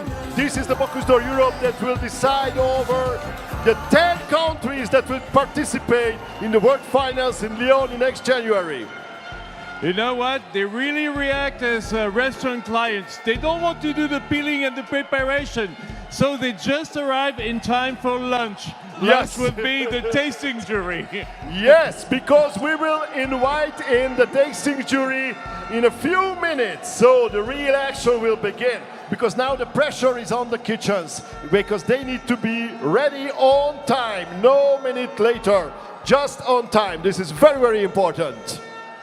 There seems that their fine Polish delegation will be starting in a few minutes from now. Yes, but they are already making some noise, and this is great because this is also the spirit of the Bocuse d'Or, to have this noise, to have these supporters here, and I think it is really amazing. And tomorrow it will be even more crowded and even more crazy. So if you have the opportunity, watch us also tomorrow live on thebocusedor.com, and also try to come to Hung Expo in Budapest, because we will be here from early in the morning till late in the afternoon. And after, in the late afternoon, we will celebrate the winners of the Bocuse d'Or Europe 2022. I think you told everything. So yes, Vincent, that's it. Let's go to eat something. No? Let's have lunch. Yeah, Let's have lunch. Let's have lunch and coffee. No, there is no coffee break. There is no lunch break any longer. There is just pressure. If you can see the kitchen box number 1 with Team Poland, it is getting crazy. So many people in chef's whites there, standing there, looking at them. The stress is there, the pressure is there, and they look good. What will they present to the jury? The potato, the vegetarian dish with the 3 kinds of potato. Potato. Potato. Let me remind you that Pomme de potato terre. is vegetarian. It is. It is. It's a vegetable. Yes. This nice is atmosphere after 2 years of real, we can say suffering. Yes, now we have here positivity. We have the feeling of gastronomy stay together. So after COVID and after what is happening in the world, I think this is a real time to be happy a little bit more, huh? A little bit. a great reunion. Together. No, Yes. like potatoes. No, Vincent is not happy. No, Vincent is not happy. I'm not happy yet. Before I see what comes out of the kitchens, I'm never very quiet. So I know. Okay. But Okay. in a minute, I'll be reassured. I'm Okay. sure. For No, the I- moment, I always. you- I'm always afraid of any incident that could happen to any. No I'm so, worries, Vincent. No, You have no. all the reason to be optimistic. Okay, We so I checked am out the then. kitchen boxes. They are like very self-assured. They know what they do. They practiced a lot. So I don't think anything bad can happen to them. So this is actually the time to. No, call. should we already call the jury members? What Yes. do you Why think? not? Why not? Why not? I think this is the great opportunity. Do you know not, them by not heart? yet. No, we still. But We before- still have a little bit before- of time yes. before that. So let's talk a bit more about the competition, about the regulations, about the countries. What do you think? Okay, you know that they started quite early this morning, like 8:30, and the first dish that comes out, it's about in half an hour from Yes. now. So how much time is that?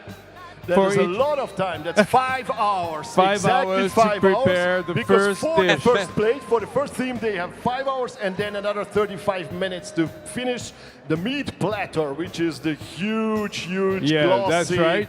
amazing platter with smoke and whistles and fireworks around. So this will be also a great thing. So after they finish the vegetarian dish, there is no way to make a break to drink a coffee. No, they still have to work. And even after the meat platter, they have to work because they need to clean the kitchen boxes. Yeah, but right now they will start with the veggie plate, and Half an hour later, we'll start with the first meat dish, and then it's a real frenzy on the Yes. stage, because Yes. it comes out from everywhere at any time, crossing in the middle of the scene. So this is something. It's such a show. Yes, but no worries. We, these three MCs, will try to navigate you through these frenzies, so you will be safe. We will try to give you all the details, all the important information. Also, Regis Macon will be there, I think. And Raziano from Hungary, they will be here with me. And close- Janu Rats, yes, explaining about the dishes. So I Yes, think it will behind be us. Yeah, it very tastes exciting. everything. Yes. Regis is the main taster here. Yes, I think he has tasted like hundreds of thousands of Bocuse d'Or dishes, so he And has not all tired the yet. experience and not tired yet at all. He's the president of the International Organizing Committee. So we have 17 countries from all over Europe, and on this day number 1, we have, let me guess, is it 9 countries? And tomorrow we will, no, it's, I'm not really good with counting. No, is it 8? It's 8, and tomorrow we will have 9. So this is, we have a mathematician from here, from France here, and this helps a lot. So after these 2 days, the jury will add up all the points and they will decide who is number 1 of Bocuse d'Or Europe. So not easy to say that the potatoes was something that the childhood is remembering of a good fine dining for the children. Yes, now to have it in a so fine dining kitchen. Let's see what's going on. 3 kind of potatoes from Hungary. Don't forget that we have a sour cream as well, and that is very important. Exactly, and the cottage cheese. So the Hungarian names for them is Tejföl and Turo. You have to learn this because we eat them a lot, and it's also quite interesting because we eat them in also savory dishes, but also in sweet dishes. So you will find them in desserts, but also in main desserts like mixed with pasta. Can you imagine with noodles? What a thrill! Eat sweet potato. I mean, sweetened potatoes. I'm not talking about us. And then on the meat platter, you will find the venison saddle and the venison leg. The teams receive them with the bones in, so they need to do a lot of work. And something new is for this year, they are not allowed to bring the stock. They need to prepare even the jus inside the boxes in a very, very short time. So it's not possible, this long cooking It's part process. of the job, huh? Yeah, that's normally makes a great jus. They need to find a better way, a different way to make it. So let's say the team a little bit. We have Poland at the box 1 that is coming out very early. We have Estonia after that, a free box. And after that we have Denmark, French. In the other side, for the first time at the competition, Slovakia. I want to listen. I want to listen. The Slovakia friends from Slovakia. Hey, Yes. There you see. Very good. Okay, super. It's a good try. You see, very good. Super. And After then that, Switzerland. we have Switzerland. Switzerland. From Switzerland. Oh yes, the cowbells as always. Not the much, familiar not cowbells. much yet. We have Iceland, and the end, the last box is. Who is the last box? Belgium. Yes, yes. La Belgique. And now I think we got a job to do because for all these amazing dishes, for all these amazing plates and platters, we need a jury to taste them. The tasting jury, the most important part of this day. They will arrive very, very soon. I think they're getting ready in backstage, ready to taste. Alors, the only people that didn't have lunch is the jury. Huh? Now they will have it. Now they're they gonna will have test it, and they will have it for good. Let me tell you, how many dishes? 8 dishes per 2, which means 16 dishes. Half veggie, half meat, but in the end, well, in the end, that's a real meal they're gonna have. Okay, so this is the time for the jury. Jury for the theme on the plate, please. First of all, Jaroslav Židek from Slovakia. Make some noise, please. Yes. Please welcome François Gertz for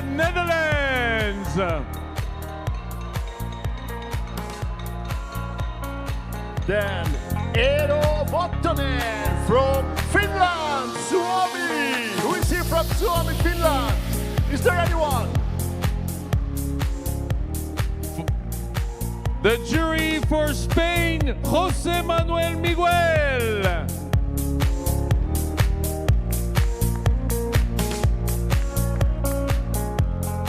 And then from France, Romuald Fassenet. Bienvenue. Oh yes. There are some French supporters. Make some noise, please. For United Kingdom, Mr. Simon Rogan. Who just received his third star actually for his restaurant L'Enclume. And then Heidi Pinat from Estonia.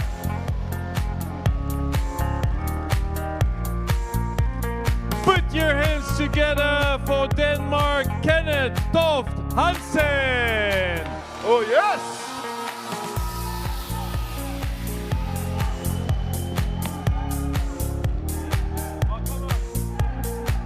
Oh yes, but you know. Jury for the team on platter next. Mehmet Gök, Turkey.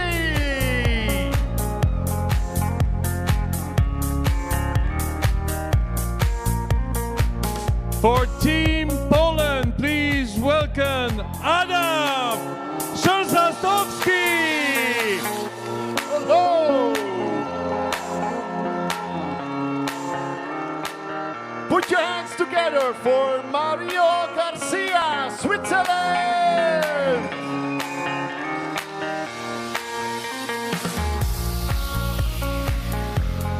Please welcome Lode de Rover for Belgium.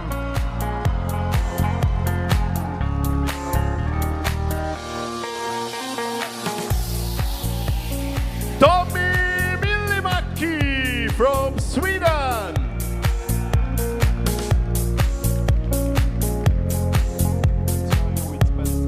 Warm applause for Svetlana Riskova, Latvia.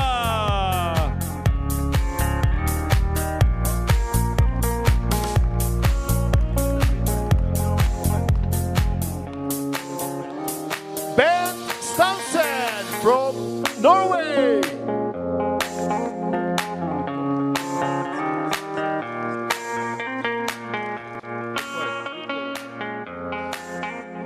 Vidger Eriksson for Iceland.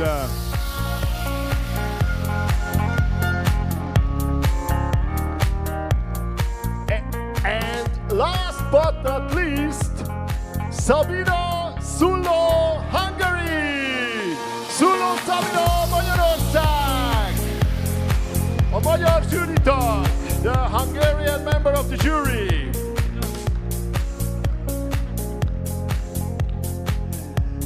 Bien, nous allons maintenant, we're gonna call the presidents of this jury, starting with the honorary president today, Mrs.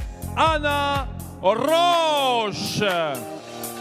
From Slovenia, Hisha Franco. Put your hands together for her, please. Yes, yes, yes, yes. And then the president of the jury, Christian Andrei Petersen. And two times winner of Bocuse d'Or Europe already.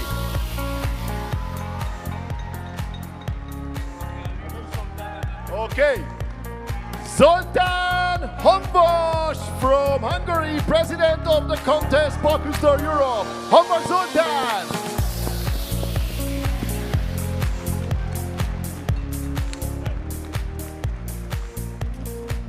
Enfin, in the end, someone we need here, a name who has to be present for this European selection of the Bocuse d'Or. Please applause Mr. Jérôme Bocuse. Jérôme Bocuse.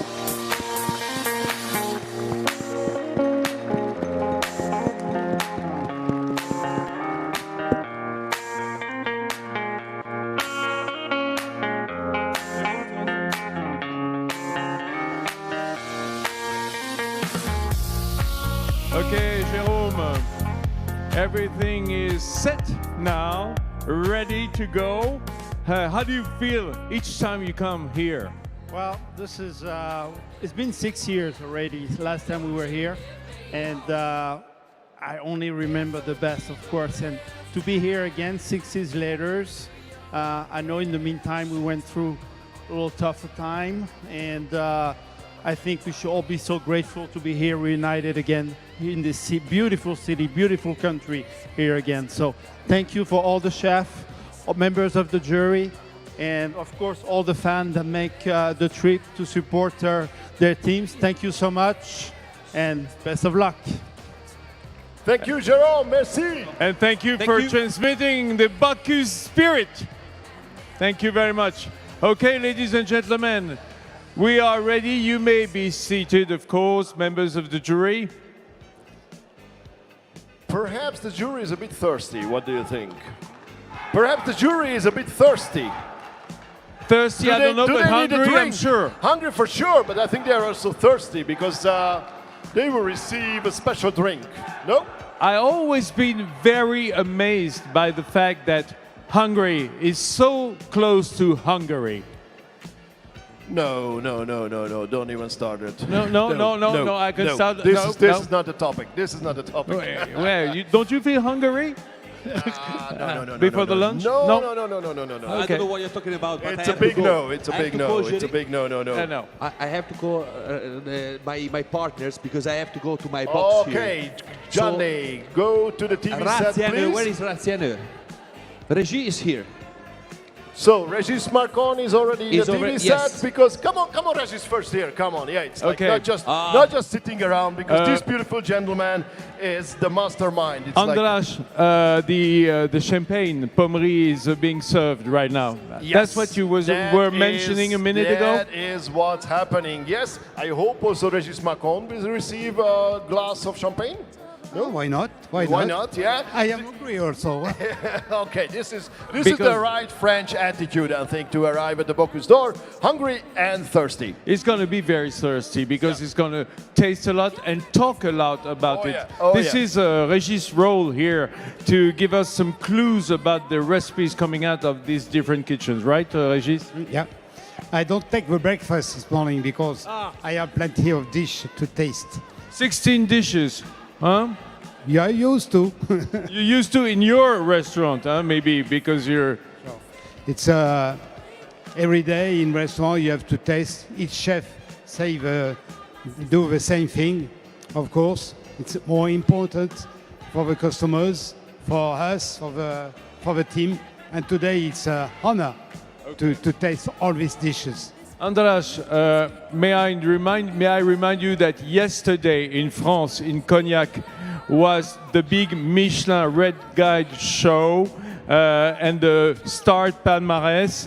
And les Maisons Marcon were given once again. Not a huge surprise. Not a huge surprise. They kept their 3 stars Michelin. So I want a deep applause for Regis Marcon and his teams.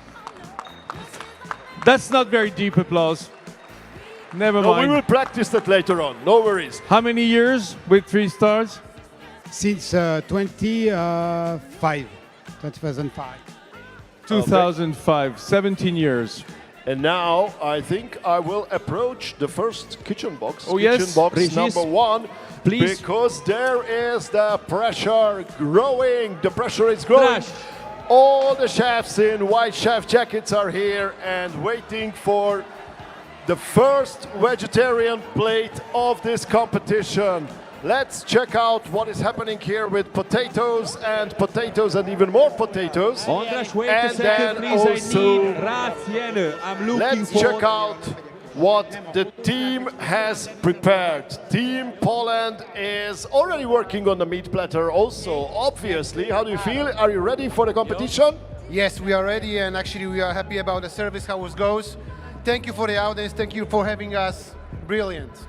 Perfect. Thank you so much. Thank you so much. And let's make some noise for Poland, because these are the last seconds before they say goodbye to the vegetarian dishes.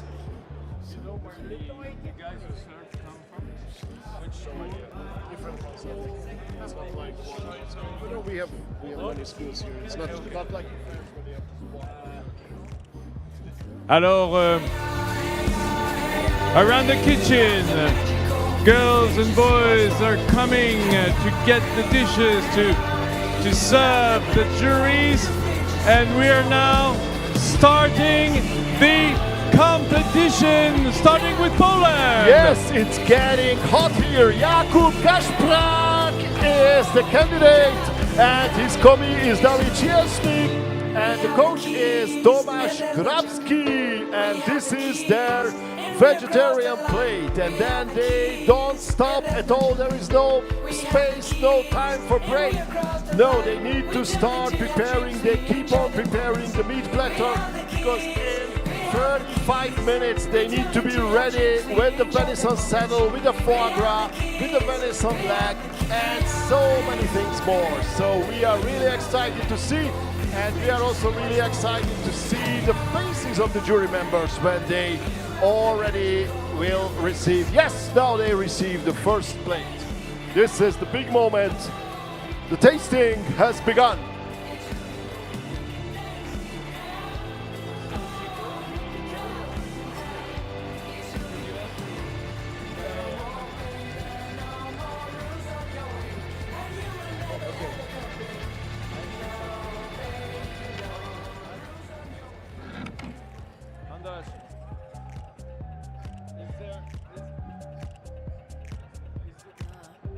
I felt something was wrong because is there a bad...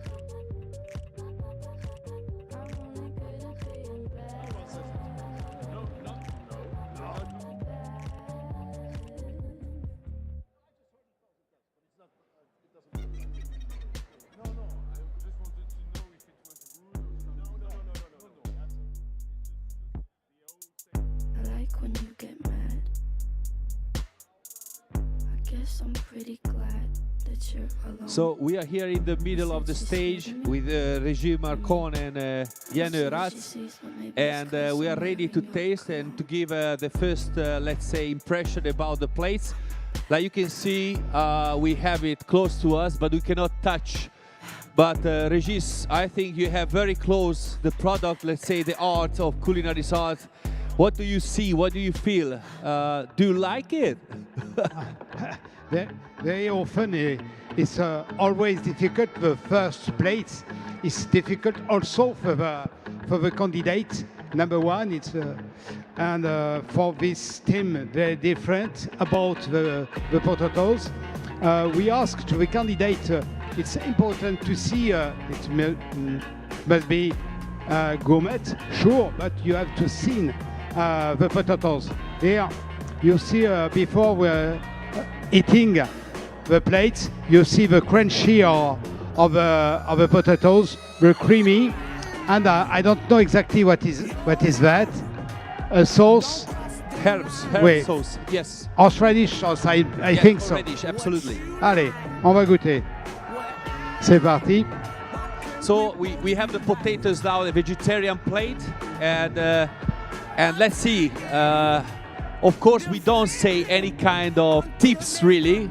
You have to feel and see the faces of the, let's say, judge that I have in front of me to understand what's going on. But then we have a poker face, so I think you will never understand what they think really. So we have the plate, the first plate of Poland, and I see. I cannot taste even, but I will. Wait. Janne? An impression, you cannot say anything. The crunchiness, you had it? Yes, the crunchiness is definitely there, and I like the horseradish. I think horseradish and potato is such a good thing together, and I would say this dish is all about the playing of the textures, so between the soft and the crunchy. And let's say that we have 3 potatoes because Hungary gives 3 kind of potatoes. And may I, very strange but very direct question. You felt the 3 potatoes differences? The 3 potatoes, can you felt it? Yeah, I think at least two, yes, two of them. But it is different because all the potatoes are different. Some of them are watery, some of them sweet, some of them having higher content of the starch. So very different techniques. I think the crunchiness is coming from the a potato which has a higher starch content, so it gets more crispy. And I would well predict or say maybe a more watery potato is on the white sauce, white cream. Regis, the colors are important in the plates, how is presented. And Yeah, the colors is important. Also, the balance between potatoes and with horseradish sauce is interesting. You smell some aroma at mushrooms also a little bit. Quite interesting. For me, it's a plate between a starter and between a sweet. Yeah, in the presentation and also in the taste. I think we said everything about this plate. I will test as well if it's, I will have a bite. But let's see now. The judge, I think they got the plate and already finished. And we are waiting the plate of Estonia that is coming in a while, because the time is running in these cases. And after the third box, and after after Denmark, we will have a very fast changing because we have the big plate as well. So let's say that we have one after the other. Now I see Andras going to the box. It means that the voice that in a minute you will hear, it will be his voice. Vincent, I don't find him, but okay, let's see what's going on in the box of Estonia. What's going on in kitchen box number 2? Thank you, Johnny. Yes, this is Alexander Gurev and his team working here. As we mentioned, he studied at the Le Cordon Bleu in London and he is working in Norway. He is the sous chef of Bristol Hotel in Oslo. And he will be very soon ready with his potato, with his veggie dish. And it looks quite spectacular, I have to say. It looks really nice. So the Estonian spring. Estonian spring. I guess it's the season that they are waiting for. Yes. Warmly in Estonia. No, there's northern countries, they wait for the sun to come. Even in Hungary, it's nice. It's nice to have a harsh winter because after that, when spring arrives and there is sunshine and there are some greens in the nature, I think it's so amazing. So I really enjoy to have 4 seasons. I don't know how many seasons they have in Estonia, but I know that they don't have much time left. See, it looks like a little spring garden in one plate. I don't know, my spring garden didn't look like this, but it looks definitely because beautiful. you don't work enough in your garden. Yes, you are right. I'm not the perfect gardener. And his commis, so Alexander Gurev is the candidate, and his commis is Maxim Fomenkov, and the coach Niklas Jonsen. And I always keep reminding you on the former competitor candidate for Estonia, back in Lyon, Artur Kazaritsky, who created a wonderful dish and also a wonderful platter, and he ended up on position 7, which is quite amazing. So Estonia might not have that kind of long past in the past of Bocuse d'Or, but we need to take a close look at them, I think. And I want to insist on the job done by the commis today, because we talk a lot about the chefs. And see, Alexander Guriev is really concentrated on his focus on his job, very precise, and is like the commis are like second chefs in the boxes in the kitchen. Yes, and very often they end up a few years later as candidates in the competition. We also have an example for this year here in Budapest, and I think that's quite amazing because that proves the whole idea of the Bocuse d'Or is right, that it is also helping young kids, young chefs, young cooks to be a mature cook, a chef. 2, 1, and go! The second plate of the day coming out of the kitchen number 2, kitchen of Estonia. Alexander Gureyev and Maxim Fomenkov with the coach Niklas Jonsen, the Estonian Spring.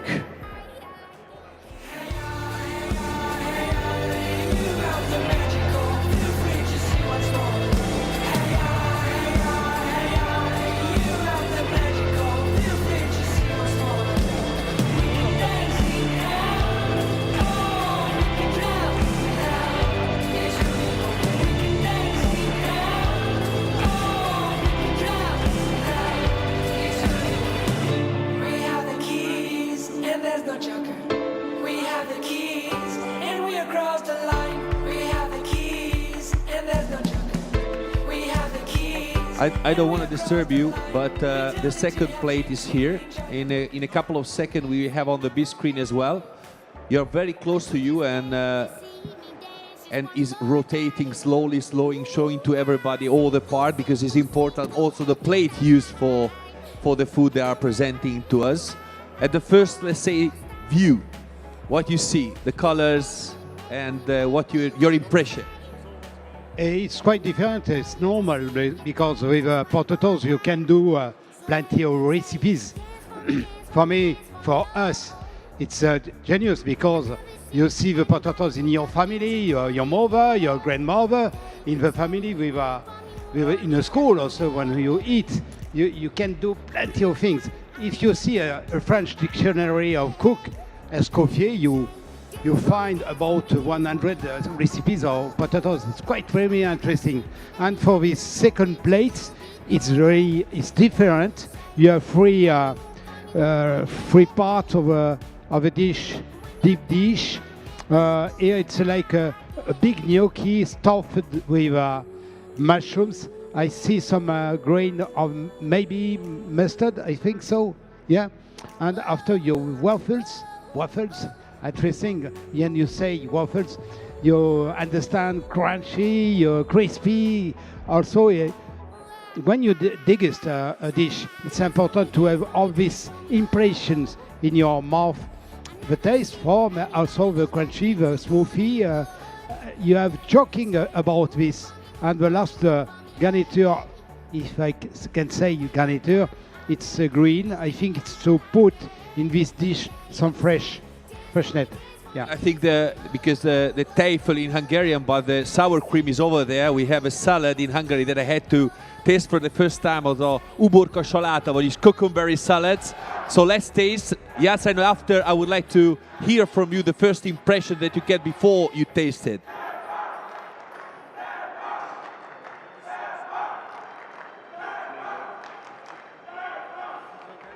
So check the faces of Gigi. Oh my God.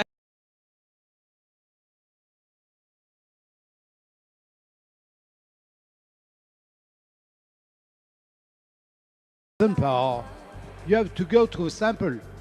Sure, it's decorates, it's in molds. You have something with quite interesting, and with mustards, with the mushrooms. What do you think about it? I think it's very, very interesting. Yeah. Janu? I think it's a playful plate, lot of things to show, and I think the interesting part, there are a lot of details. Even though it's a gnocchi, I think it is very playful, and I think it's a very safe combination. Mushroom, potato always goes well, and in fact in Hungary we also like the cucumber salad. Little pickled cucumbers with potato and mashed potato. So I think it's a very safe and very good combination with the ingredients. It's very important, like the art, is to first of all see with our eyes. After we have also I call the perfume of the food, because it's always very nice to smell it. And of course we taste it and we try to recognize and to have an experiences in textures, so in what you bite and what you have in our mouths, and I think it's very interesting how you approach this kind of the food that you have in front of you. For me, it's a good balance of all this. You have a very crispy of the waffles with and also the mashed potatoes like a gnocchi, smooth, and the fresh with cucumbers, quite interesting. It's pretty in the color, it's in balance the color. What is what? But never mind. What is this jelly? This jelly cup?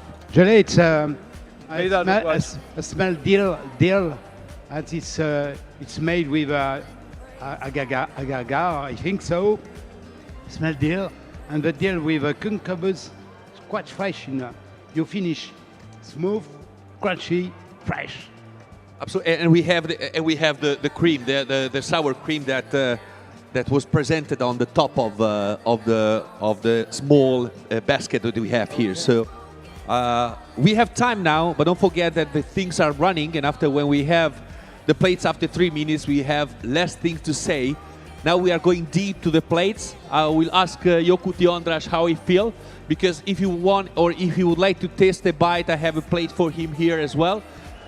Vincent was here, he was not able to taste it, but if you want, he's here. Okay, now we go to the third slowly. We have a lot of time more, but we go to Denmark at the box number 4. Regis, are you studying? Yeah, I see that you are catch from this picture and from the plates that is presented. So what do you think about the form of the plates? Are important in these cases, or what do you think?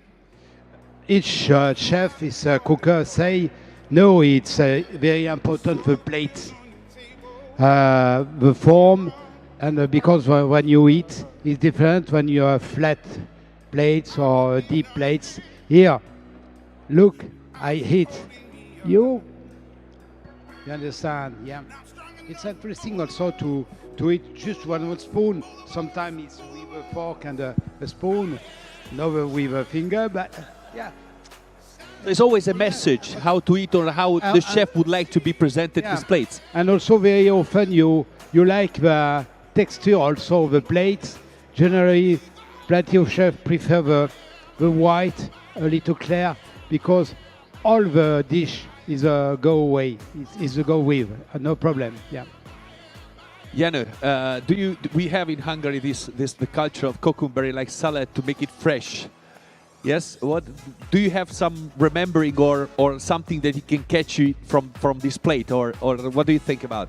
Yes, a lot of memories. Like my childhood, when my mom used to make the pork schnitzel, and we always had like mashed potato with it and like a cucumber salad. So the mashed potato, this kind of potato and cucumber flavor is something that we all know and we all remember. Actually, I like I like that it's really playful, that there is like acidity, crunchiness, also softness, bit of earthy flavor from the mushrooms. So actually I think it is an exciting combination. Super. I think we got enough the word that we have the time to talk about the next box. I see Ondrash that is going through the judge and trying to catch some information more. Team Denmark in kitchen box number 4, they still have plenty of time. They still have over 10 minutes. But I was waiting for you here to test the plate. You were not coming here. It's not so easy. It's not so easy because I have a very special guest on the grandstand. One of my sons is there. Emil is there. Emil! So I had to visit him, obviously. I see him. Congratulations, Papa. Thank you so much. Okay. So, but in 10 minutes, we will see the dish of Denmark, Brian Mark Hansen from Cellerot Crow, from the 1-star Cellerot Crow, which is a wonderful restaurant. So I'm pretty sure it will be a very, very delicious and amazing dish, what he has created. A vegetarian one with all the 3 sorts of tomato. No, not tomato. This was in Lyon. But potato, pomme de terre. And you can see on the big screen how it will look. The feeling of spring is the name of it. Did you know that botanically speaking, potato and tomato is the same family? In French, we call them the Solanaceae, the same branch of vegetables. You are very botanical today, Vincent. I have to be. I have to be because I noticed that you don't have the slightest idea about no, that. No. As I you're not just a recognize it's edible or not. But You're I not have no a vegetable idea. garden guy. I have no idea if it's a vegetable, if it's a fruit, if it's a meat, whatever. If it's edible, I will eat it. I don't worry about it. So, and I'm pretty sure if you know the history of the Bocuse d'Or, you know that Denmark is always a candidate. Always on the podium, always very on close. the podium. Yeah, it's like after Gary Lineker's proverb about the football, it's Bocuse d'Or is a competition where there are many countries, but Denmark is always on the podium. So we are very curious, very excited to see what they prepare here, and I think it will be somewhere in the first half of the 17 countries. But let's see, maybe we will have some surprises, some great surprises from Team Slovakia. It's their first time. Yeah, the first surprise is the magnificent decor on the plate. You should go and have a look at what's coming up here in the Denmark kitchen. Look, it's a real painting. Oh yeah. It's very botanical, I have to say. So it's your stuff here, Vincent. They did it for me. I'm Yes, sure. I'm sure. It's only their only concern. Look, it's beautiful.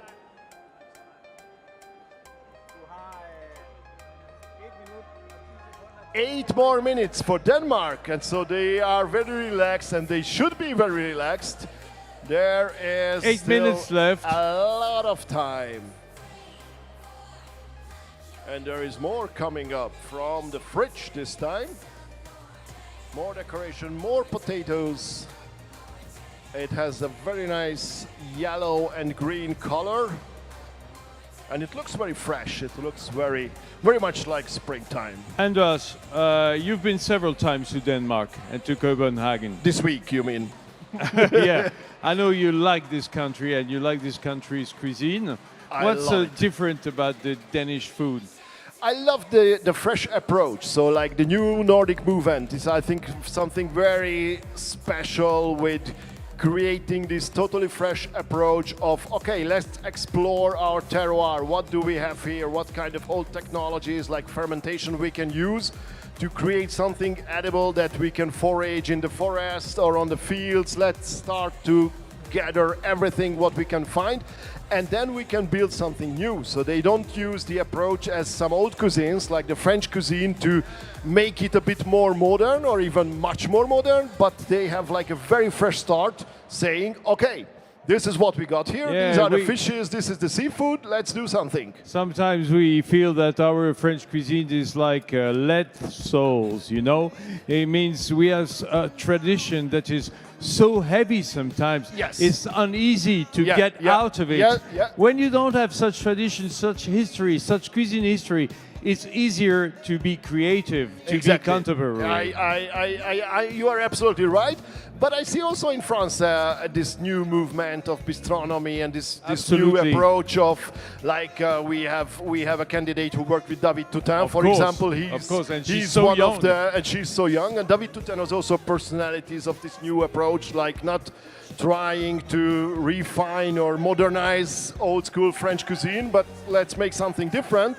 So I think you can still consider yourself lucky living in France. It's not a big problem. But Copenhagen and Denmark is absolutely amazing. You are right. So look, still more than 5 minutes left. So they don't have plenty to be of time. Plenty of time. Plenty of You time. know, here. the general feeling we get today is that everything is very calm. Yes. In the kitchens. It no is. stress. Yeah. No apparent stress. Yeah, you want to see some crying faces, some people hectically running around and trying to find a way. No, it looks very shouting, calm. That means it's nerves. a very mature competition. So people know how to prepare themselves. They know it is very important to be on time. They know how to practice. So I think it's quite amazing. That means It is a mature competition. Bocuse d'Or is really something established. Well, it has changed a lot in almost 30 years. I mean, who could have a better perspective on that than you? Well, I was not here at the beginning, but I'm a little bit too young. Still, I've been doing this as for a newborn long. baby in the first year. It's well, there's you could have the same feeling than in sports, you know, like in rugby, for instance. Before the rugbymen were really athletes, those cooks and those chefs, they train like athletes now. Yeah. The physical conditions. Yeah, is they very do. They do important. some sports always. Also, yeah, you're absolutely right. Running or power And to sports manage or whatever. the Yeah. effort and Yeah. to manage the stress, it's really important. It's not only a cooking skill, but they have to train on other things to be really at 100% ready at the right moment. Now we are going for the last 4 And we minutes. could say the pressure is growing, but you can't see this pressure on the faces of the candidate and his commie. So I think everything is absolutely all right. They know what they are doing. They know how to do that. They know how to achieve what they want. So it looks like a very professional, creative work. I'm really curious about the end result.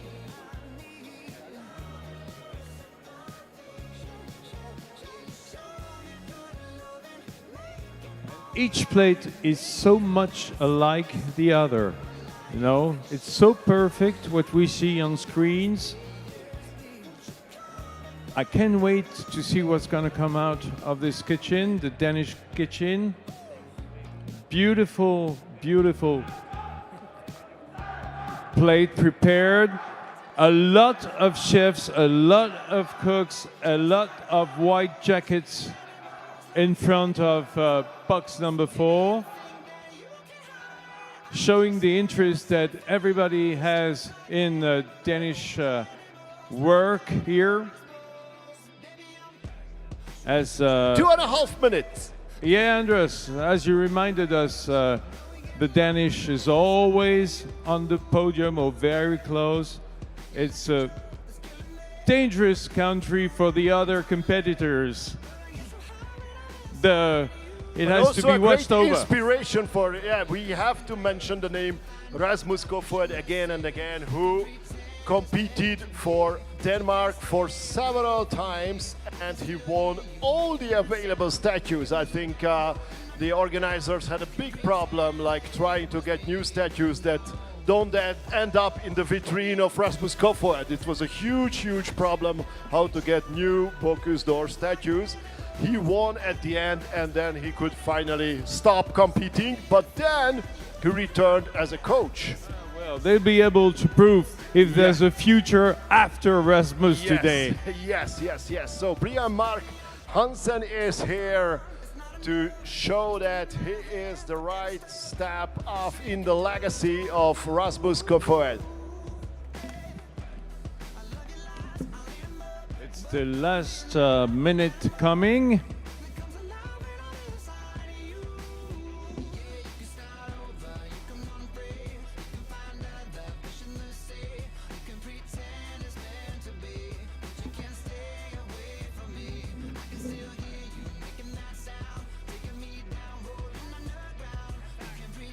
And we are in the last minute for Team Denmark.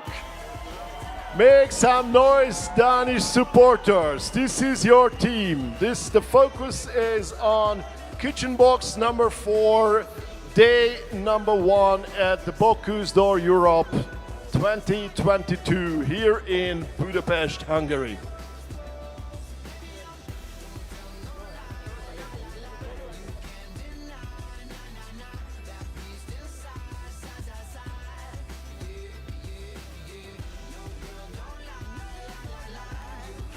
Seconds.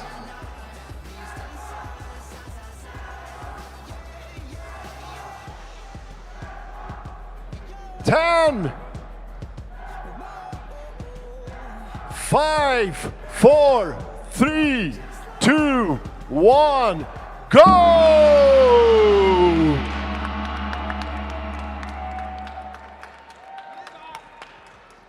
Coming out the box number 4. Please applause plate number 1 for Danish team, the vegetarian potato plate. Yeah, Brian-Mark Hansen from Sønderjylland Crow and his commie Frederik Lund and the coach Christian Ebbe.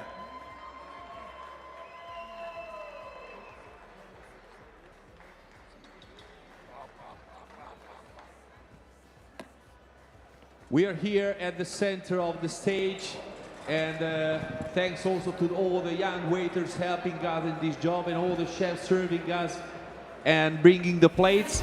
I see Regie checking the plate from far now. The colors are changing on all the plates. Everybody are trying to show us always a different face and a different kind of art. Regie, what do you think at the first approach? We change again the plates and the colors are much more intensive. We have a nice light level, yeah. It's light, plenty of color different. You see the green, the yellow, the white, and you see, I'm very happy to see the fineness of the element. It's important also to have equilibrium. Yeah, the size of the garniture also. It's very small. Yeah, it can be more difficult because if it's small, it's difficult for the cooker to put punchy, to put aroma, to put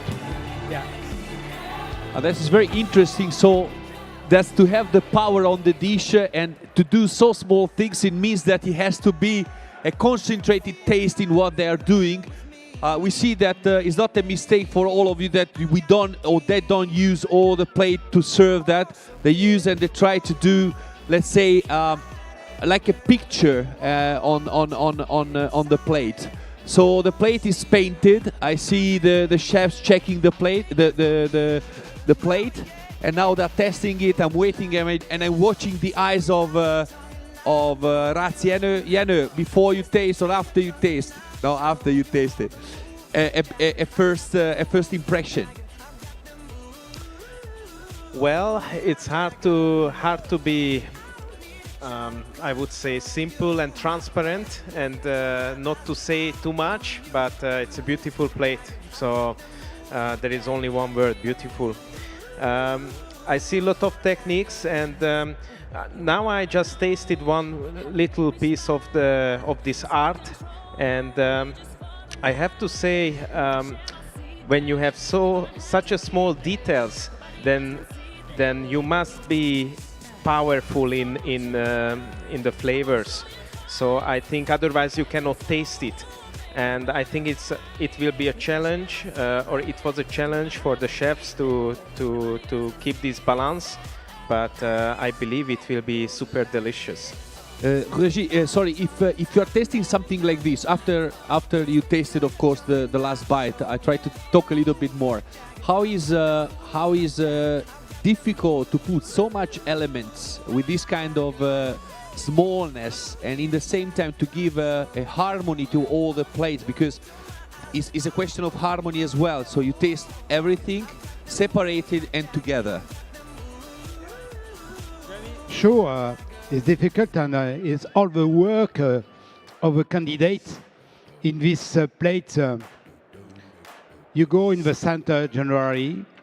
You have potatoes with colibari. And also you have in season with you smell in the mouth the asparagus. It's the season. It's intelligent. It's quite nice. Also. The small ravioli, you have little smoke, cheese, and the hazelnut there, you're crunchy. Don't say everything, because now Poland is coming out with a big plate. So I give the words to Ondráš. The first meat platter of day number 1 at the Bocuse d'Or Europe 2022 in Budapest, Hungary is approaching. Mesdames et messieurs, and this is the time. This is the time. Yes, Polish supporters, this is also your time to make some noise.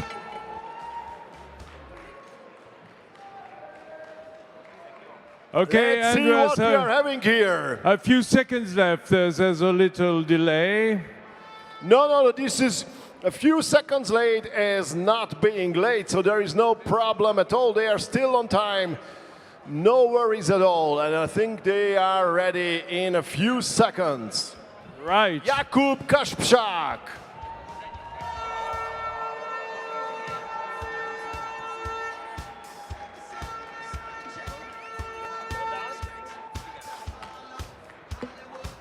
We don't hear you, Poland. Come on, support your candidate. It's time now.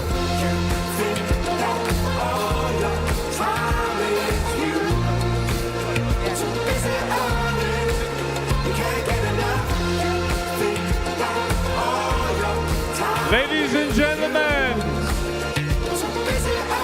the meat dish for Poland.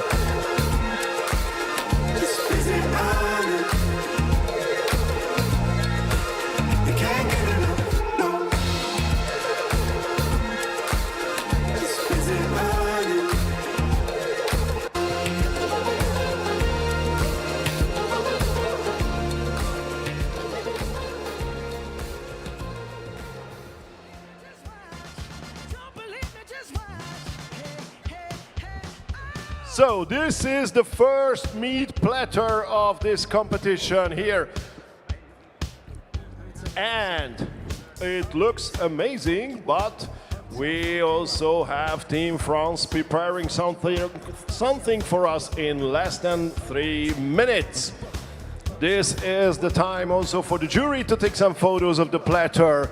And I have to mention two very valuable members of the committee, two great Hungarian chefs, László Jani and András Wolf, both very established, very talented chefs. One is from Balaton-Szemes Kistücsök and András Wolf is from Salon Restaurant Budapest. They are carrying these plates. Absolutely effortless, I have to say. No sweat, no nothing, just totally focused and concentrated. Just happiness. Just happiness, pure happiness is there.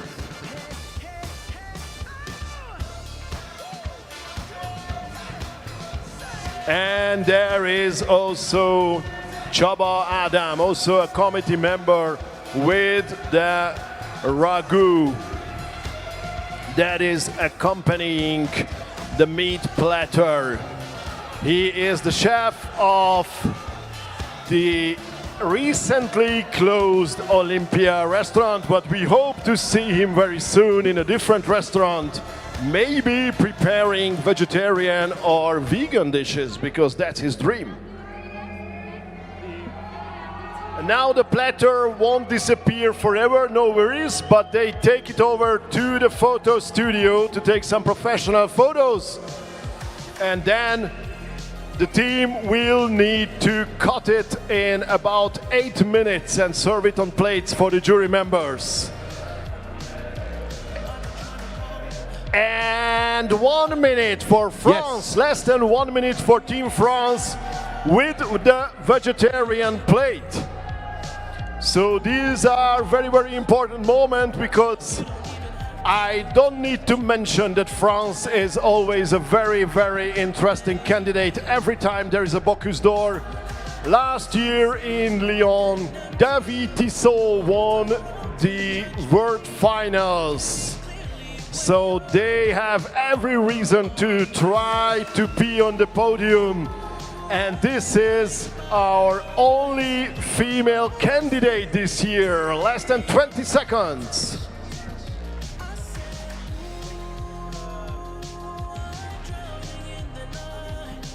10. Vincent, where are you when they need stretch? 5, 4, 3. Where do you think I am right now? Mesdames et messieurs, Ladies and gentlemen, for France, first veggie dish for Naïs Pirolet.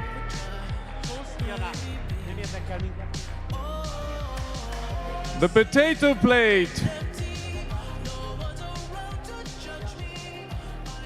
Theme on a plate for the team around candidate Naïs Pirolet. Cole Millard is her commie and Tabata May, her coach. The plate of France is here in the middle. Regis The is girl always, power from always France. very, very, very, very attent to see what's going on. But now the plate is rotating. The French is here. The French plate is here. And we don't have so many time to talk about that because you know that now every 3 minutes is coming out a plate, so actually we have to be a little bit, let's say, shorter in our speech. Like always, I ask from you the first thing, what you see. When you see this plate say hello, hello, because it's light, visual is light. You imagine the hat is made with potato, sure. And you are in a season with a green asparagus. You are just to taste now. She's open. Let's do it. Let's do it.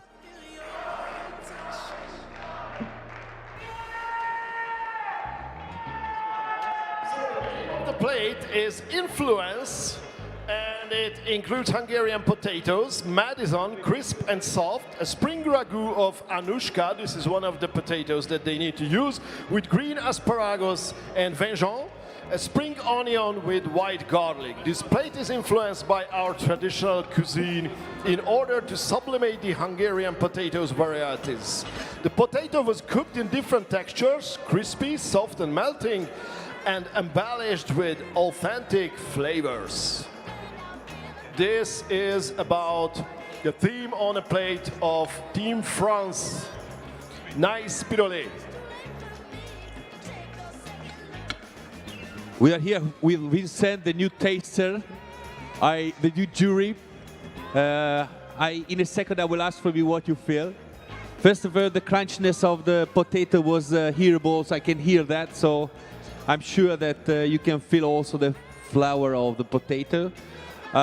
You know, and we know very well that we have also the sour cream that it has to be used, or this can be used, as with the cottage cheese. Now we have also Jokuti András coming here and testing the plate. With me, I see people very, very nicely impressed. I try to read from your eyes, but you are a poker face like the chef that I have here. Come on, Jenny, is your word, is your time. What do you think? I think look-wise, very elegant looking. Also, this crisp on the top on the dish. It looks like very feminine and very elegant.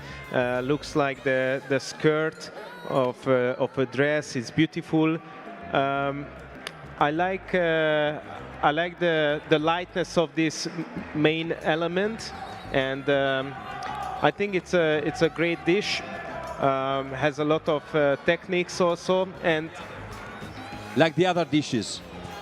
Fantastic dish like the other dishes. Yeah, it's very good, and what I really want to highlight, actually, the contestant was really doing a great job, and as we know, she's 1 minute before Estonia is saying goodbye to their meat platter. Okay, Jenny, please finish your Yes, sentences. Estonians, please support your team. Oh, András, let's finish Jenny to talk, please. Yeah. No, he can go on, no worries. Okay, thank you. Okay, that was all what he... I see very nice impressed. I see the writing his impression on a paper like a real jury. I think we have enough time 10, to say 9, that András is your word. 7, 6, 5, 4, 3, 2, 1, and that's it. Estonia! Team Estonia with the meat platter.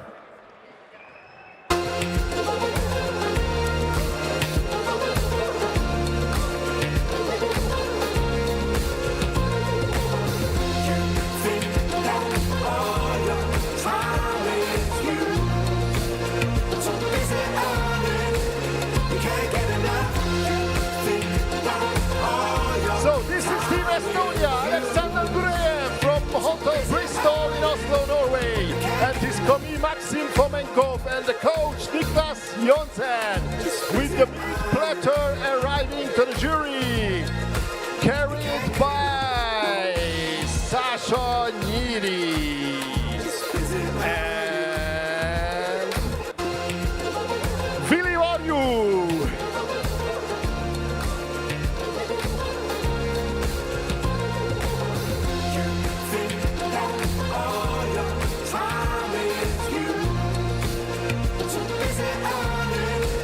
You can see that this is now getting busy all over the stage. Here on the plating tables, you see the first meat platter. The meat platter of Poland is being cut and being plated on plates, and all the kitchens are extremely busy right now. So we see everything is happening like it looks almost chaotic, but I think we will try to show you around. We will try to give you information about what is happening, what is arriving to which jury. So in front of the jury members, they are taking photos now of the meat platter of Team Estonia. And very soon, the plates with meat dishes will be from Team Poland.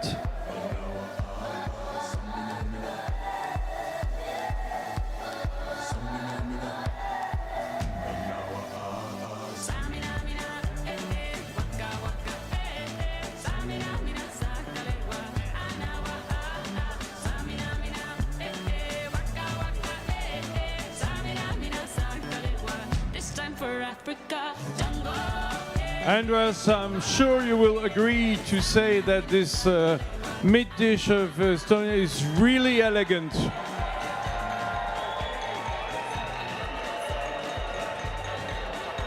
Very nice. Going to the photo right now.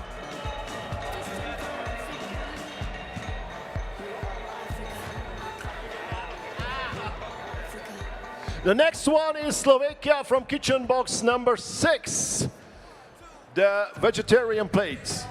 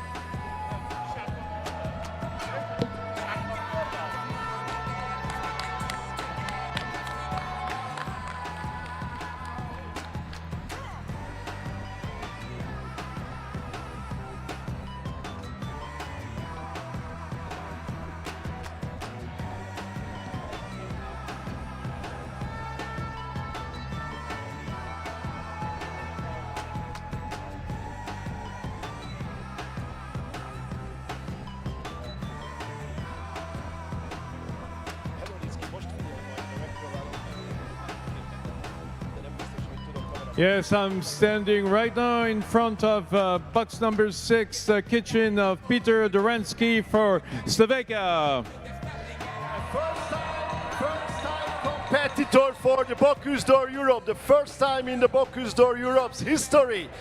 But hopefully not the last time, and it looks quite spectacular what they have created. So I think it's absolutely not a bad choice to give them a chance. I think they will use the opportunity to establish themselves. In 20 seconds they need to be ready, but it looks like they are doing the finishing touches. So I think there won't be any problem. We have here to the testing room, we have here the first plateau from Poland. So we're just looking forward and we are waiting in 10 seconds the Slovakia plates. So we are ready to taste the plateau of Poland. 2, 1, and Slovakia!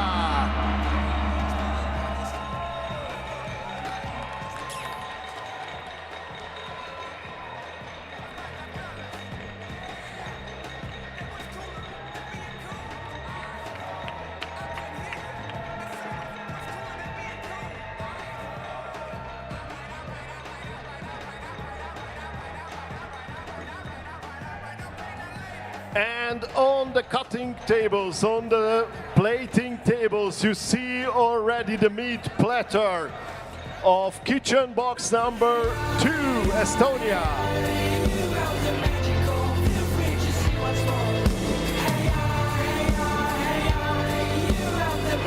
Come on, Regis, come on.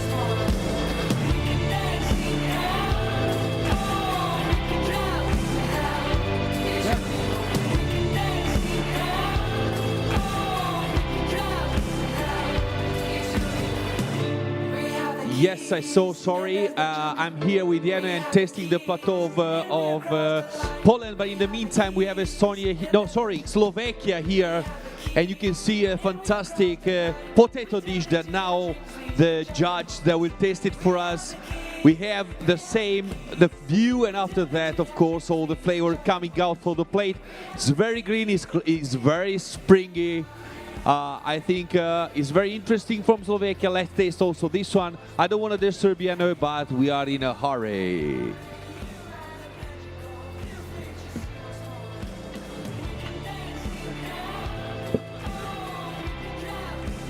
The plateau, we can put it, let's say, close to us, and please taste the plate of Slovakia.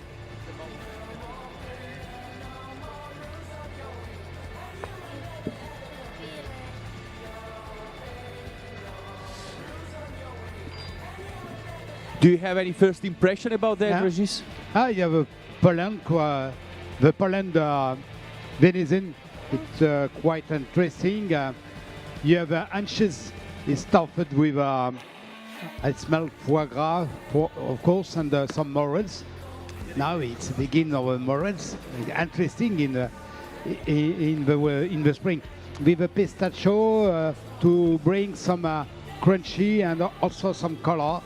And the venison is stuffed around with cacao nibs to put some bitter of a skin, glaze also, and your beetroot mousse, and also the celery. It's quite interesting, this technique, celery sablé, like a cake, crunchy, and the mousse of celery. It's quite interesting, yeah, because I don't taste this. Yeah, what do you think about? Asperge blanche. And your impression, Janu? About the meat dish? Yeah. Actually, I think the dish looked nice. The cocoa nibs were actually giving a nice natural sourness and bitterness to the farce what was outside of the meat, and the beetroot flavor on the garnish was very fresh. So I think for a venison it was nice details. Thank you. Be general, you know. You cannot guide the judge to other decisions. You have, of course, the first plate of Slovakia. Don't forget that Slovakia is the first time participating to the competition. So welcome here in the Bocuse family. And now let the first impression. Tell me. So I tasted this dish, the vegetarian, and I have to say, it doesn't look like to me a dish where a first-timer is doing a competition here in the Bocuse d'Or. So I'm actually impressed. The applause is coming from the supporters, absolutely supporting what you are saying. I'm sure that Regis have to say a couple of words about the plate. Do you want to speak about the potatoes and what you feel in this plate? You have in this plate, we are in the spring, of course, with the peas, quite interesting. It's a little sweet with the potatoes. It's matched very well, yeah. And also you have some pickles with onions, with the mushrooms. It's a garden, nice garden. Thank you. So what's Andras. coming up next? Let's see what's coming up next. In less than 5 minutes, we will have Team Switzerland with the theme on the plate. Yes, yes, yes, you can support them. And then, in less than 10 minutes, we will have Denmark with the meat platter. And after this, there is Iceland with a theme on the plate, and then France with the meat platter, and so on with Switzerland and Iceland and Belgium and all the other countries. Andras, what do you think? Because I was not in the boxes. Everybody are in time or they're losing time? They look all really very well relaxed. I think they are all professionals. They know where they are. They know what they wanted to do. They know exactly how to do it, so it looks like very mature and really I think it's really great to see that some of the candidates are even smiling, which is quite surprising. In the meantime, Regie and Janu has the Estonia main course called like this. One question that I'm sure that you know because you are very expert in this Bocuse d'Or competition. How many hours they are practicing the teams during the preparation time? It's actually they try to keep the schedule that is happening here. So it's normally they try to cook both plates. Obviously they do need some practice to reduce the time to 5 hours and 35 minutes, but they do cook the whole menu at least 20 times. Some teams even more often. So it's really like a very well practiced logistical and also concentrational approach. And I think we can see on the results here that it is working pretty well. So it's not like they do some spontaneous stuff and trying to, okay, let's do something. Maybe we could use another pan. Maybe we will cook it a bit longer. No, they know really well what they will be doing.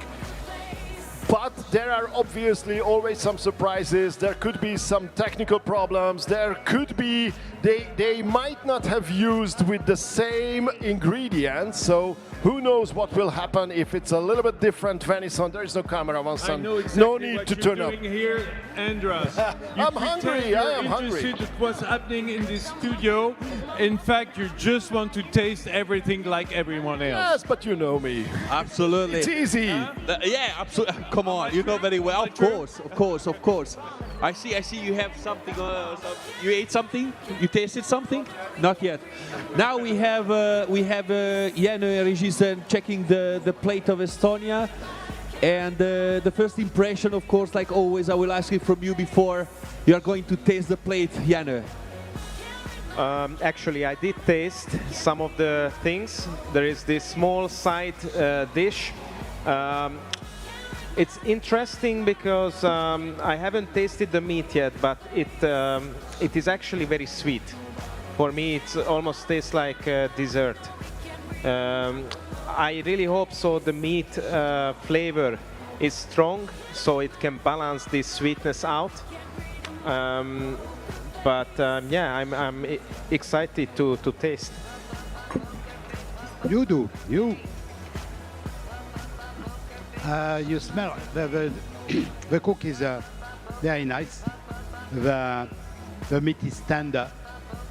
You smell the aroma of Moritz, and I think you have some herbs also. The foie gras inside stay like this, not too soft. Interesting for the visual and for the taste also. The onions, tartlet onions, come with the venison. It's a little sweet, interesting.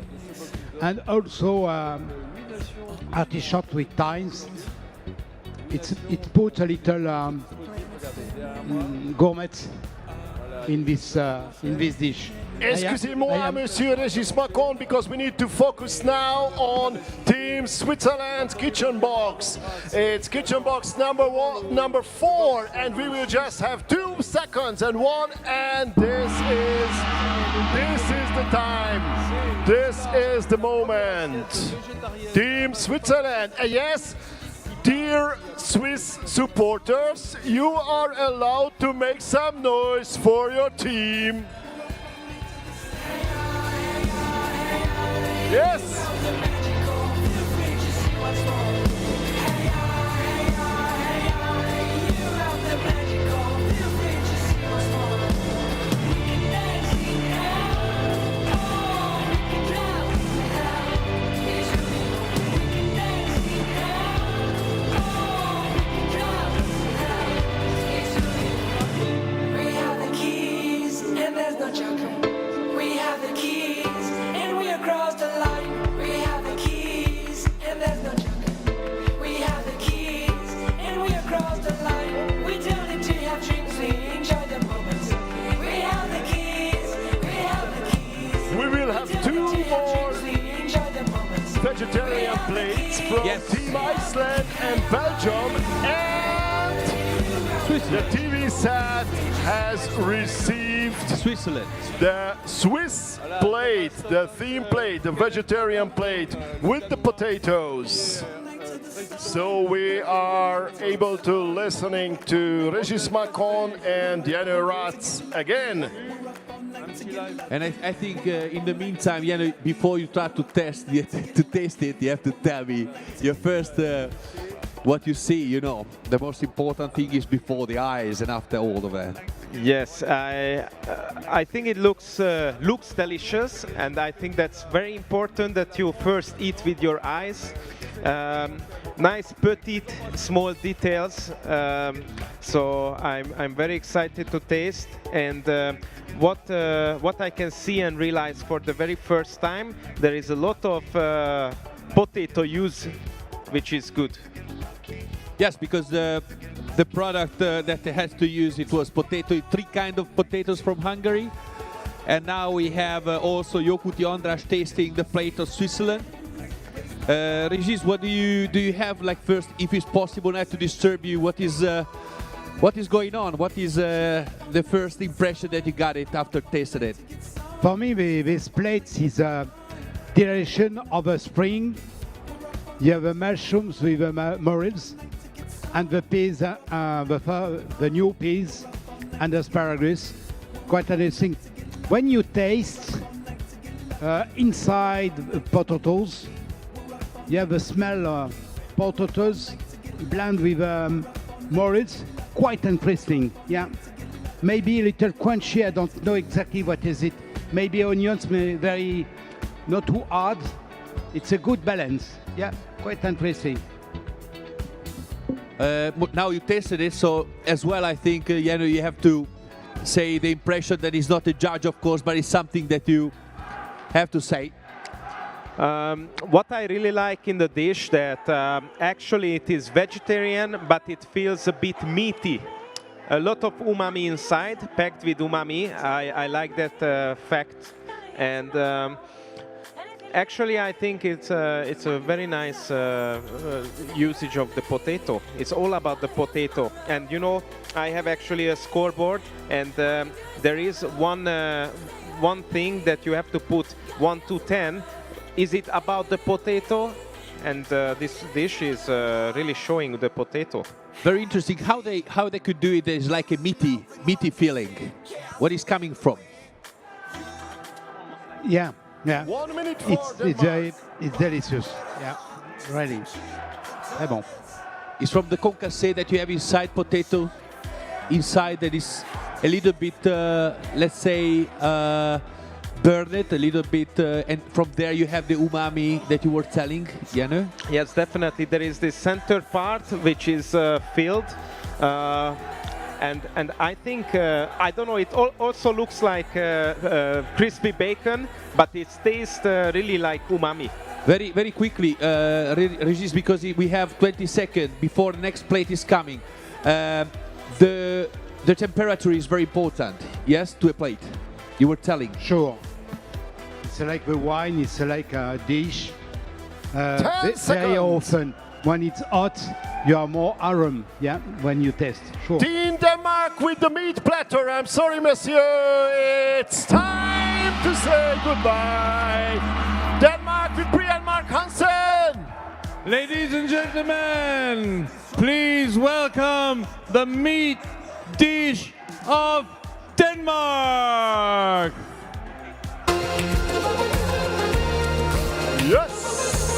Yes, yes, yes, yes. A spectacular one.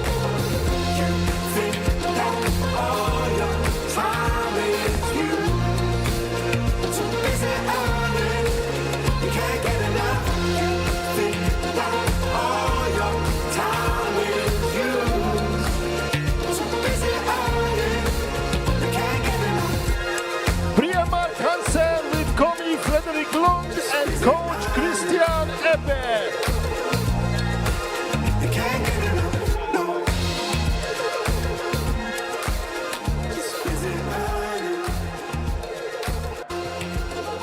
So maybe we can tell you more about this meat dish if you have the file, my dear Andras.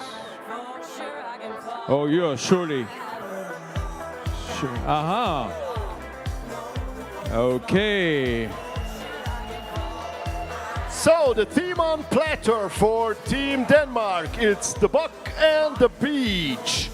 It includes roasted white asparagus with Granny Smith apple and Danish smoked cheese, a marbled venison leg with Danish creamy cheese, morels, tarragon and potato, a fillet of venison au crouton with parsley pan-fried in duck liver fat, and then a sauce, but first a mosaic of venison leg with duck liver, morels and juniper. The sauce is a venison jus with elderflower, capers and aromatic peppers split with lardo fat. And there is the side garnish, spring vegetables, cottage cheese and flowers in creamy sauce based on sour cream, also known as trifle, with aromatic herbs. So this is what we see here, and I think it looks spectacular, and this is not a real surprise since Denmark is really a real veteran of the Bocuse d'Or. Andras Wolf and Laszlo Jani is doing an easy job on this platter. No sweat, no nothing. It's really not so problematic for them. And I have to mention that Andras is now also working for the restaurant, the legendary restaurant Gundel in Budapest.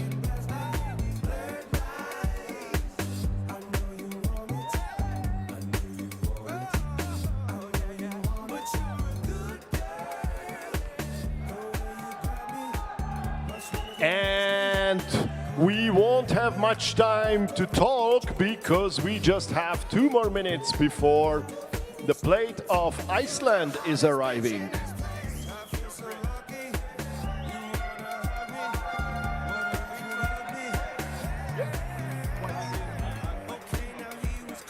But if you love the remote locations.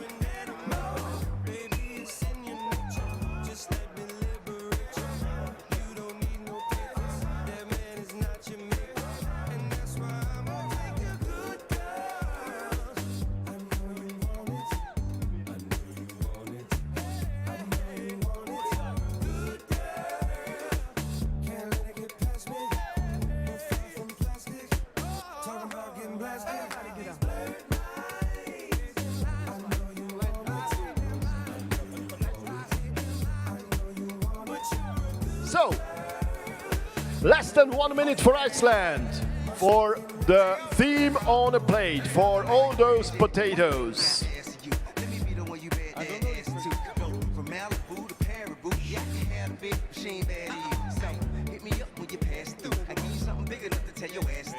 Andras, they have 30 seconds. I think they are in time like all the teams. Don't forget that we have Iceland and after that Belgium. So we have 20 seconds and we are close to the first plate of Iceland. Beautiful, beautiful country. 10 seconds for Iceland before plating the theme on a plate. Let's check out if they are still laughing. 2, 1, and go. They still seem to be happy. They still seem to be okay. So I think everything went according to their plans, and I'm happy about that.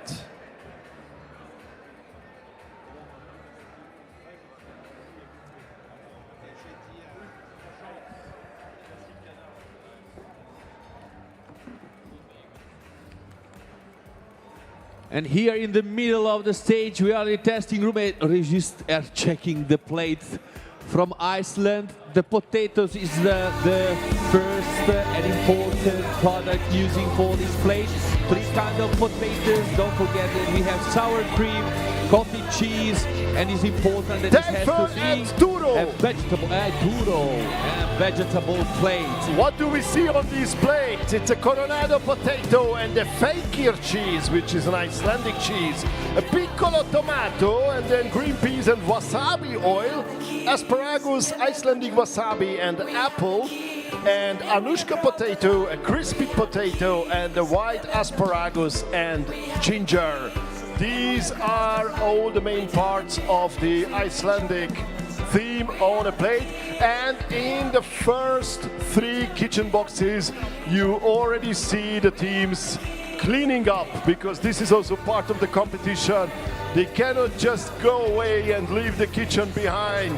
They need to tidy it up and they need to leave it everything in a mint condition. Johnny, over to you. Give me the words, because Jano has the rule of start the speech all the time, because he's the person and the chef that checking before we see eyes and telling us what you watch, what you are looking for.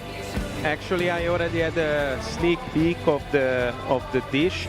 I tried this tiny bonbon, which is white color on the plate, and actually the very first plate where I can see and taste the cottage cheese, which I'm impressed of. Right, because it was one of the products. Regis? Yeah, I am agree with Joe. You have a light visual of this plate. It's bland, a little bit. And stressing the like a ravioli, maybe.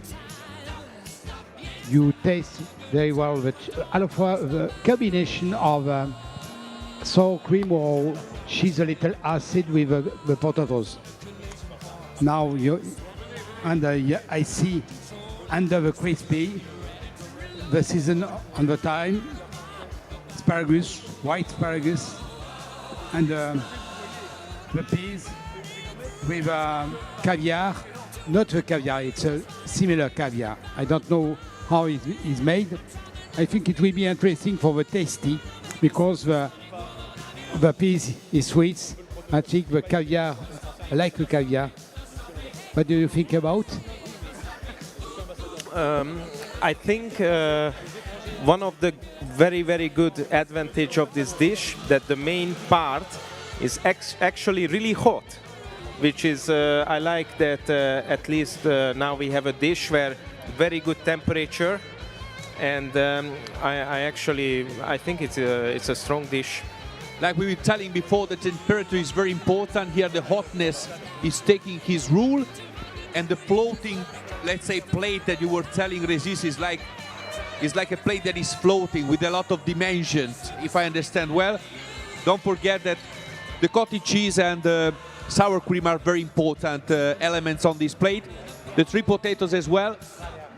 And I see now Regis saying something very important to But before this, something very important, please don't forget your word, Regis. But we have here a lot of excitement at the kitchen box of Team France. Nice Pirolet is putting on the finishing touches of the meat platter, because it is almost ready. So all the attention is here. Also the ambassador of French cuisine, Guillaume, is here, and Olivier Ginon is also taking photos.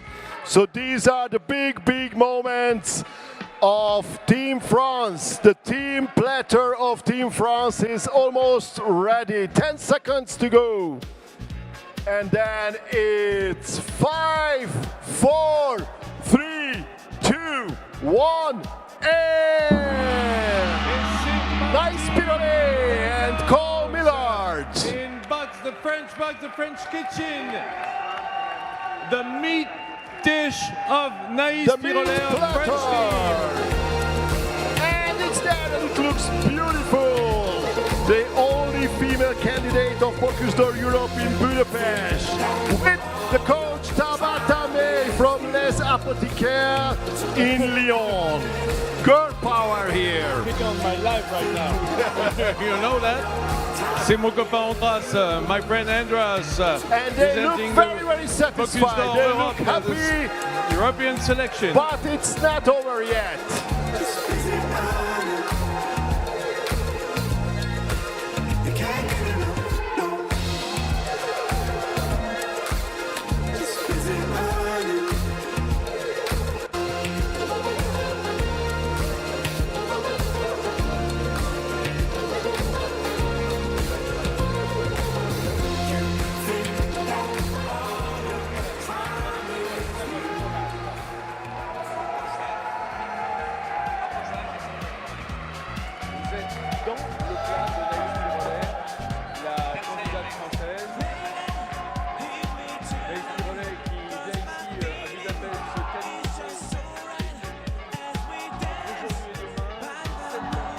So let's check out what is going on this platter of Team France. It's the plenitude. Our platter is born from the meeting between the French tradition and creativity. We have combined simplicity and technically while maintaining the original taste of each product. The leg, marbled with foie gras, lined with blackcurrant leather, contrasts with the saddle in all its purity, accompanied by mango and spring onion, supported by the liveliness and roundness of the sauce. And this is the secret sauce that Vincent and other chefs have talked about. This is the replacement, the secret replacement of the jus, which is absolutely not possible to cook it in such a short time. And now back to you in the TV set, because obviously I once again interrupted you, but this is how things are happening here. It's just so quick and fast and chaotic. No problem. I see and I felt the eyes of the judge.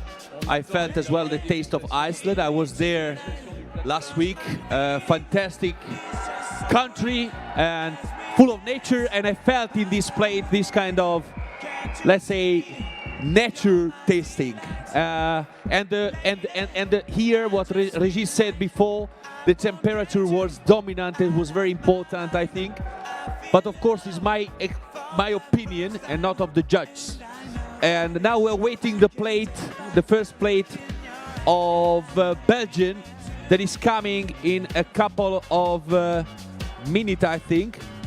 And after that, of course, the main dishes are coming one after the other till the end of this first day, because don't forget that tomorrow we are coming back with other teams here at the Europe, yes, even more at the European Bocuse d'Or final. Yes, and this is where I think this is a very important point that you mentioned, that Regis and Diano are talking a lot about the dishes, but this is not the official result. This doesn't influence in any way the points the jury members are giving, because this is their totally own opinion, whatever they think is great or not so great or even more fantastic. So we are talking about the foods here because we want to give you more impression what is going on here, what is on the plate. But the jury members will give the points, and according to these points we will find out who is the winner. Vincent, have you any opinion on what you saw? We have Belgium in 15 minutes, so don't say anything after that. I think are you no? 10 more seconds for Belgium. This is the time to support them. Yes. All eyes on the kitchen box of Belgium right now.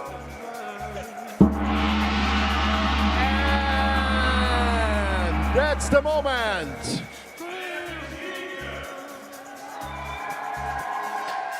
The last theme on a plate from Team Belgium. Almost ready. It's still not too late. It's still okay. They are still on time. And here we have the main plate of Denmark close to Regis that is taking care that nobody's taking out from his arms this fantastic plate presented to us.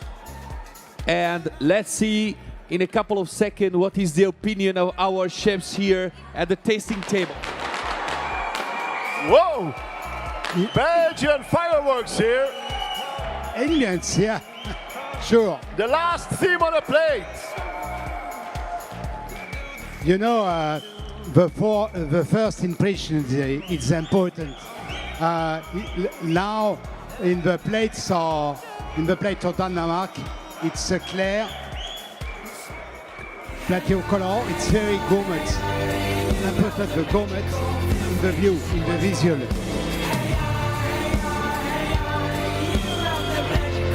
And the theme on the plate of Belgium is arriving to the jury members. The name is Forest Inspiration. It's consisting of potato, morel, celery, and spring herbs. A walk through the forest with potatoes, morel, sweet onion, potato stock, and spring herbs. And the main course is in front of our judge that they have to tell us a quite quickly opinion, because in the meantime we have the first plate of potatoes of our last team for today is Belgique, and I can feel them. They're here with us. They're really, let's say, supporting the teams, and all the Bocuse d'Or feeling is over there through them as well, because without the supporters, Bocuse d'Or cannot live. So, Janne, like always, I want to listen to you because Regis has the time to taste, and I want to listen from the main course of Denmark a couple of words, and after, please taste the plate of Belgium. Well, we know Denmark every year, and every time, you know, is super strong, and I think gastronomically is improving all the time. So it is very, very difficult to keep it up to its standards to the other countries. And I think now, again, Denmark could show something new and something different, and I really like the techniques. They are just beautiful. And one very quick answer again. You know there are Hungarian product in the hands of our nation. How do you feel? They understand that? So the Hungarian, let's say, heart is inside this kind of plate in a way? Yeah, I think there is this meat part which is almost feeling like breadcrumbed. So it is really, really nice. I think they really understood what Hungarian cuisine is about and what it tastes like. May I disturb Regis for the main course after you tasted a little bit the Belgian first dishes? About the meat, about the plate of Denmark. Or you have any view after the spring? No? No. Denmark, it's gourmet when you say, plenty of techniques, interesting the crunchy with... Less than 1 minute for Team Slovakia. Memories of Lea Linster. 20 years ago, 25 years ago, Lea Linster with a lamb, it's a little the same thing. The crunchy, the parsley.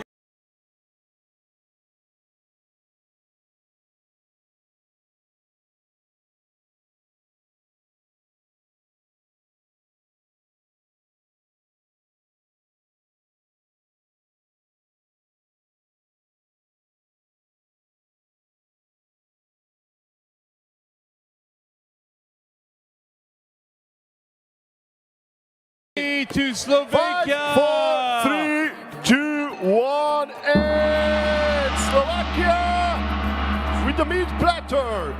And you have to remember, this is their first time ever at the Bocuse d'Or Europe. So it's not an easy job at all. But it looks very professional.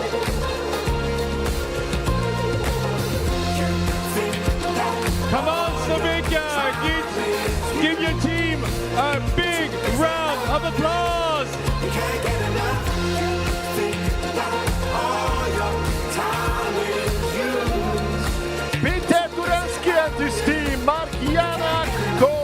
Mr. Weigel.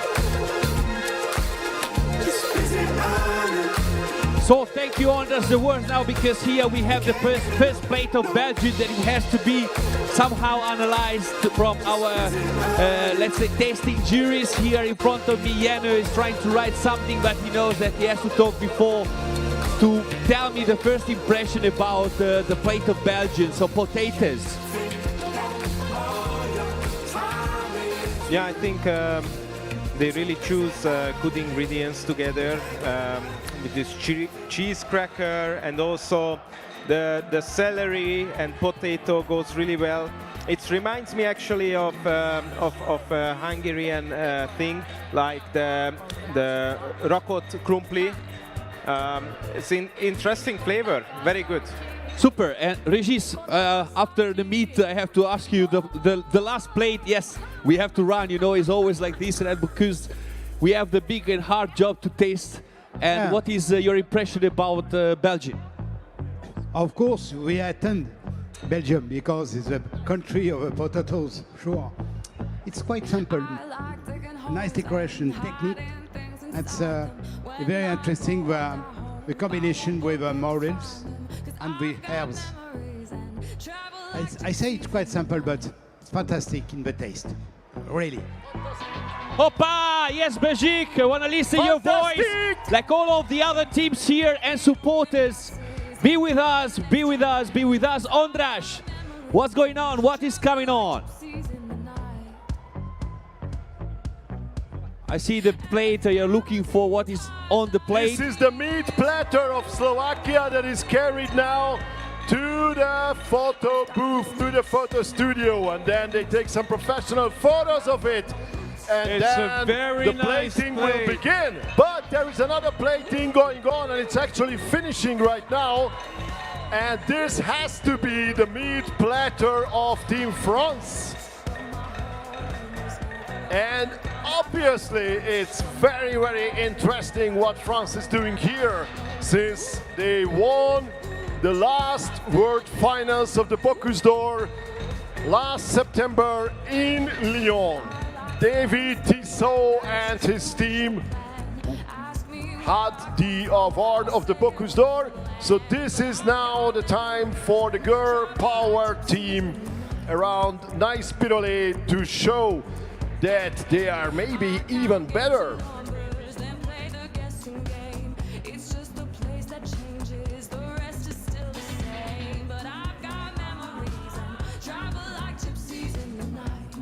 As the French meat platter goes to the TV studio to be tasted by our friends here.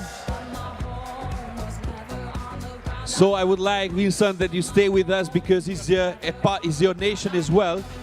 So France representing the Bocuse d'Or everywhere, but here we have a plate of a fantastic team like the French team. So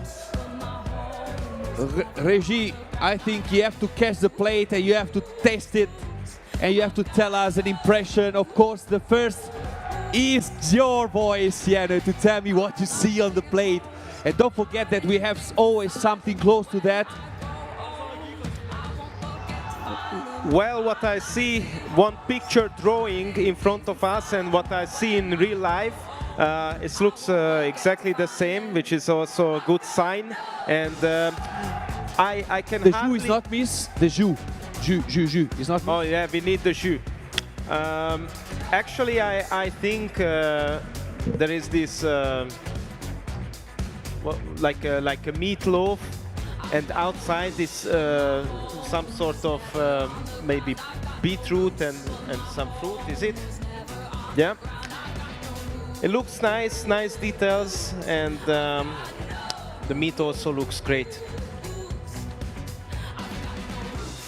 Yes, the picture is missed for here our, let's say, TV set, the jus, but you have also in a smaller plate what we can see, or what you can see.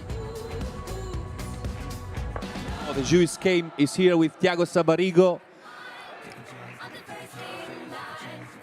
I think it must be cottage cheese. and it's actually a very good usage, and very soft, super soft, and almost like a dumpling, but it tastes cheesy, so it's a good job. Nice to hear from your voice, because you know when you see something in the plate you don't know till you don't taste what is that. Of course, don't forget that the meat is here, very important rule in the plate. Regis, what is your impression? My impression is it's really a game. It's really venison. You find everywhere. You find in the haunch. You have, I think I smell the blood a little bit. Interesting, just a little bit. And some sweets with pistachio, and I think it's blackcurrant. I don't know exactly. Yeah, it's blackcurrant. The cook is fantastic, the cook. And the sauce is really a sauce. In fact, you say sauce salmi, because it's very thick. It's thick with generally the blood. It depends.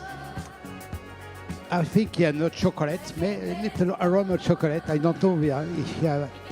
And the mango is it's common with the game. Interesting. It's a mango, green mango, and mango mature. Mature, yeah. Quite very interesting this plate. Nice. Super. I think we got everything to don't say what we think about. What do you think about the plate of your nation? Well, I was expecting to taste it. Oh my Otherwise, God! I can tell you, but Regis talked about it very well. So I know that it has a. I was interested in the sauce because sauce is really a French touch, you know. And this sauce is based on a very classical recipe of sauce civet, which is a main sauce in game, you know, and venison. But it's between sauce civet and grand veneur. Grand veneur is made with red currant instead of black currant that she used in this one. And as Regis said, it brings a little sweet and acidic taste, very interesting to balance the game. It's very nice how you're talking about, because I feel that you are there in the plate, like Regis could give you this impression, and he could could tell you. And it's actually great news. We don't need to feed Vincent any longer. He just needs to listen to Regis Macon. This is the best diet. Regis will taste and I will talk. Yeah. I think this is a good recipe for this table. But that also means that true. Regis' explanation is pretty amazing. So Very you can deep. already see and taste whatever he's having. And now we will have 3 more platters on this day, number 1 here in Budapest. And the first one of these last 3 will be Team Switzerland. 1 minute they still have before they need to finish working here.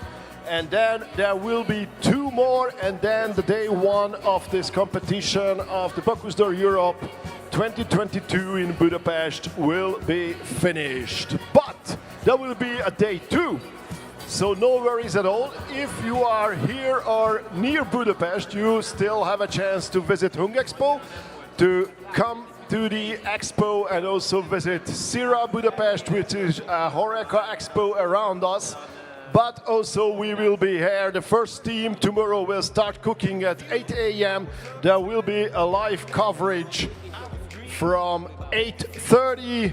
And we will stay live for the whole day. And at the end of day 2, tomorrow, there will be the award ceremony. But now it's 10 seconds for Switzerland. And I thought there are some Swiss supporters here, but maybe they have left.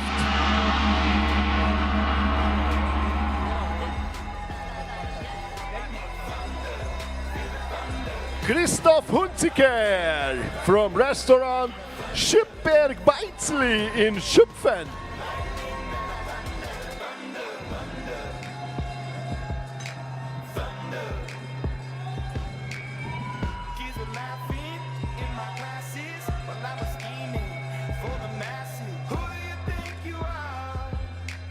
And they are really familiar with Renaissance. Team on platform.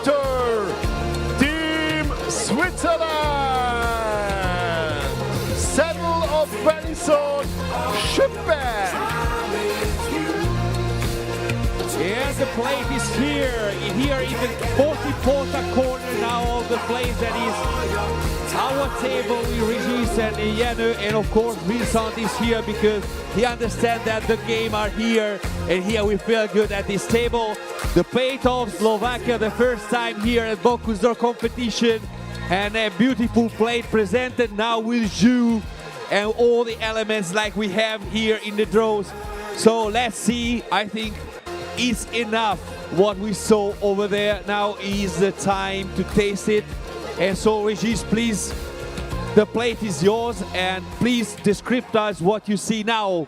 And it's your first impression and your first... I have to wake up. C'est où, c'est lequel là, celui-là?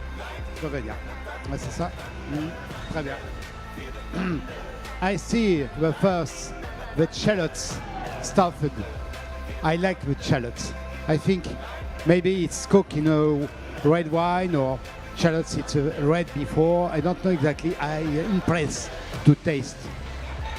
It's really gourmet when you see. And you have plenty sauce. It's important, the sauce. Okay, let's taste it because now we had a description for what Regis tasted or saw it. And now I think is the time to give the happiness to our or your mouth. And I would like, of course, if Regis has to taste it to Yanu. Yanu, what we have it in the smaller plate close to the main dish, yes?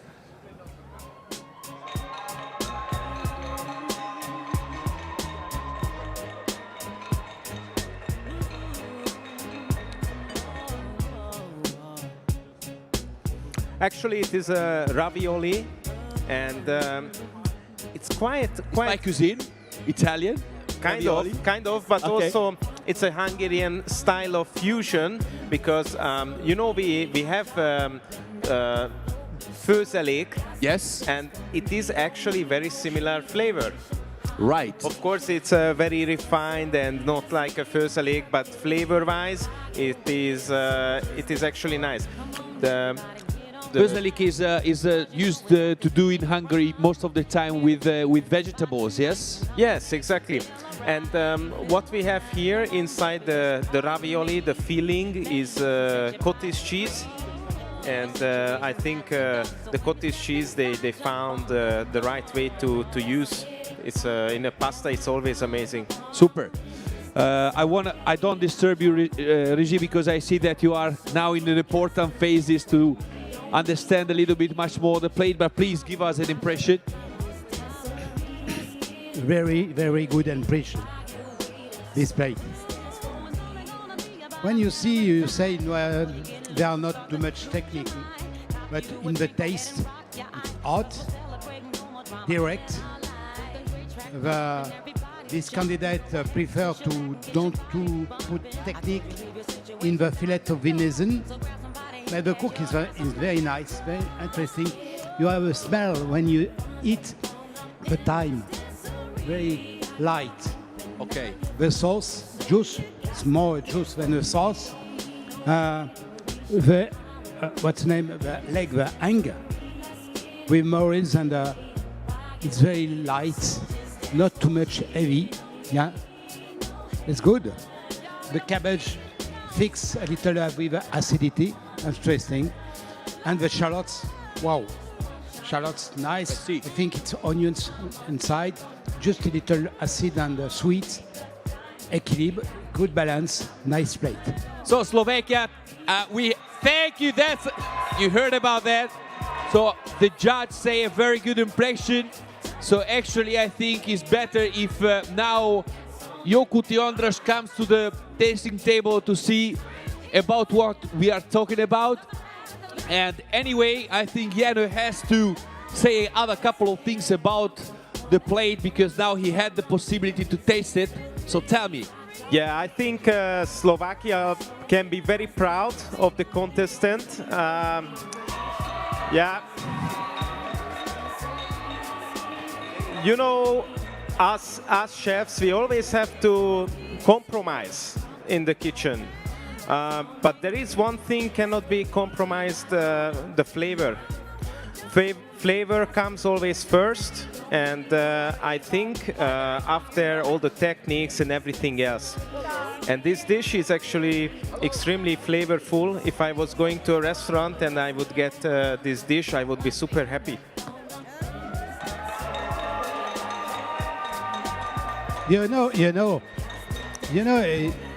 In this contest, in this Bocuse, also it's important to put some message about this cook.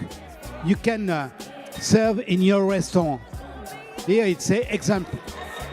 You can serve at restaurant. You have technique, not too much. It's gourmet, tasty, hot, all of this. So we have, let's say, the plate of a good restaurant, a fantastic restaurant here in front of us.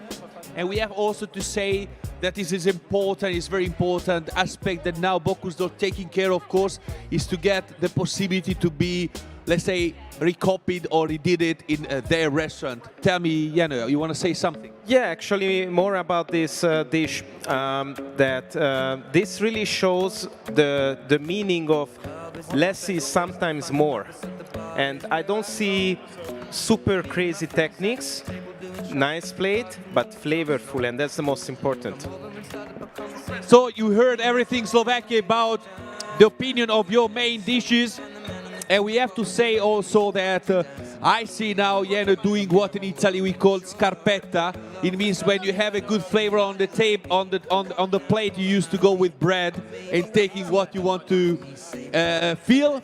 So let's go on. I think the next team is coming in a couple of minutes. So I give the word to my friend and my colleague Vincent or Yokuti. Please give us the time and where you are, because that is important to know that. Yes, it will be Team Iceland with the meat platter, which will be a Hungarian venison. What a surprise. And the interesting thing about this is they don't have venison on Iceland, but they have a reindeer, you know, all from Santa Claus. So they try to think of an ingredient that would go well with that. So they explored Icelandic nature to accompany the venison, and what they found is thyme, juniper berries, and mushrooms, and a lot of other ingredients that come from Iceland to be inspired. So it's obviously, as all the other platters, it's a saddle of venison, it's a leg of venison, it's beetroot, celery root, and a ragu and cottage cheese. So this is where the Hungarian turo is entering the scene, and a hunter sauce with port wine, balsamico, mushroom stock, juniper berries, cinnamon, dark chocolate, rosemary, butter, black pepper, coriander seeds, and fennel seeds. So this will be the meat platter of Team Iceland.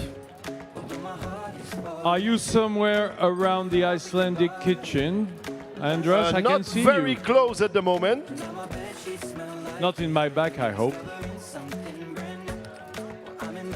I'm standing in front. You can tell by the number of chefs watching what's happening here that there's something important going on here, you know?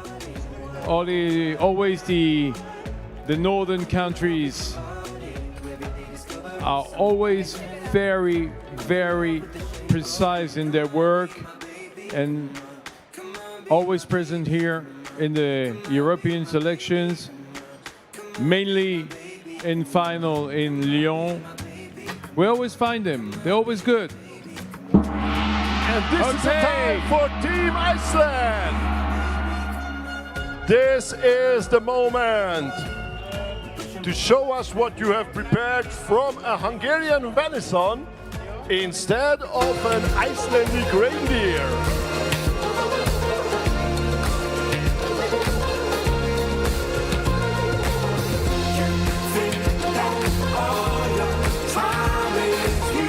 And there it goes, presented to our jury, the Icelandic meat plateau.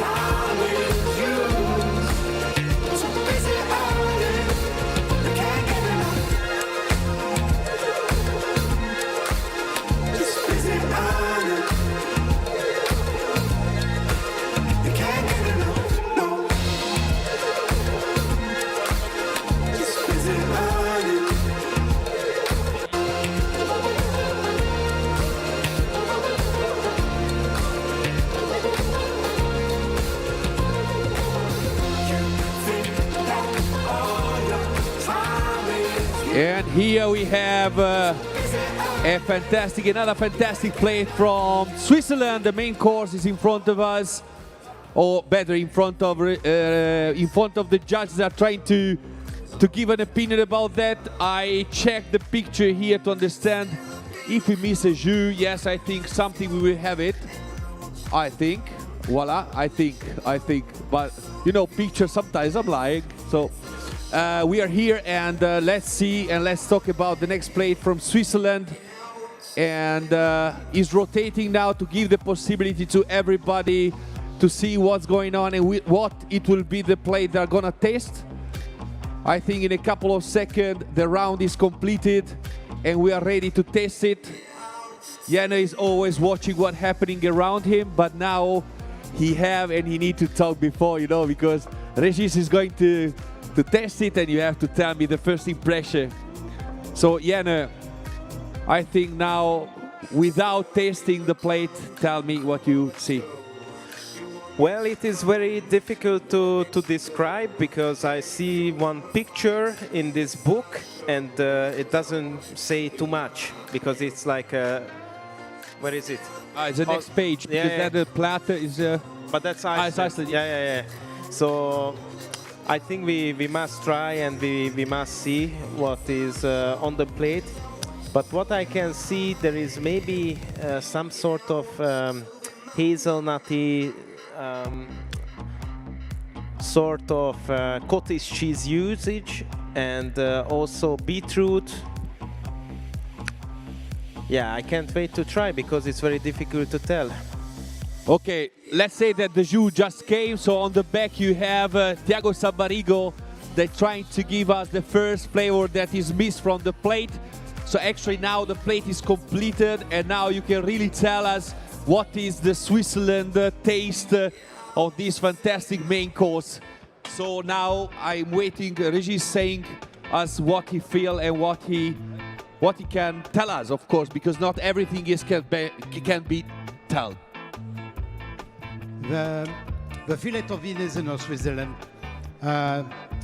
is quite nice of neutral aroma. You have it's difficult with the morels. Morels sometimes it depends how you cook, how you choose. Also, you find morels the aroma. When you taste the meat, you have aroma of the morels. Quite interesting, yeah. You have some crunchy. I don't know what is it. Black pepper, I don't know. And this candidate chose to stuff it to braise the ants a long time and put in molds after. It's different. You have two cooks different. It's interesting, yeah. I don't taste the sauce. I have to go. And yeah. So it's something we have and we see the reaction. That doesn't mean that something is not good, because the difference sometimes are important in a plate to give us, let's say, the real number or the real vote that you will put it on the paper. So sometimes the silence is more important than to say what you feel really. So we were talking about taste, yes? How do you feel with the sauce that is put on the middle? How is balanced? How are the temperatures? What we have to describe to us what we have it over there.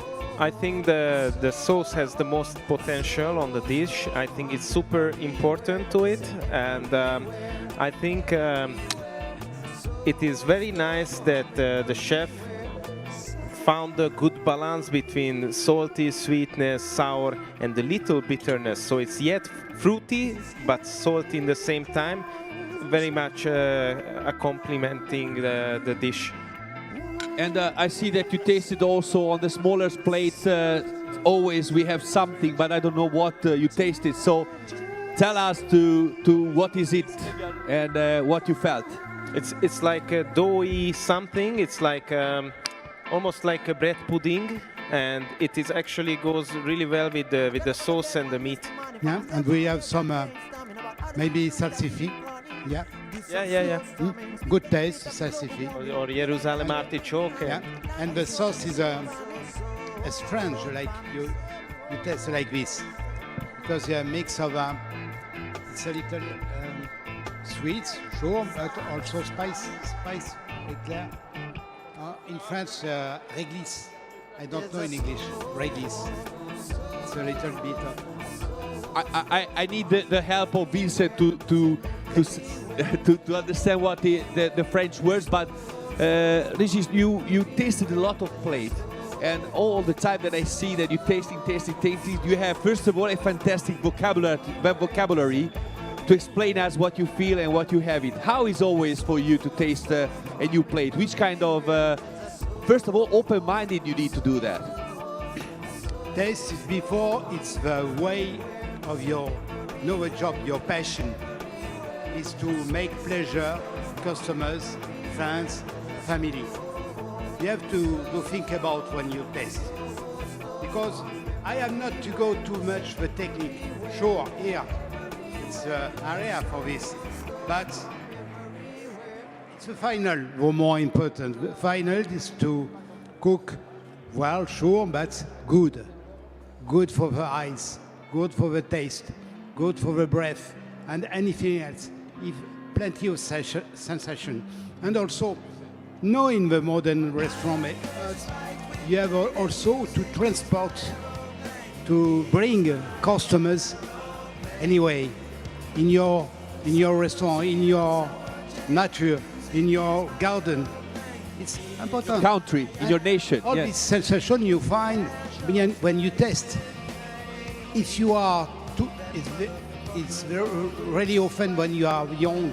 For me, it's for example, when you're young, you want to show your technique. Yeah. And it's important. The woman brings something in the kitchen also because it's the taste, it's the enjoy, and you transport. You bring the customers, your family, your copains, your friends. It's voilà, for me, it's the key. What I see now in your eyes are always the childness. Sure. You have always the passion to do that. So for me, sometimes it's difficult. No difficult. I eat all the time. Super. So after we heard and we understand the soul of our, let's say, judge. Remis, we served and we have to talk with my friends. They are close to the next box. So, Jokuti András, Vincent, I don't know where are you, but Scooby-Doo, tell something, please. What should we tell you, Johnny? Johnny, we all love you. If you want us to tell you something, this is our message to you. We all love you, Johnny. But maybe it's even more important to think about Team Belgium right now, because the last meat platter will be ready very soon, the last meat platter of day one, and there will be more meat platters, 9 more meat platters tomorrow, with some very, very important countries, very, very important teams competing tomorrow as well. 20 seconds for Team Belgium. And I think they are all ready. Oh, yes. Oh, that's a lot of work for the cleaning staff, but it looks amazing. 2, 1, go!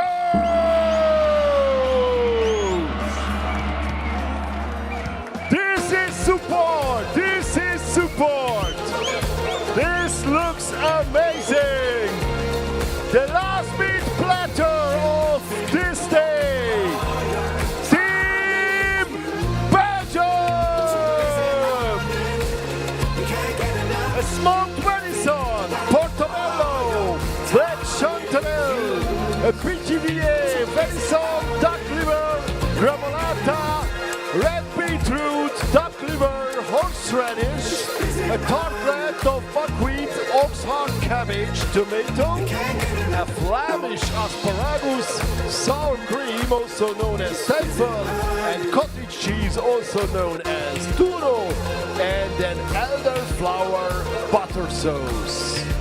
It's incredible because it almost looked like a pastry plateau, you know, with a chocolate cake, a roll, and fruit cakes. It's just wishful thinking. It's just wishful thinking. You hope to eat an amazing chocolate cake after all these savory dishes. I know, I feel you, I feel you. But very colorful. That's what I meant. When you look the side dishes. It looks very, very nice. Really colorful and beautiful. So let's check out the face of the jury members. And let's check out the pageant supporters because they can still jump around and dance around. They are still crazy. And this is amazing.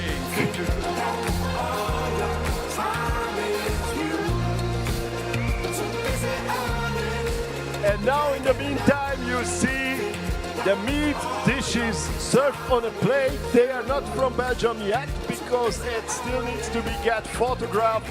But this is the one from Team Iceland that will being arrive. served right now at the jury. Being served, exactly.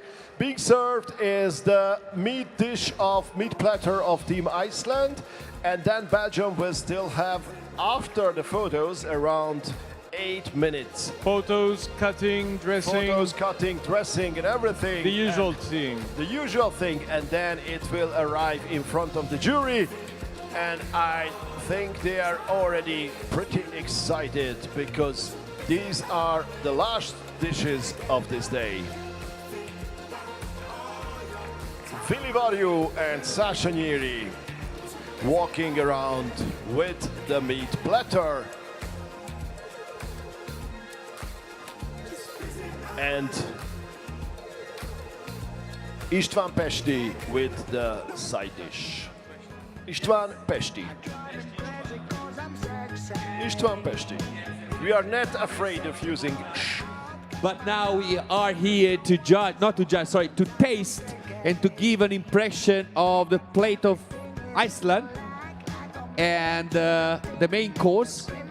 And we think that we have everything on the plate that is needed to be tasted.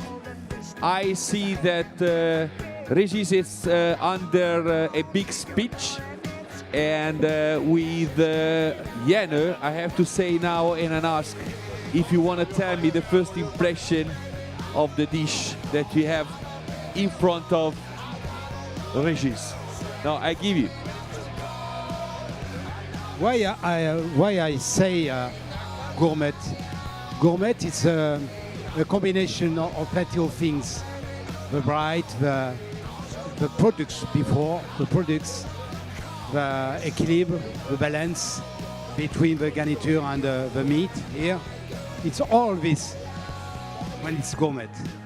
And it's important to say things because very often with the pictures you see everywhere in magazine, the socio, etc. Very often cookers go to the decoration, to the exceptional before the taste. And the taste is the nature. A meat, if it's too sophisticated, too much technique, sometimes you don't see the taste. You don't see the meat. It's the same with the vegetables. It's too much technique, too much stuff. You don't see vegetables. And the gourmet is this. You enjoy to go to the plates, the gourmet. Super, and I have to say that Raziano at this plate, because I saw what he was tasting, I don't know what he tasted, but I know that it was looking like a jewel in middle of the plate, and your eyes was going directly to the red part of the plate, likes to be attracted to this part. And tell me what you felt, what is your impression?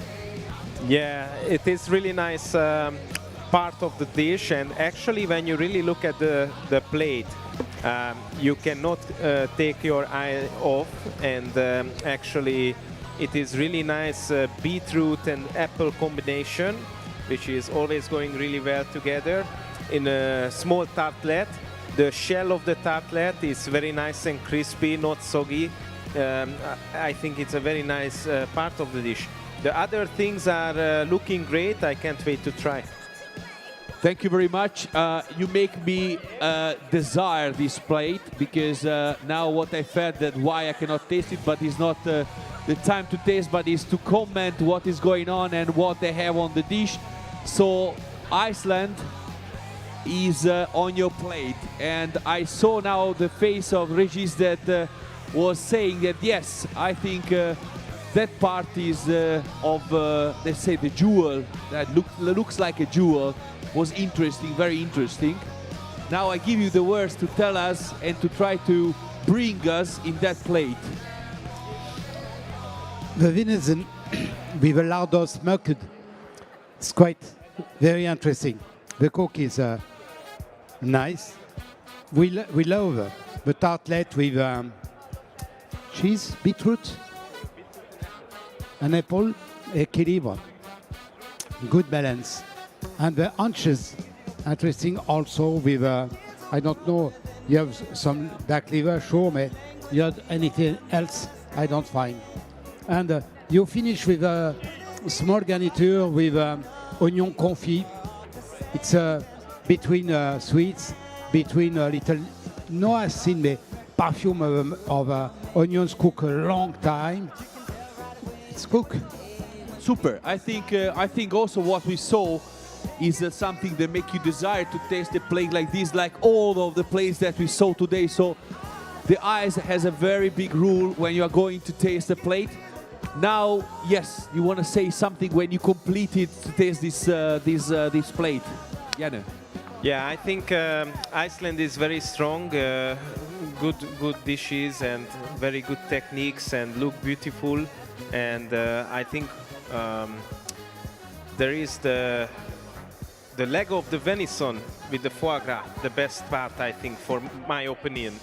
Super tasty, has a lot of spice in it, and also very good texture. You know, the leg of the venison is usually a very dry thing, and I think this is tasty and nice. How much your knowledge of your thoughts or what you have in your mouth is bringing you to decide what is good and what is not? How you can be a judge, you say open and understanding what they want to communicate with you or to you, these plates? You know, flavor is a very complex thing. It's almost like when you taste wine or you smell perfume. You know, there is the before taste, middle taste, after taste, aromas, aftershave. Yeah. So it is having a different layers. And even now, after like a minute, I tasted, I still have this beautiful flavor on my palate, which is always good. It's difficult to describe. It's a first impression in your head. It's a point, yeah. It's the noise, sure, because your aroma is coming back also. And also, it's really difficult to describe. Why you are happy? Yes, sometimes you don't know you're happy because you're well. And sometimes, yeah, it's you eat, and after, oh, this combination is good. Oh, okay. You take a road, and the road is not straight. You're happy, yeah. But you remember the plate. That is very sure, important. Sure. The third garniture is interesting. Yeah, sure. Very equilibrium with morels. Yeah, and not too heavy. Yeah, very springy, and petit pois and morel is always beautiful. So we have the description of the plate, the main course of the team Iceland. I would like to hear the Iceland supporters, because I think they need to somehow to try, because tomorrow it will be very hard when we have all the teams here in one places here in the Sira and here in Hung Expo. So now I give the words to Andras and to Vincent, that I see they are, I don't know, playing a game on the iPhone. I don't know what they are doing, but I would like to ask from them what is the next and what's going on. Are you here?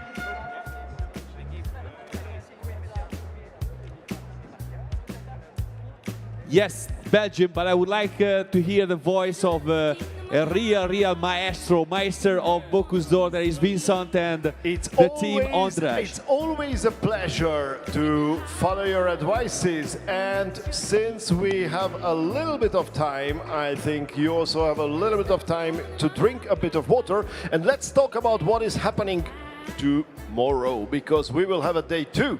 We will finish here very soon. You can see all the teams, or most of this team, has started to clean their kitchen boxes, because this is part of the job. They need to say goodbye to the kitchen boxes after it is totally clean, and not before that moment.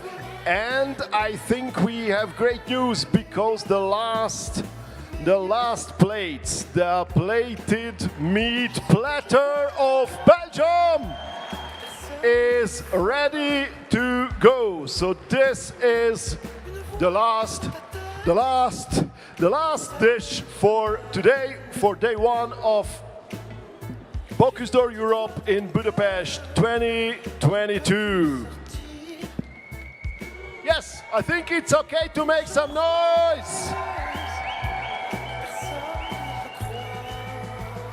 Go Belgium! Viva la Belgique! La Belgique. Belgique. So, these are the last moments of tasting. The Belgian meat platter is now being served to the jury. This will be the last dish of the day, and this will close the competition for the first day in a minute after the fine tasting by our members of the juries, represented, as you know, by the presidents of the delegations, the teams. So, the focus is now on the plate and on the face of the jury members. What do they think? They receive the jus. And here we are, because the tasting room here is already on the plate. Or better, Regis and Jeno are already trying the plate. And I think I will tell something in a bit. When I saw it, I saw a colorful, a powerful and very elegant plate. But of course, is your opinion that is here is important. And Ratsendo, please give us the first impression. Yeah, actually, what I read here is a very interesting combination, because there is a tom kai and you know, like a cabbage stuffing and buckwheat tartlet. I can see from the tartlet, the bottom, the color is very different what we normally expect. So I was kind of having the feeling that it has some sort of extra flavor, and I actually really like the small details, these tiny leaves and crisp, and the meat looks really nice. So I think I have to try. I must try. We saw Anna as well tasting with András now, because I see the back of our friends, and I would like to hear from you, Regis, if you think that in the end, after I will have to ask you what do you think about all the plates, but now we have to talk about Belgian plate. So what do you think? You must be objective because it's the last one. It's about, I think, 16 plates you eat, and you see, you eat all these plates. I see that. And for Belgium here, you have a good technique, interesting the tartlet, and also the fillets. Sometimes when you cook the fillets very too much slowly, it's difficult with the venison, because the venison is meat very fragile. Yeah. Fragile, yes. Fragile. It must be soft sometimes when it's cooked in a low temperature. It depends it's a part of venison. This venison is around a long time, develop some acidity, right. and it's a little mash. Tough. Yeah, it's difficult, yeah. And the haunch is quite interesting with, I don't smell it, with a gremolata with lemon maybe, I don't know, I taste. Yeah, gremolata. Yeah. Gremolata, yeah. A gremolat. Okay, you have some acidity that's that you have here. Yes, in the small triangle that you were looking. That now I have in front of me. So I will taste this as well. The last dish. So I will ask now something that I think from both of you, starting from you, Janne. You had this afternoon. You had tasted a lot of plates. Give me please a quick, let's say, looking about what we saw and a little bit your impression about this first day of Bocuse d'Or here in Budapest. Actually, here in Hungary, we were very excited about those two ingredients, turo and tejföl, because it is very communal, used in Hungarian cuisine, and I think most of the foreign chefs could very beautifully integrate all these ingredients into the dishes, and I think we can be all very proud of them, and they did a good job. It's a lot of hard work, a lot of training, and I think every time there is a competition and contest of the Bocuse d'Or, we think, okay, enough. This is too much. This is, how can you make even better dish than that? It's already crazy. And every time it's getting higher and higher quality, and it's beautiful to see, like in the last 30 years was the progression of the food and ingredients. It's fantastic. Reggie Macon, I think if you can and you reassume, you have, or you can tell us what you felt today. What is your the impression from this first day? And I will close this TV set for today. Tomorrow we will be here again. But I would like to listen from you your first day and your first day impression. I prefer answer tomorrow, sure, because you are all the candidates, all the countries. But for the first day, I don't know what you think about me. I'm very happy because the potatoes is you have see plenty of techniques, different taste of the potatoes, and also you have plenty also accompanied with the potatoes, herbs, mushrooms, cheese. We joking with in degustation today. Very joking. Thank you very much. We see you tomorrow. Thank you. A big applause, please, to the juries that were describing to you all the places today, all the places. And I give the words to András Vincent. Is your voice now. Yes, put your hands together for all the teams, for all the candidates, because they did a terrific job today, I think. And we need to summarize up this day, and we will get the help of Christian Andre Petersen, who is the president of the jury. How did you feel? What did you think about all these venison and potatoes? It has been a lot of dishes today, so being a part of the honorary table, you will eat both of the dishes. So it has been a fantastic journey to see from the preparation until the finished platter and the finished plates.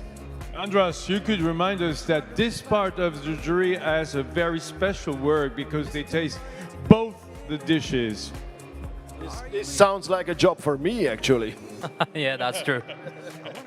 So, can you compare it somehow with your time when you've been competing, or it's like a totally different competition? No, the competition is the same. It's a different products and different time and a different style. So it's hard to compare the food, but you can see the style and the finishing and all the details. It's always like the same. Thank you so much, Christian Andre. And Anna Roche, I would like to ask also, because Anna, you are a virgin towards the Bocuse d'Or, so it was your first real experience with the Bocuse d'Or, especially with the Bocuse d'Or dishes. And from the outside, you have no idea if those plates are delicious or not. What did you think about today's tasting? You were also able to taste everything practically. Well, I ate practically everything out of what you ate from me, so I'm joking. No, I believe it's a very impressive work. I mean, I see mostly young people pushing and working super hard. There is though something I wanted to say, and it really comes from maybe my point of view, how I see the kitchen, that I didn't see a big variety of techniques. So the techniques have been pretty repetitive. And sometimes I'm super scared, and this would be good if somebody maybe sometimes thinks over that, you know, you have this young generation who is Instagramming all the time, who is YouTubing all the time, and sometimes they forget to cook out of themselves, making interpretation of what is around them, maybe sometimes even with the same ingredient, but have a little bit more of a personality of what you're doing. I honestly a little bit missed it today. So don't take me wrong, because they did an amazing work, and especially I believe for young people, it's my God, I needed to mature to start cooking from my heart, from my soul. But you know, the message I would always give to young people, you know what, I hope you don't have money to go out for restaurants. I hope your phone burns out and there is no TikTok and YouTube and channels, and you think over what you want to do and how you want to do it. And this is maybe a lesson that I've taken today, where everything was aesthetically perfect, but the techniques of, I don't know, making potato golden, or the chips was most of the time, practically in every dish the same, which is not a criticism, but it's maybe for me a wake-up call, because if one day you dream of being an incredible chef, a destination where people are going to travel to, I believe that that missing point is crucial. Anna, may I ask you, you know, all the point here is about 17 countries, different countries, part of Europe, competing in the same competition with the same products, but to show their differences. If we consider every country in Europe as a region of a big country, which would be Europe, what would be the main differences? Could you tell by a blind test the differences between the countries? Did you taste things really different today? Which level of honesty do you want? Okay. I leave you with this response, Vincent. That's an answer. Thank you. That's an answer, but I think it was a very valuable piece of advice what you give us, because and also for the candidates, because it is absolutely important to find your own voice, to find your own language, and it's a question of maturation. So I think it's something that we need to take very seriously. So many different cooking cultures here in presence that I was wondering, could you tell by the choice, the way of cooking, the main differences? No, honestly, no. I think the techniques have been from the north to the south very similar, and because I still believe the same ingredient, an amazing potato. I love potato. I use it a lot in the restaurant. It has so many different layers of flavor, approach, technique, and I really missed that today. That's from my heart. So I wanted to feel the difference between maybe France and Scandinavia or Belgium in, a culture, flavor, culture approach. You would have liked more work on the potato. No, more work on identity. On identity. Okay, fantastic last words, and let's check out what is happening tomorrow. Thank you, Anna. Thank you so much, Anna Roche, and thank you so much also to all the members of the jury and all the presidents of the jury. Now you may leave your tasting tables and put your hands together, please, for all the jury members and all the presidents and honorable presidents of the jury. They did a great job. It was a long day, and I think we will see some of them tomorrow, because there will be a day 2. So I think, to summarize this day with Johnny and Vincent, we can say it was a very interesting competition, and we are looking forward to see you in front of your computer. And no, we cannot see you, don't worry, no. We can just see you if you are here on the grandstand. So, but we hope you will check us out. They are, come on. Chained. Come on. Chained to come the on. computer. They must. You cannot switch it on and off. It's not, no. If you start watching it, just watch it until the very end. Till the end. Yes. Okay. So, thank you so much for your Thank you, attention. guys. Thank you guys. Thank you, Gianni. Thank you. And see you tomorrow. Thank you, Vincent. See you tomorrow. Ciao Andras, Vincent, au revoir. Ciao.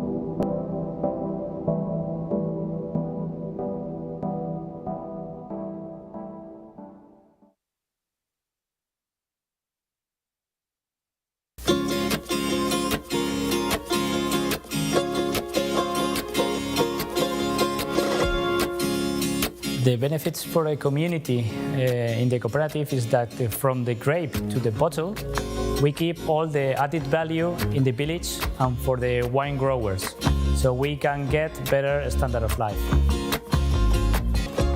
Me llamo José Ángel Soldevilla, mi función es viticultor y proveo de uvas a la cooperativa.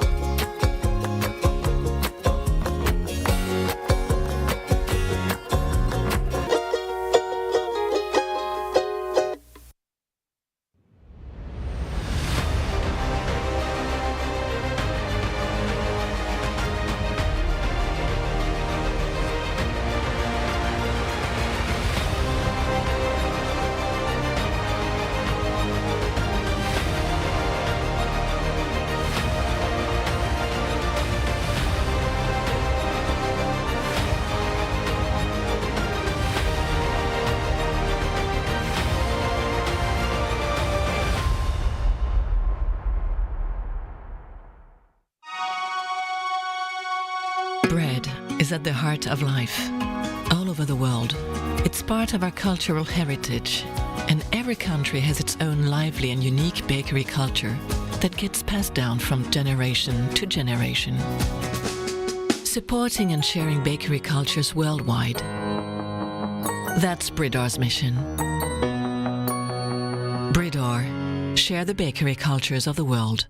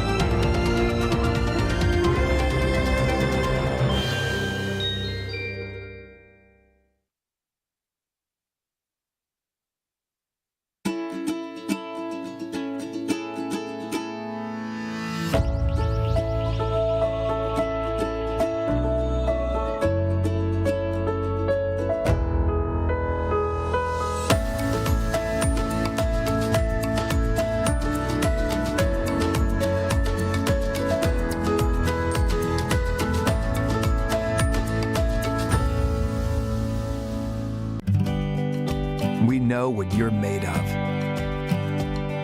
The passion that drives you.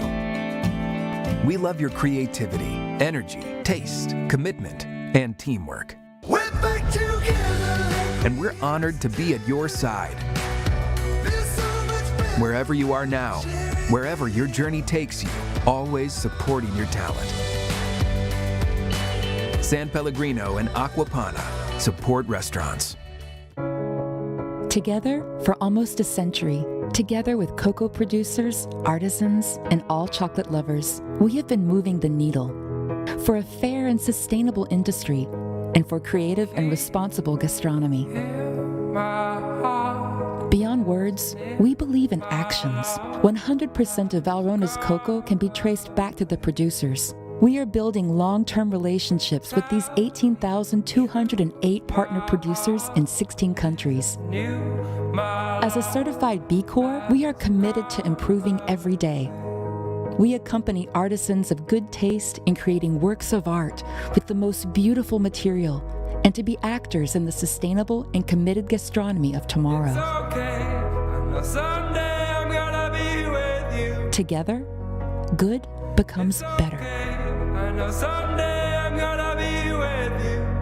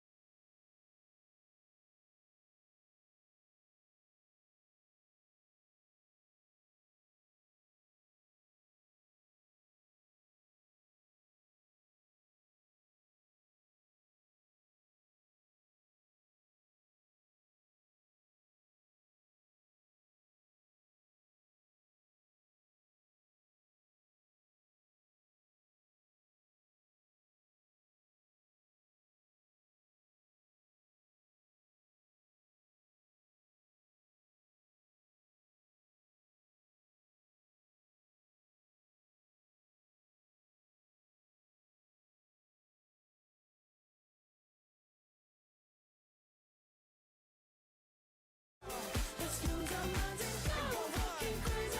That's right. Keep on hoping. Cake by the ocean.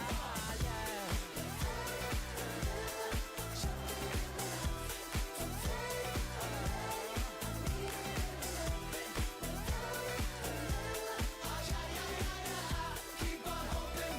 Cake by the ocean.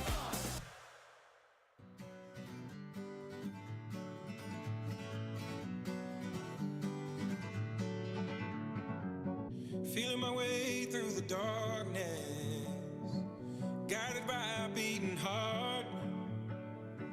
I can't tell where the journey will end, but I know where to start.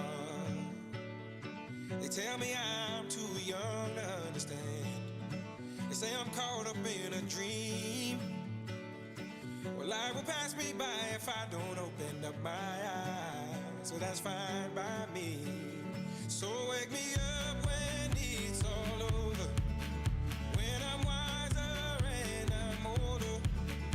All this time I was finding myself and I didn't know I was lost. So wake me up when it's all over, when I'm wiser and I'm older.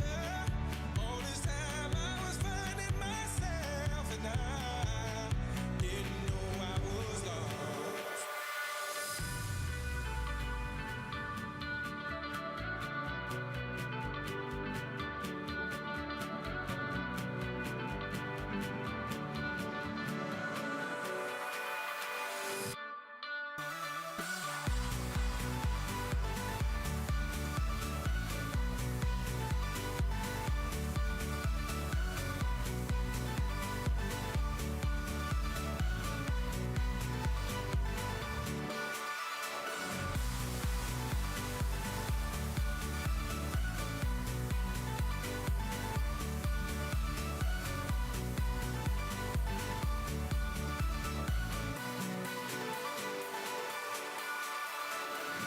I tried carrying the weight of the world, but I only have two hands.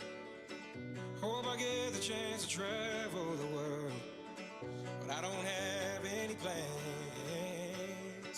Wish that I could stay forever this young, not afraid to close my eyes. Life's a game made for everyone.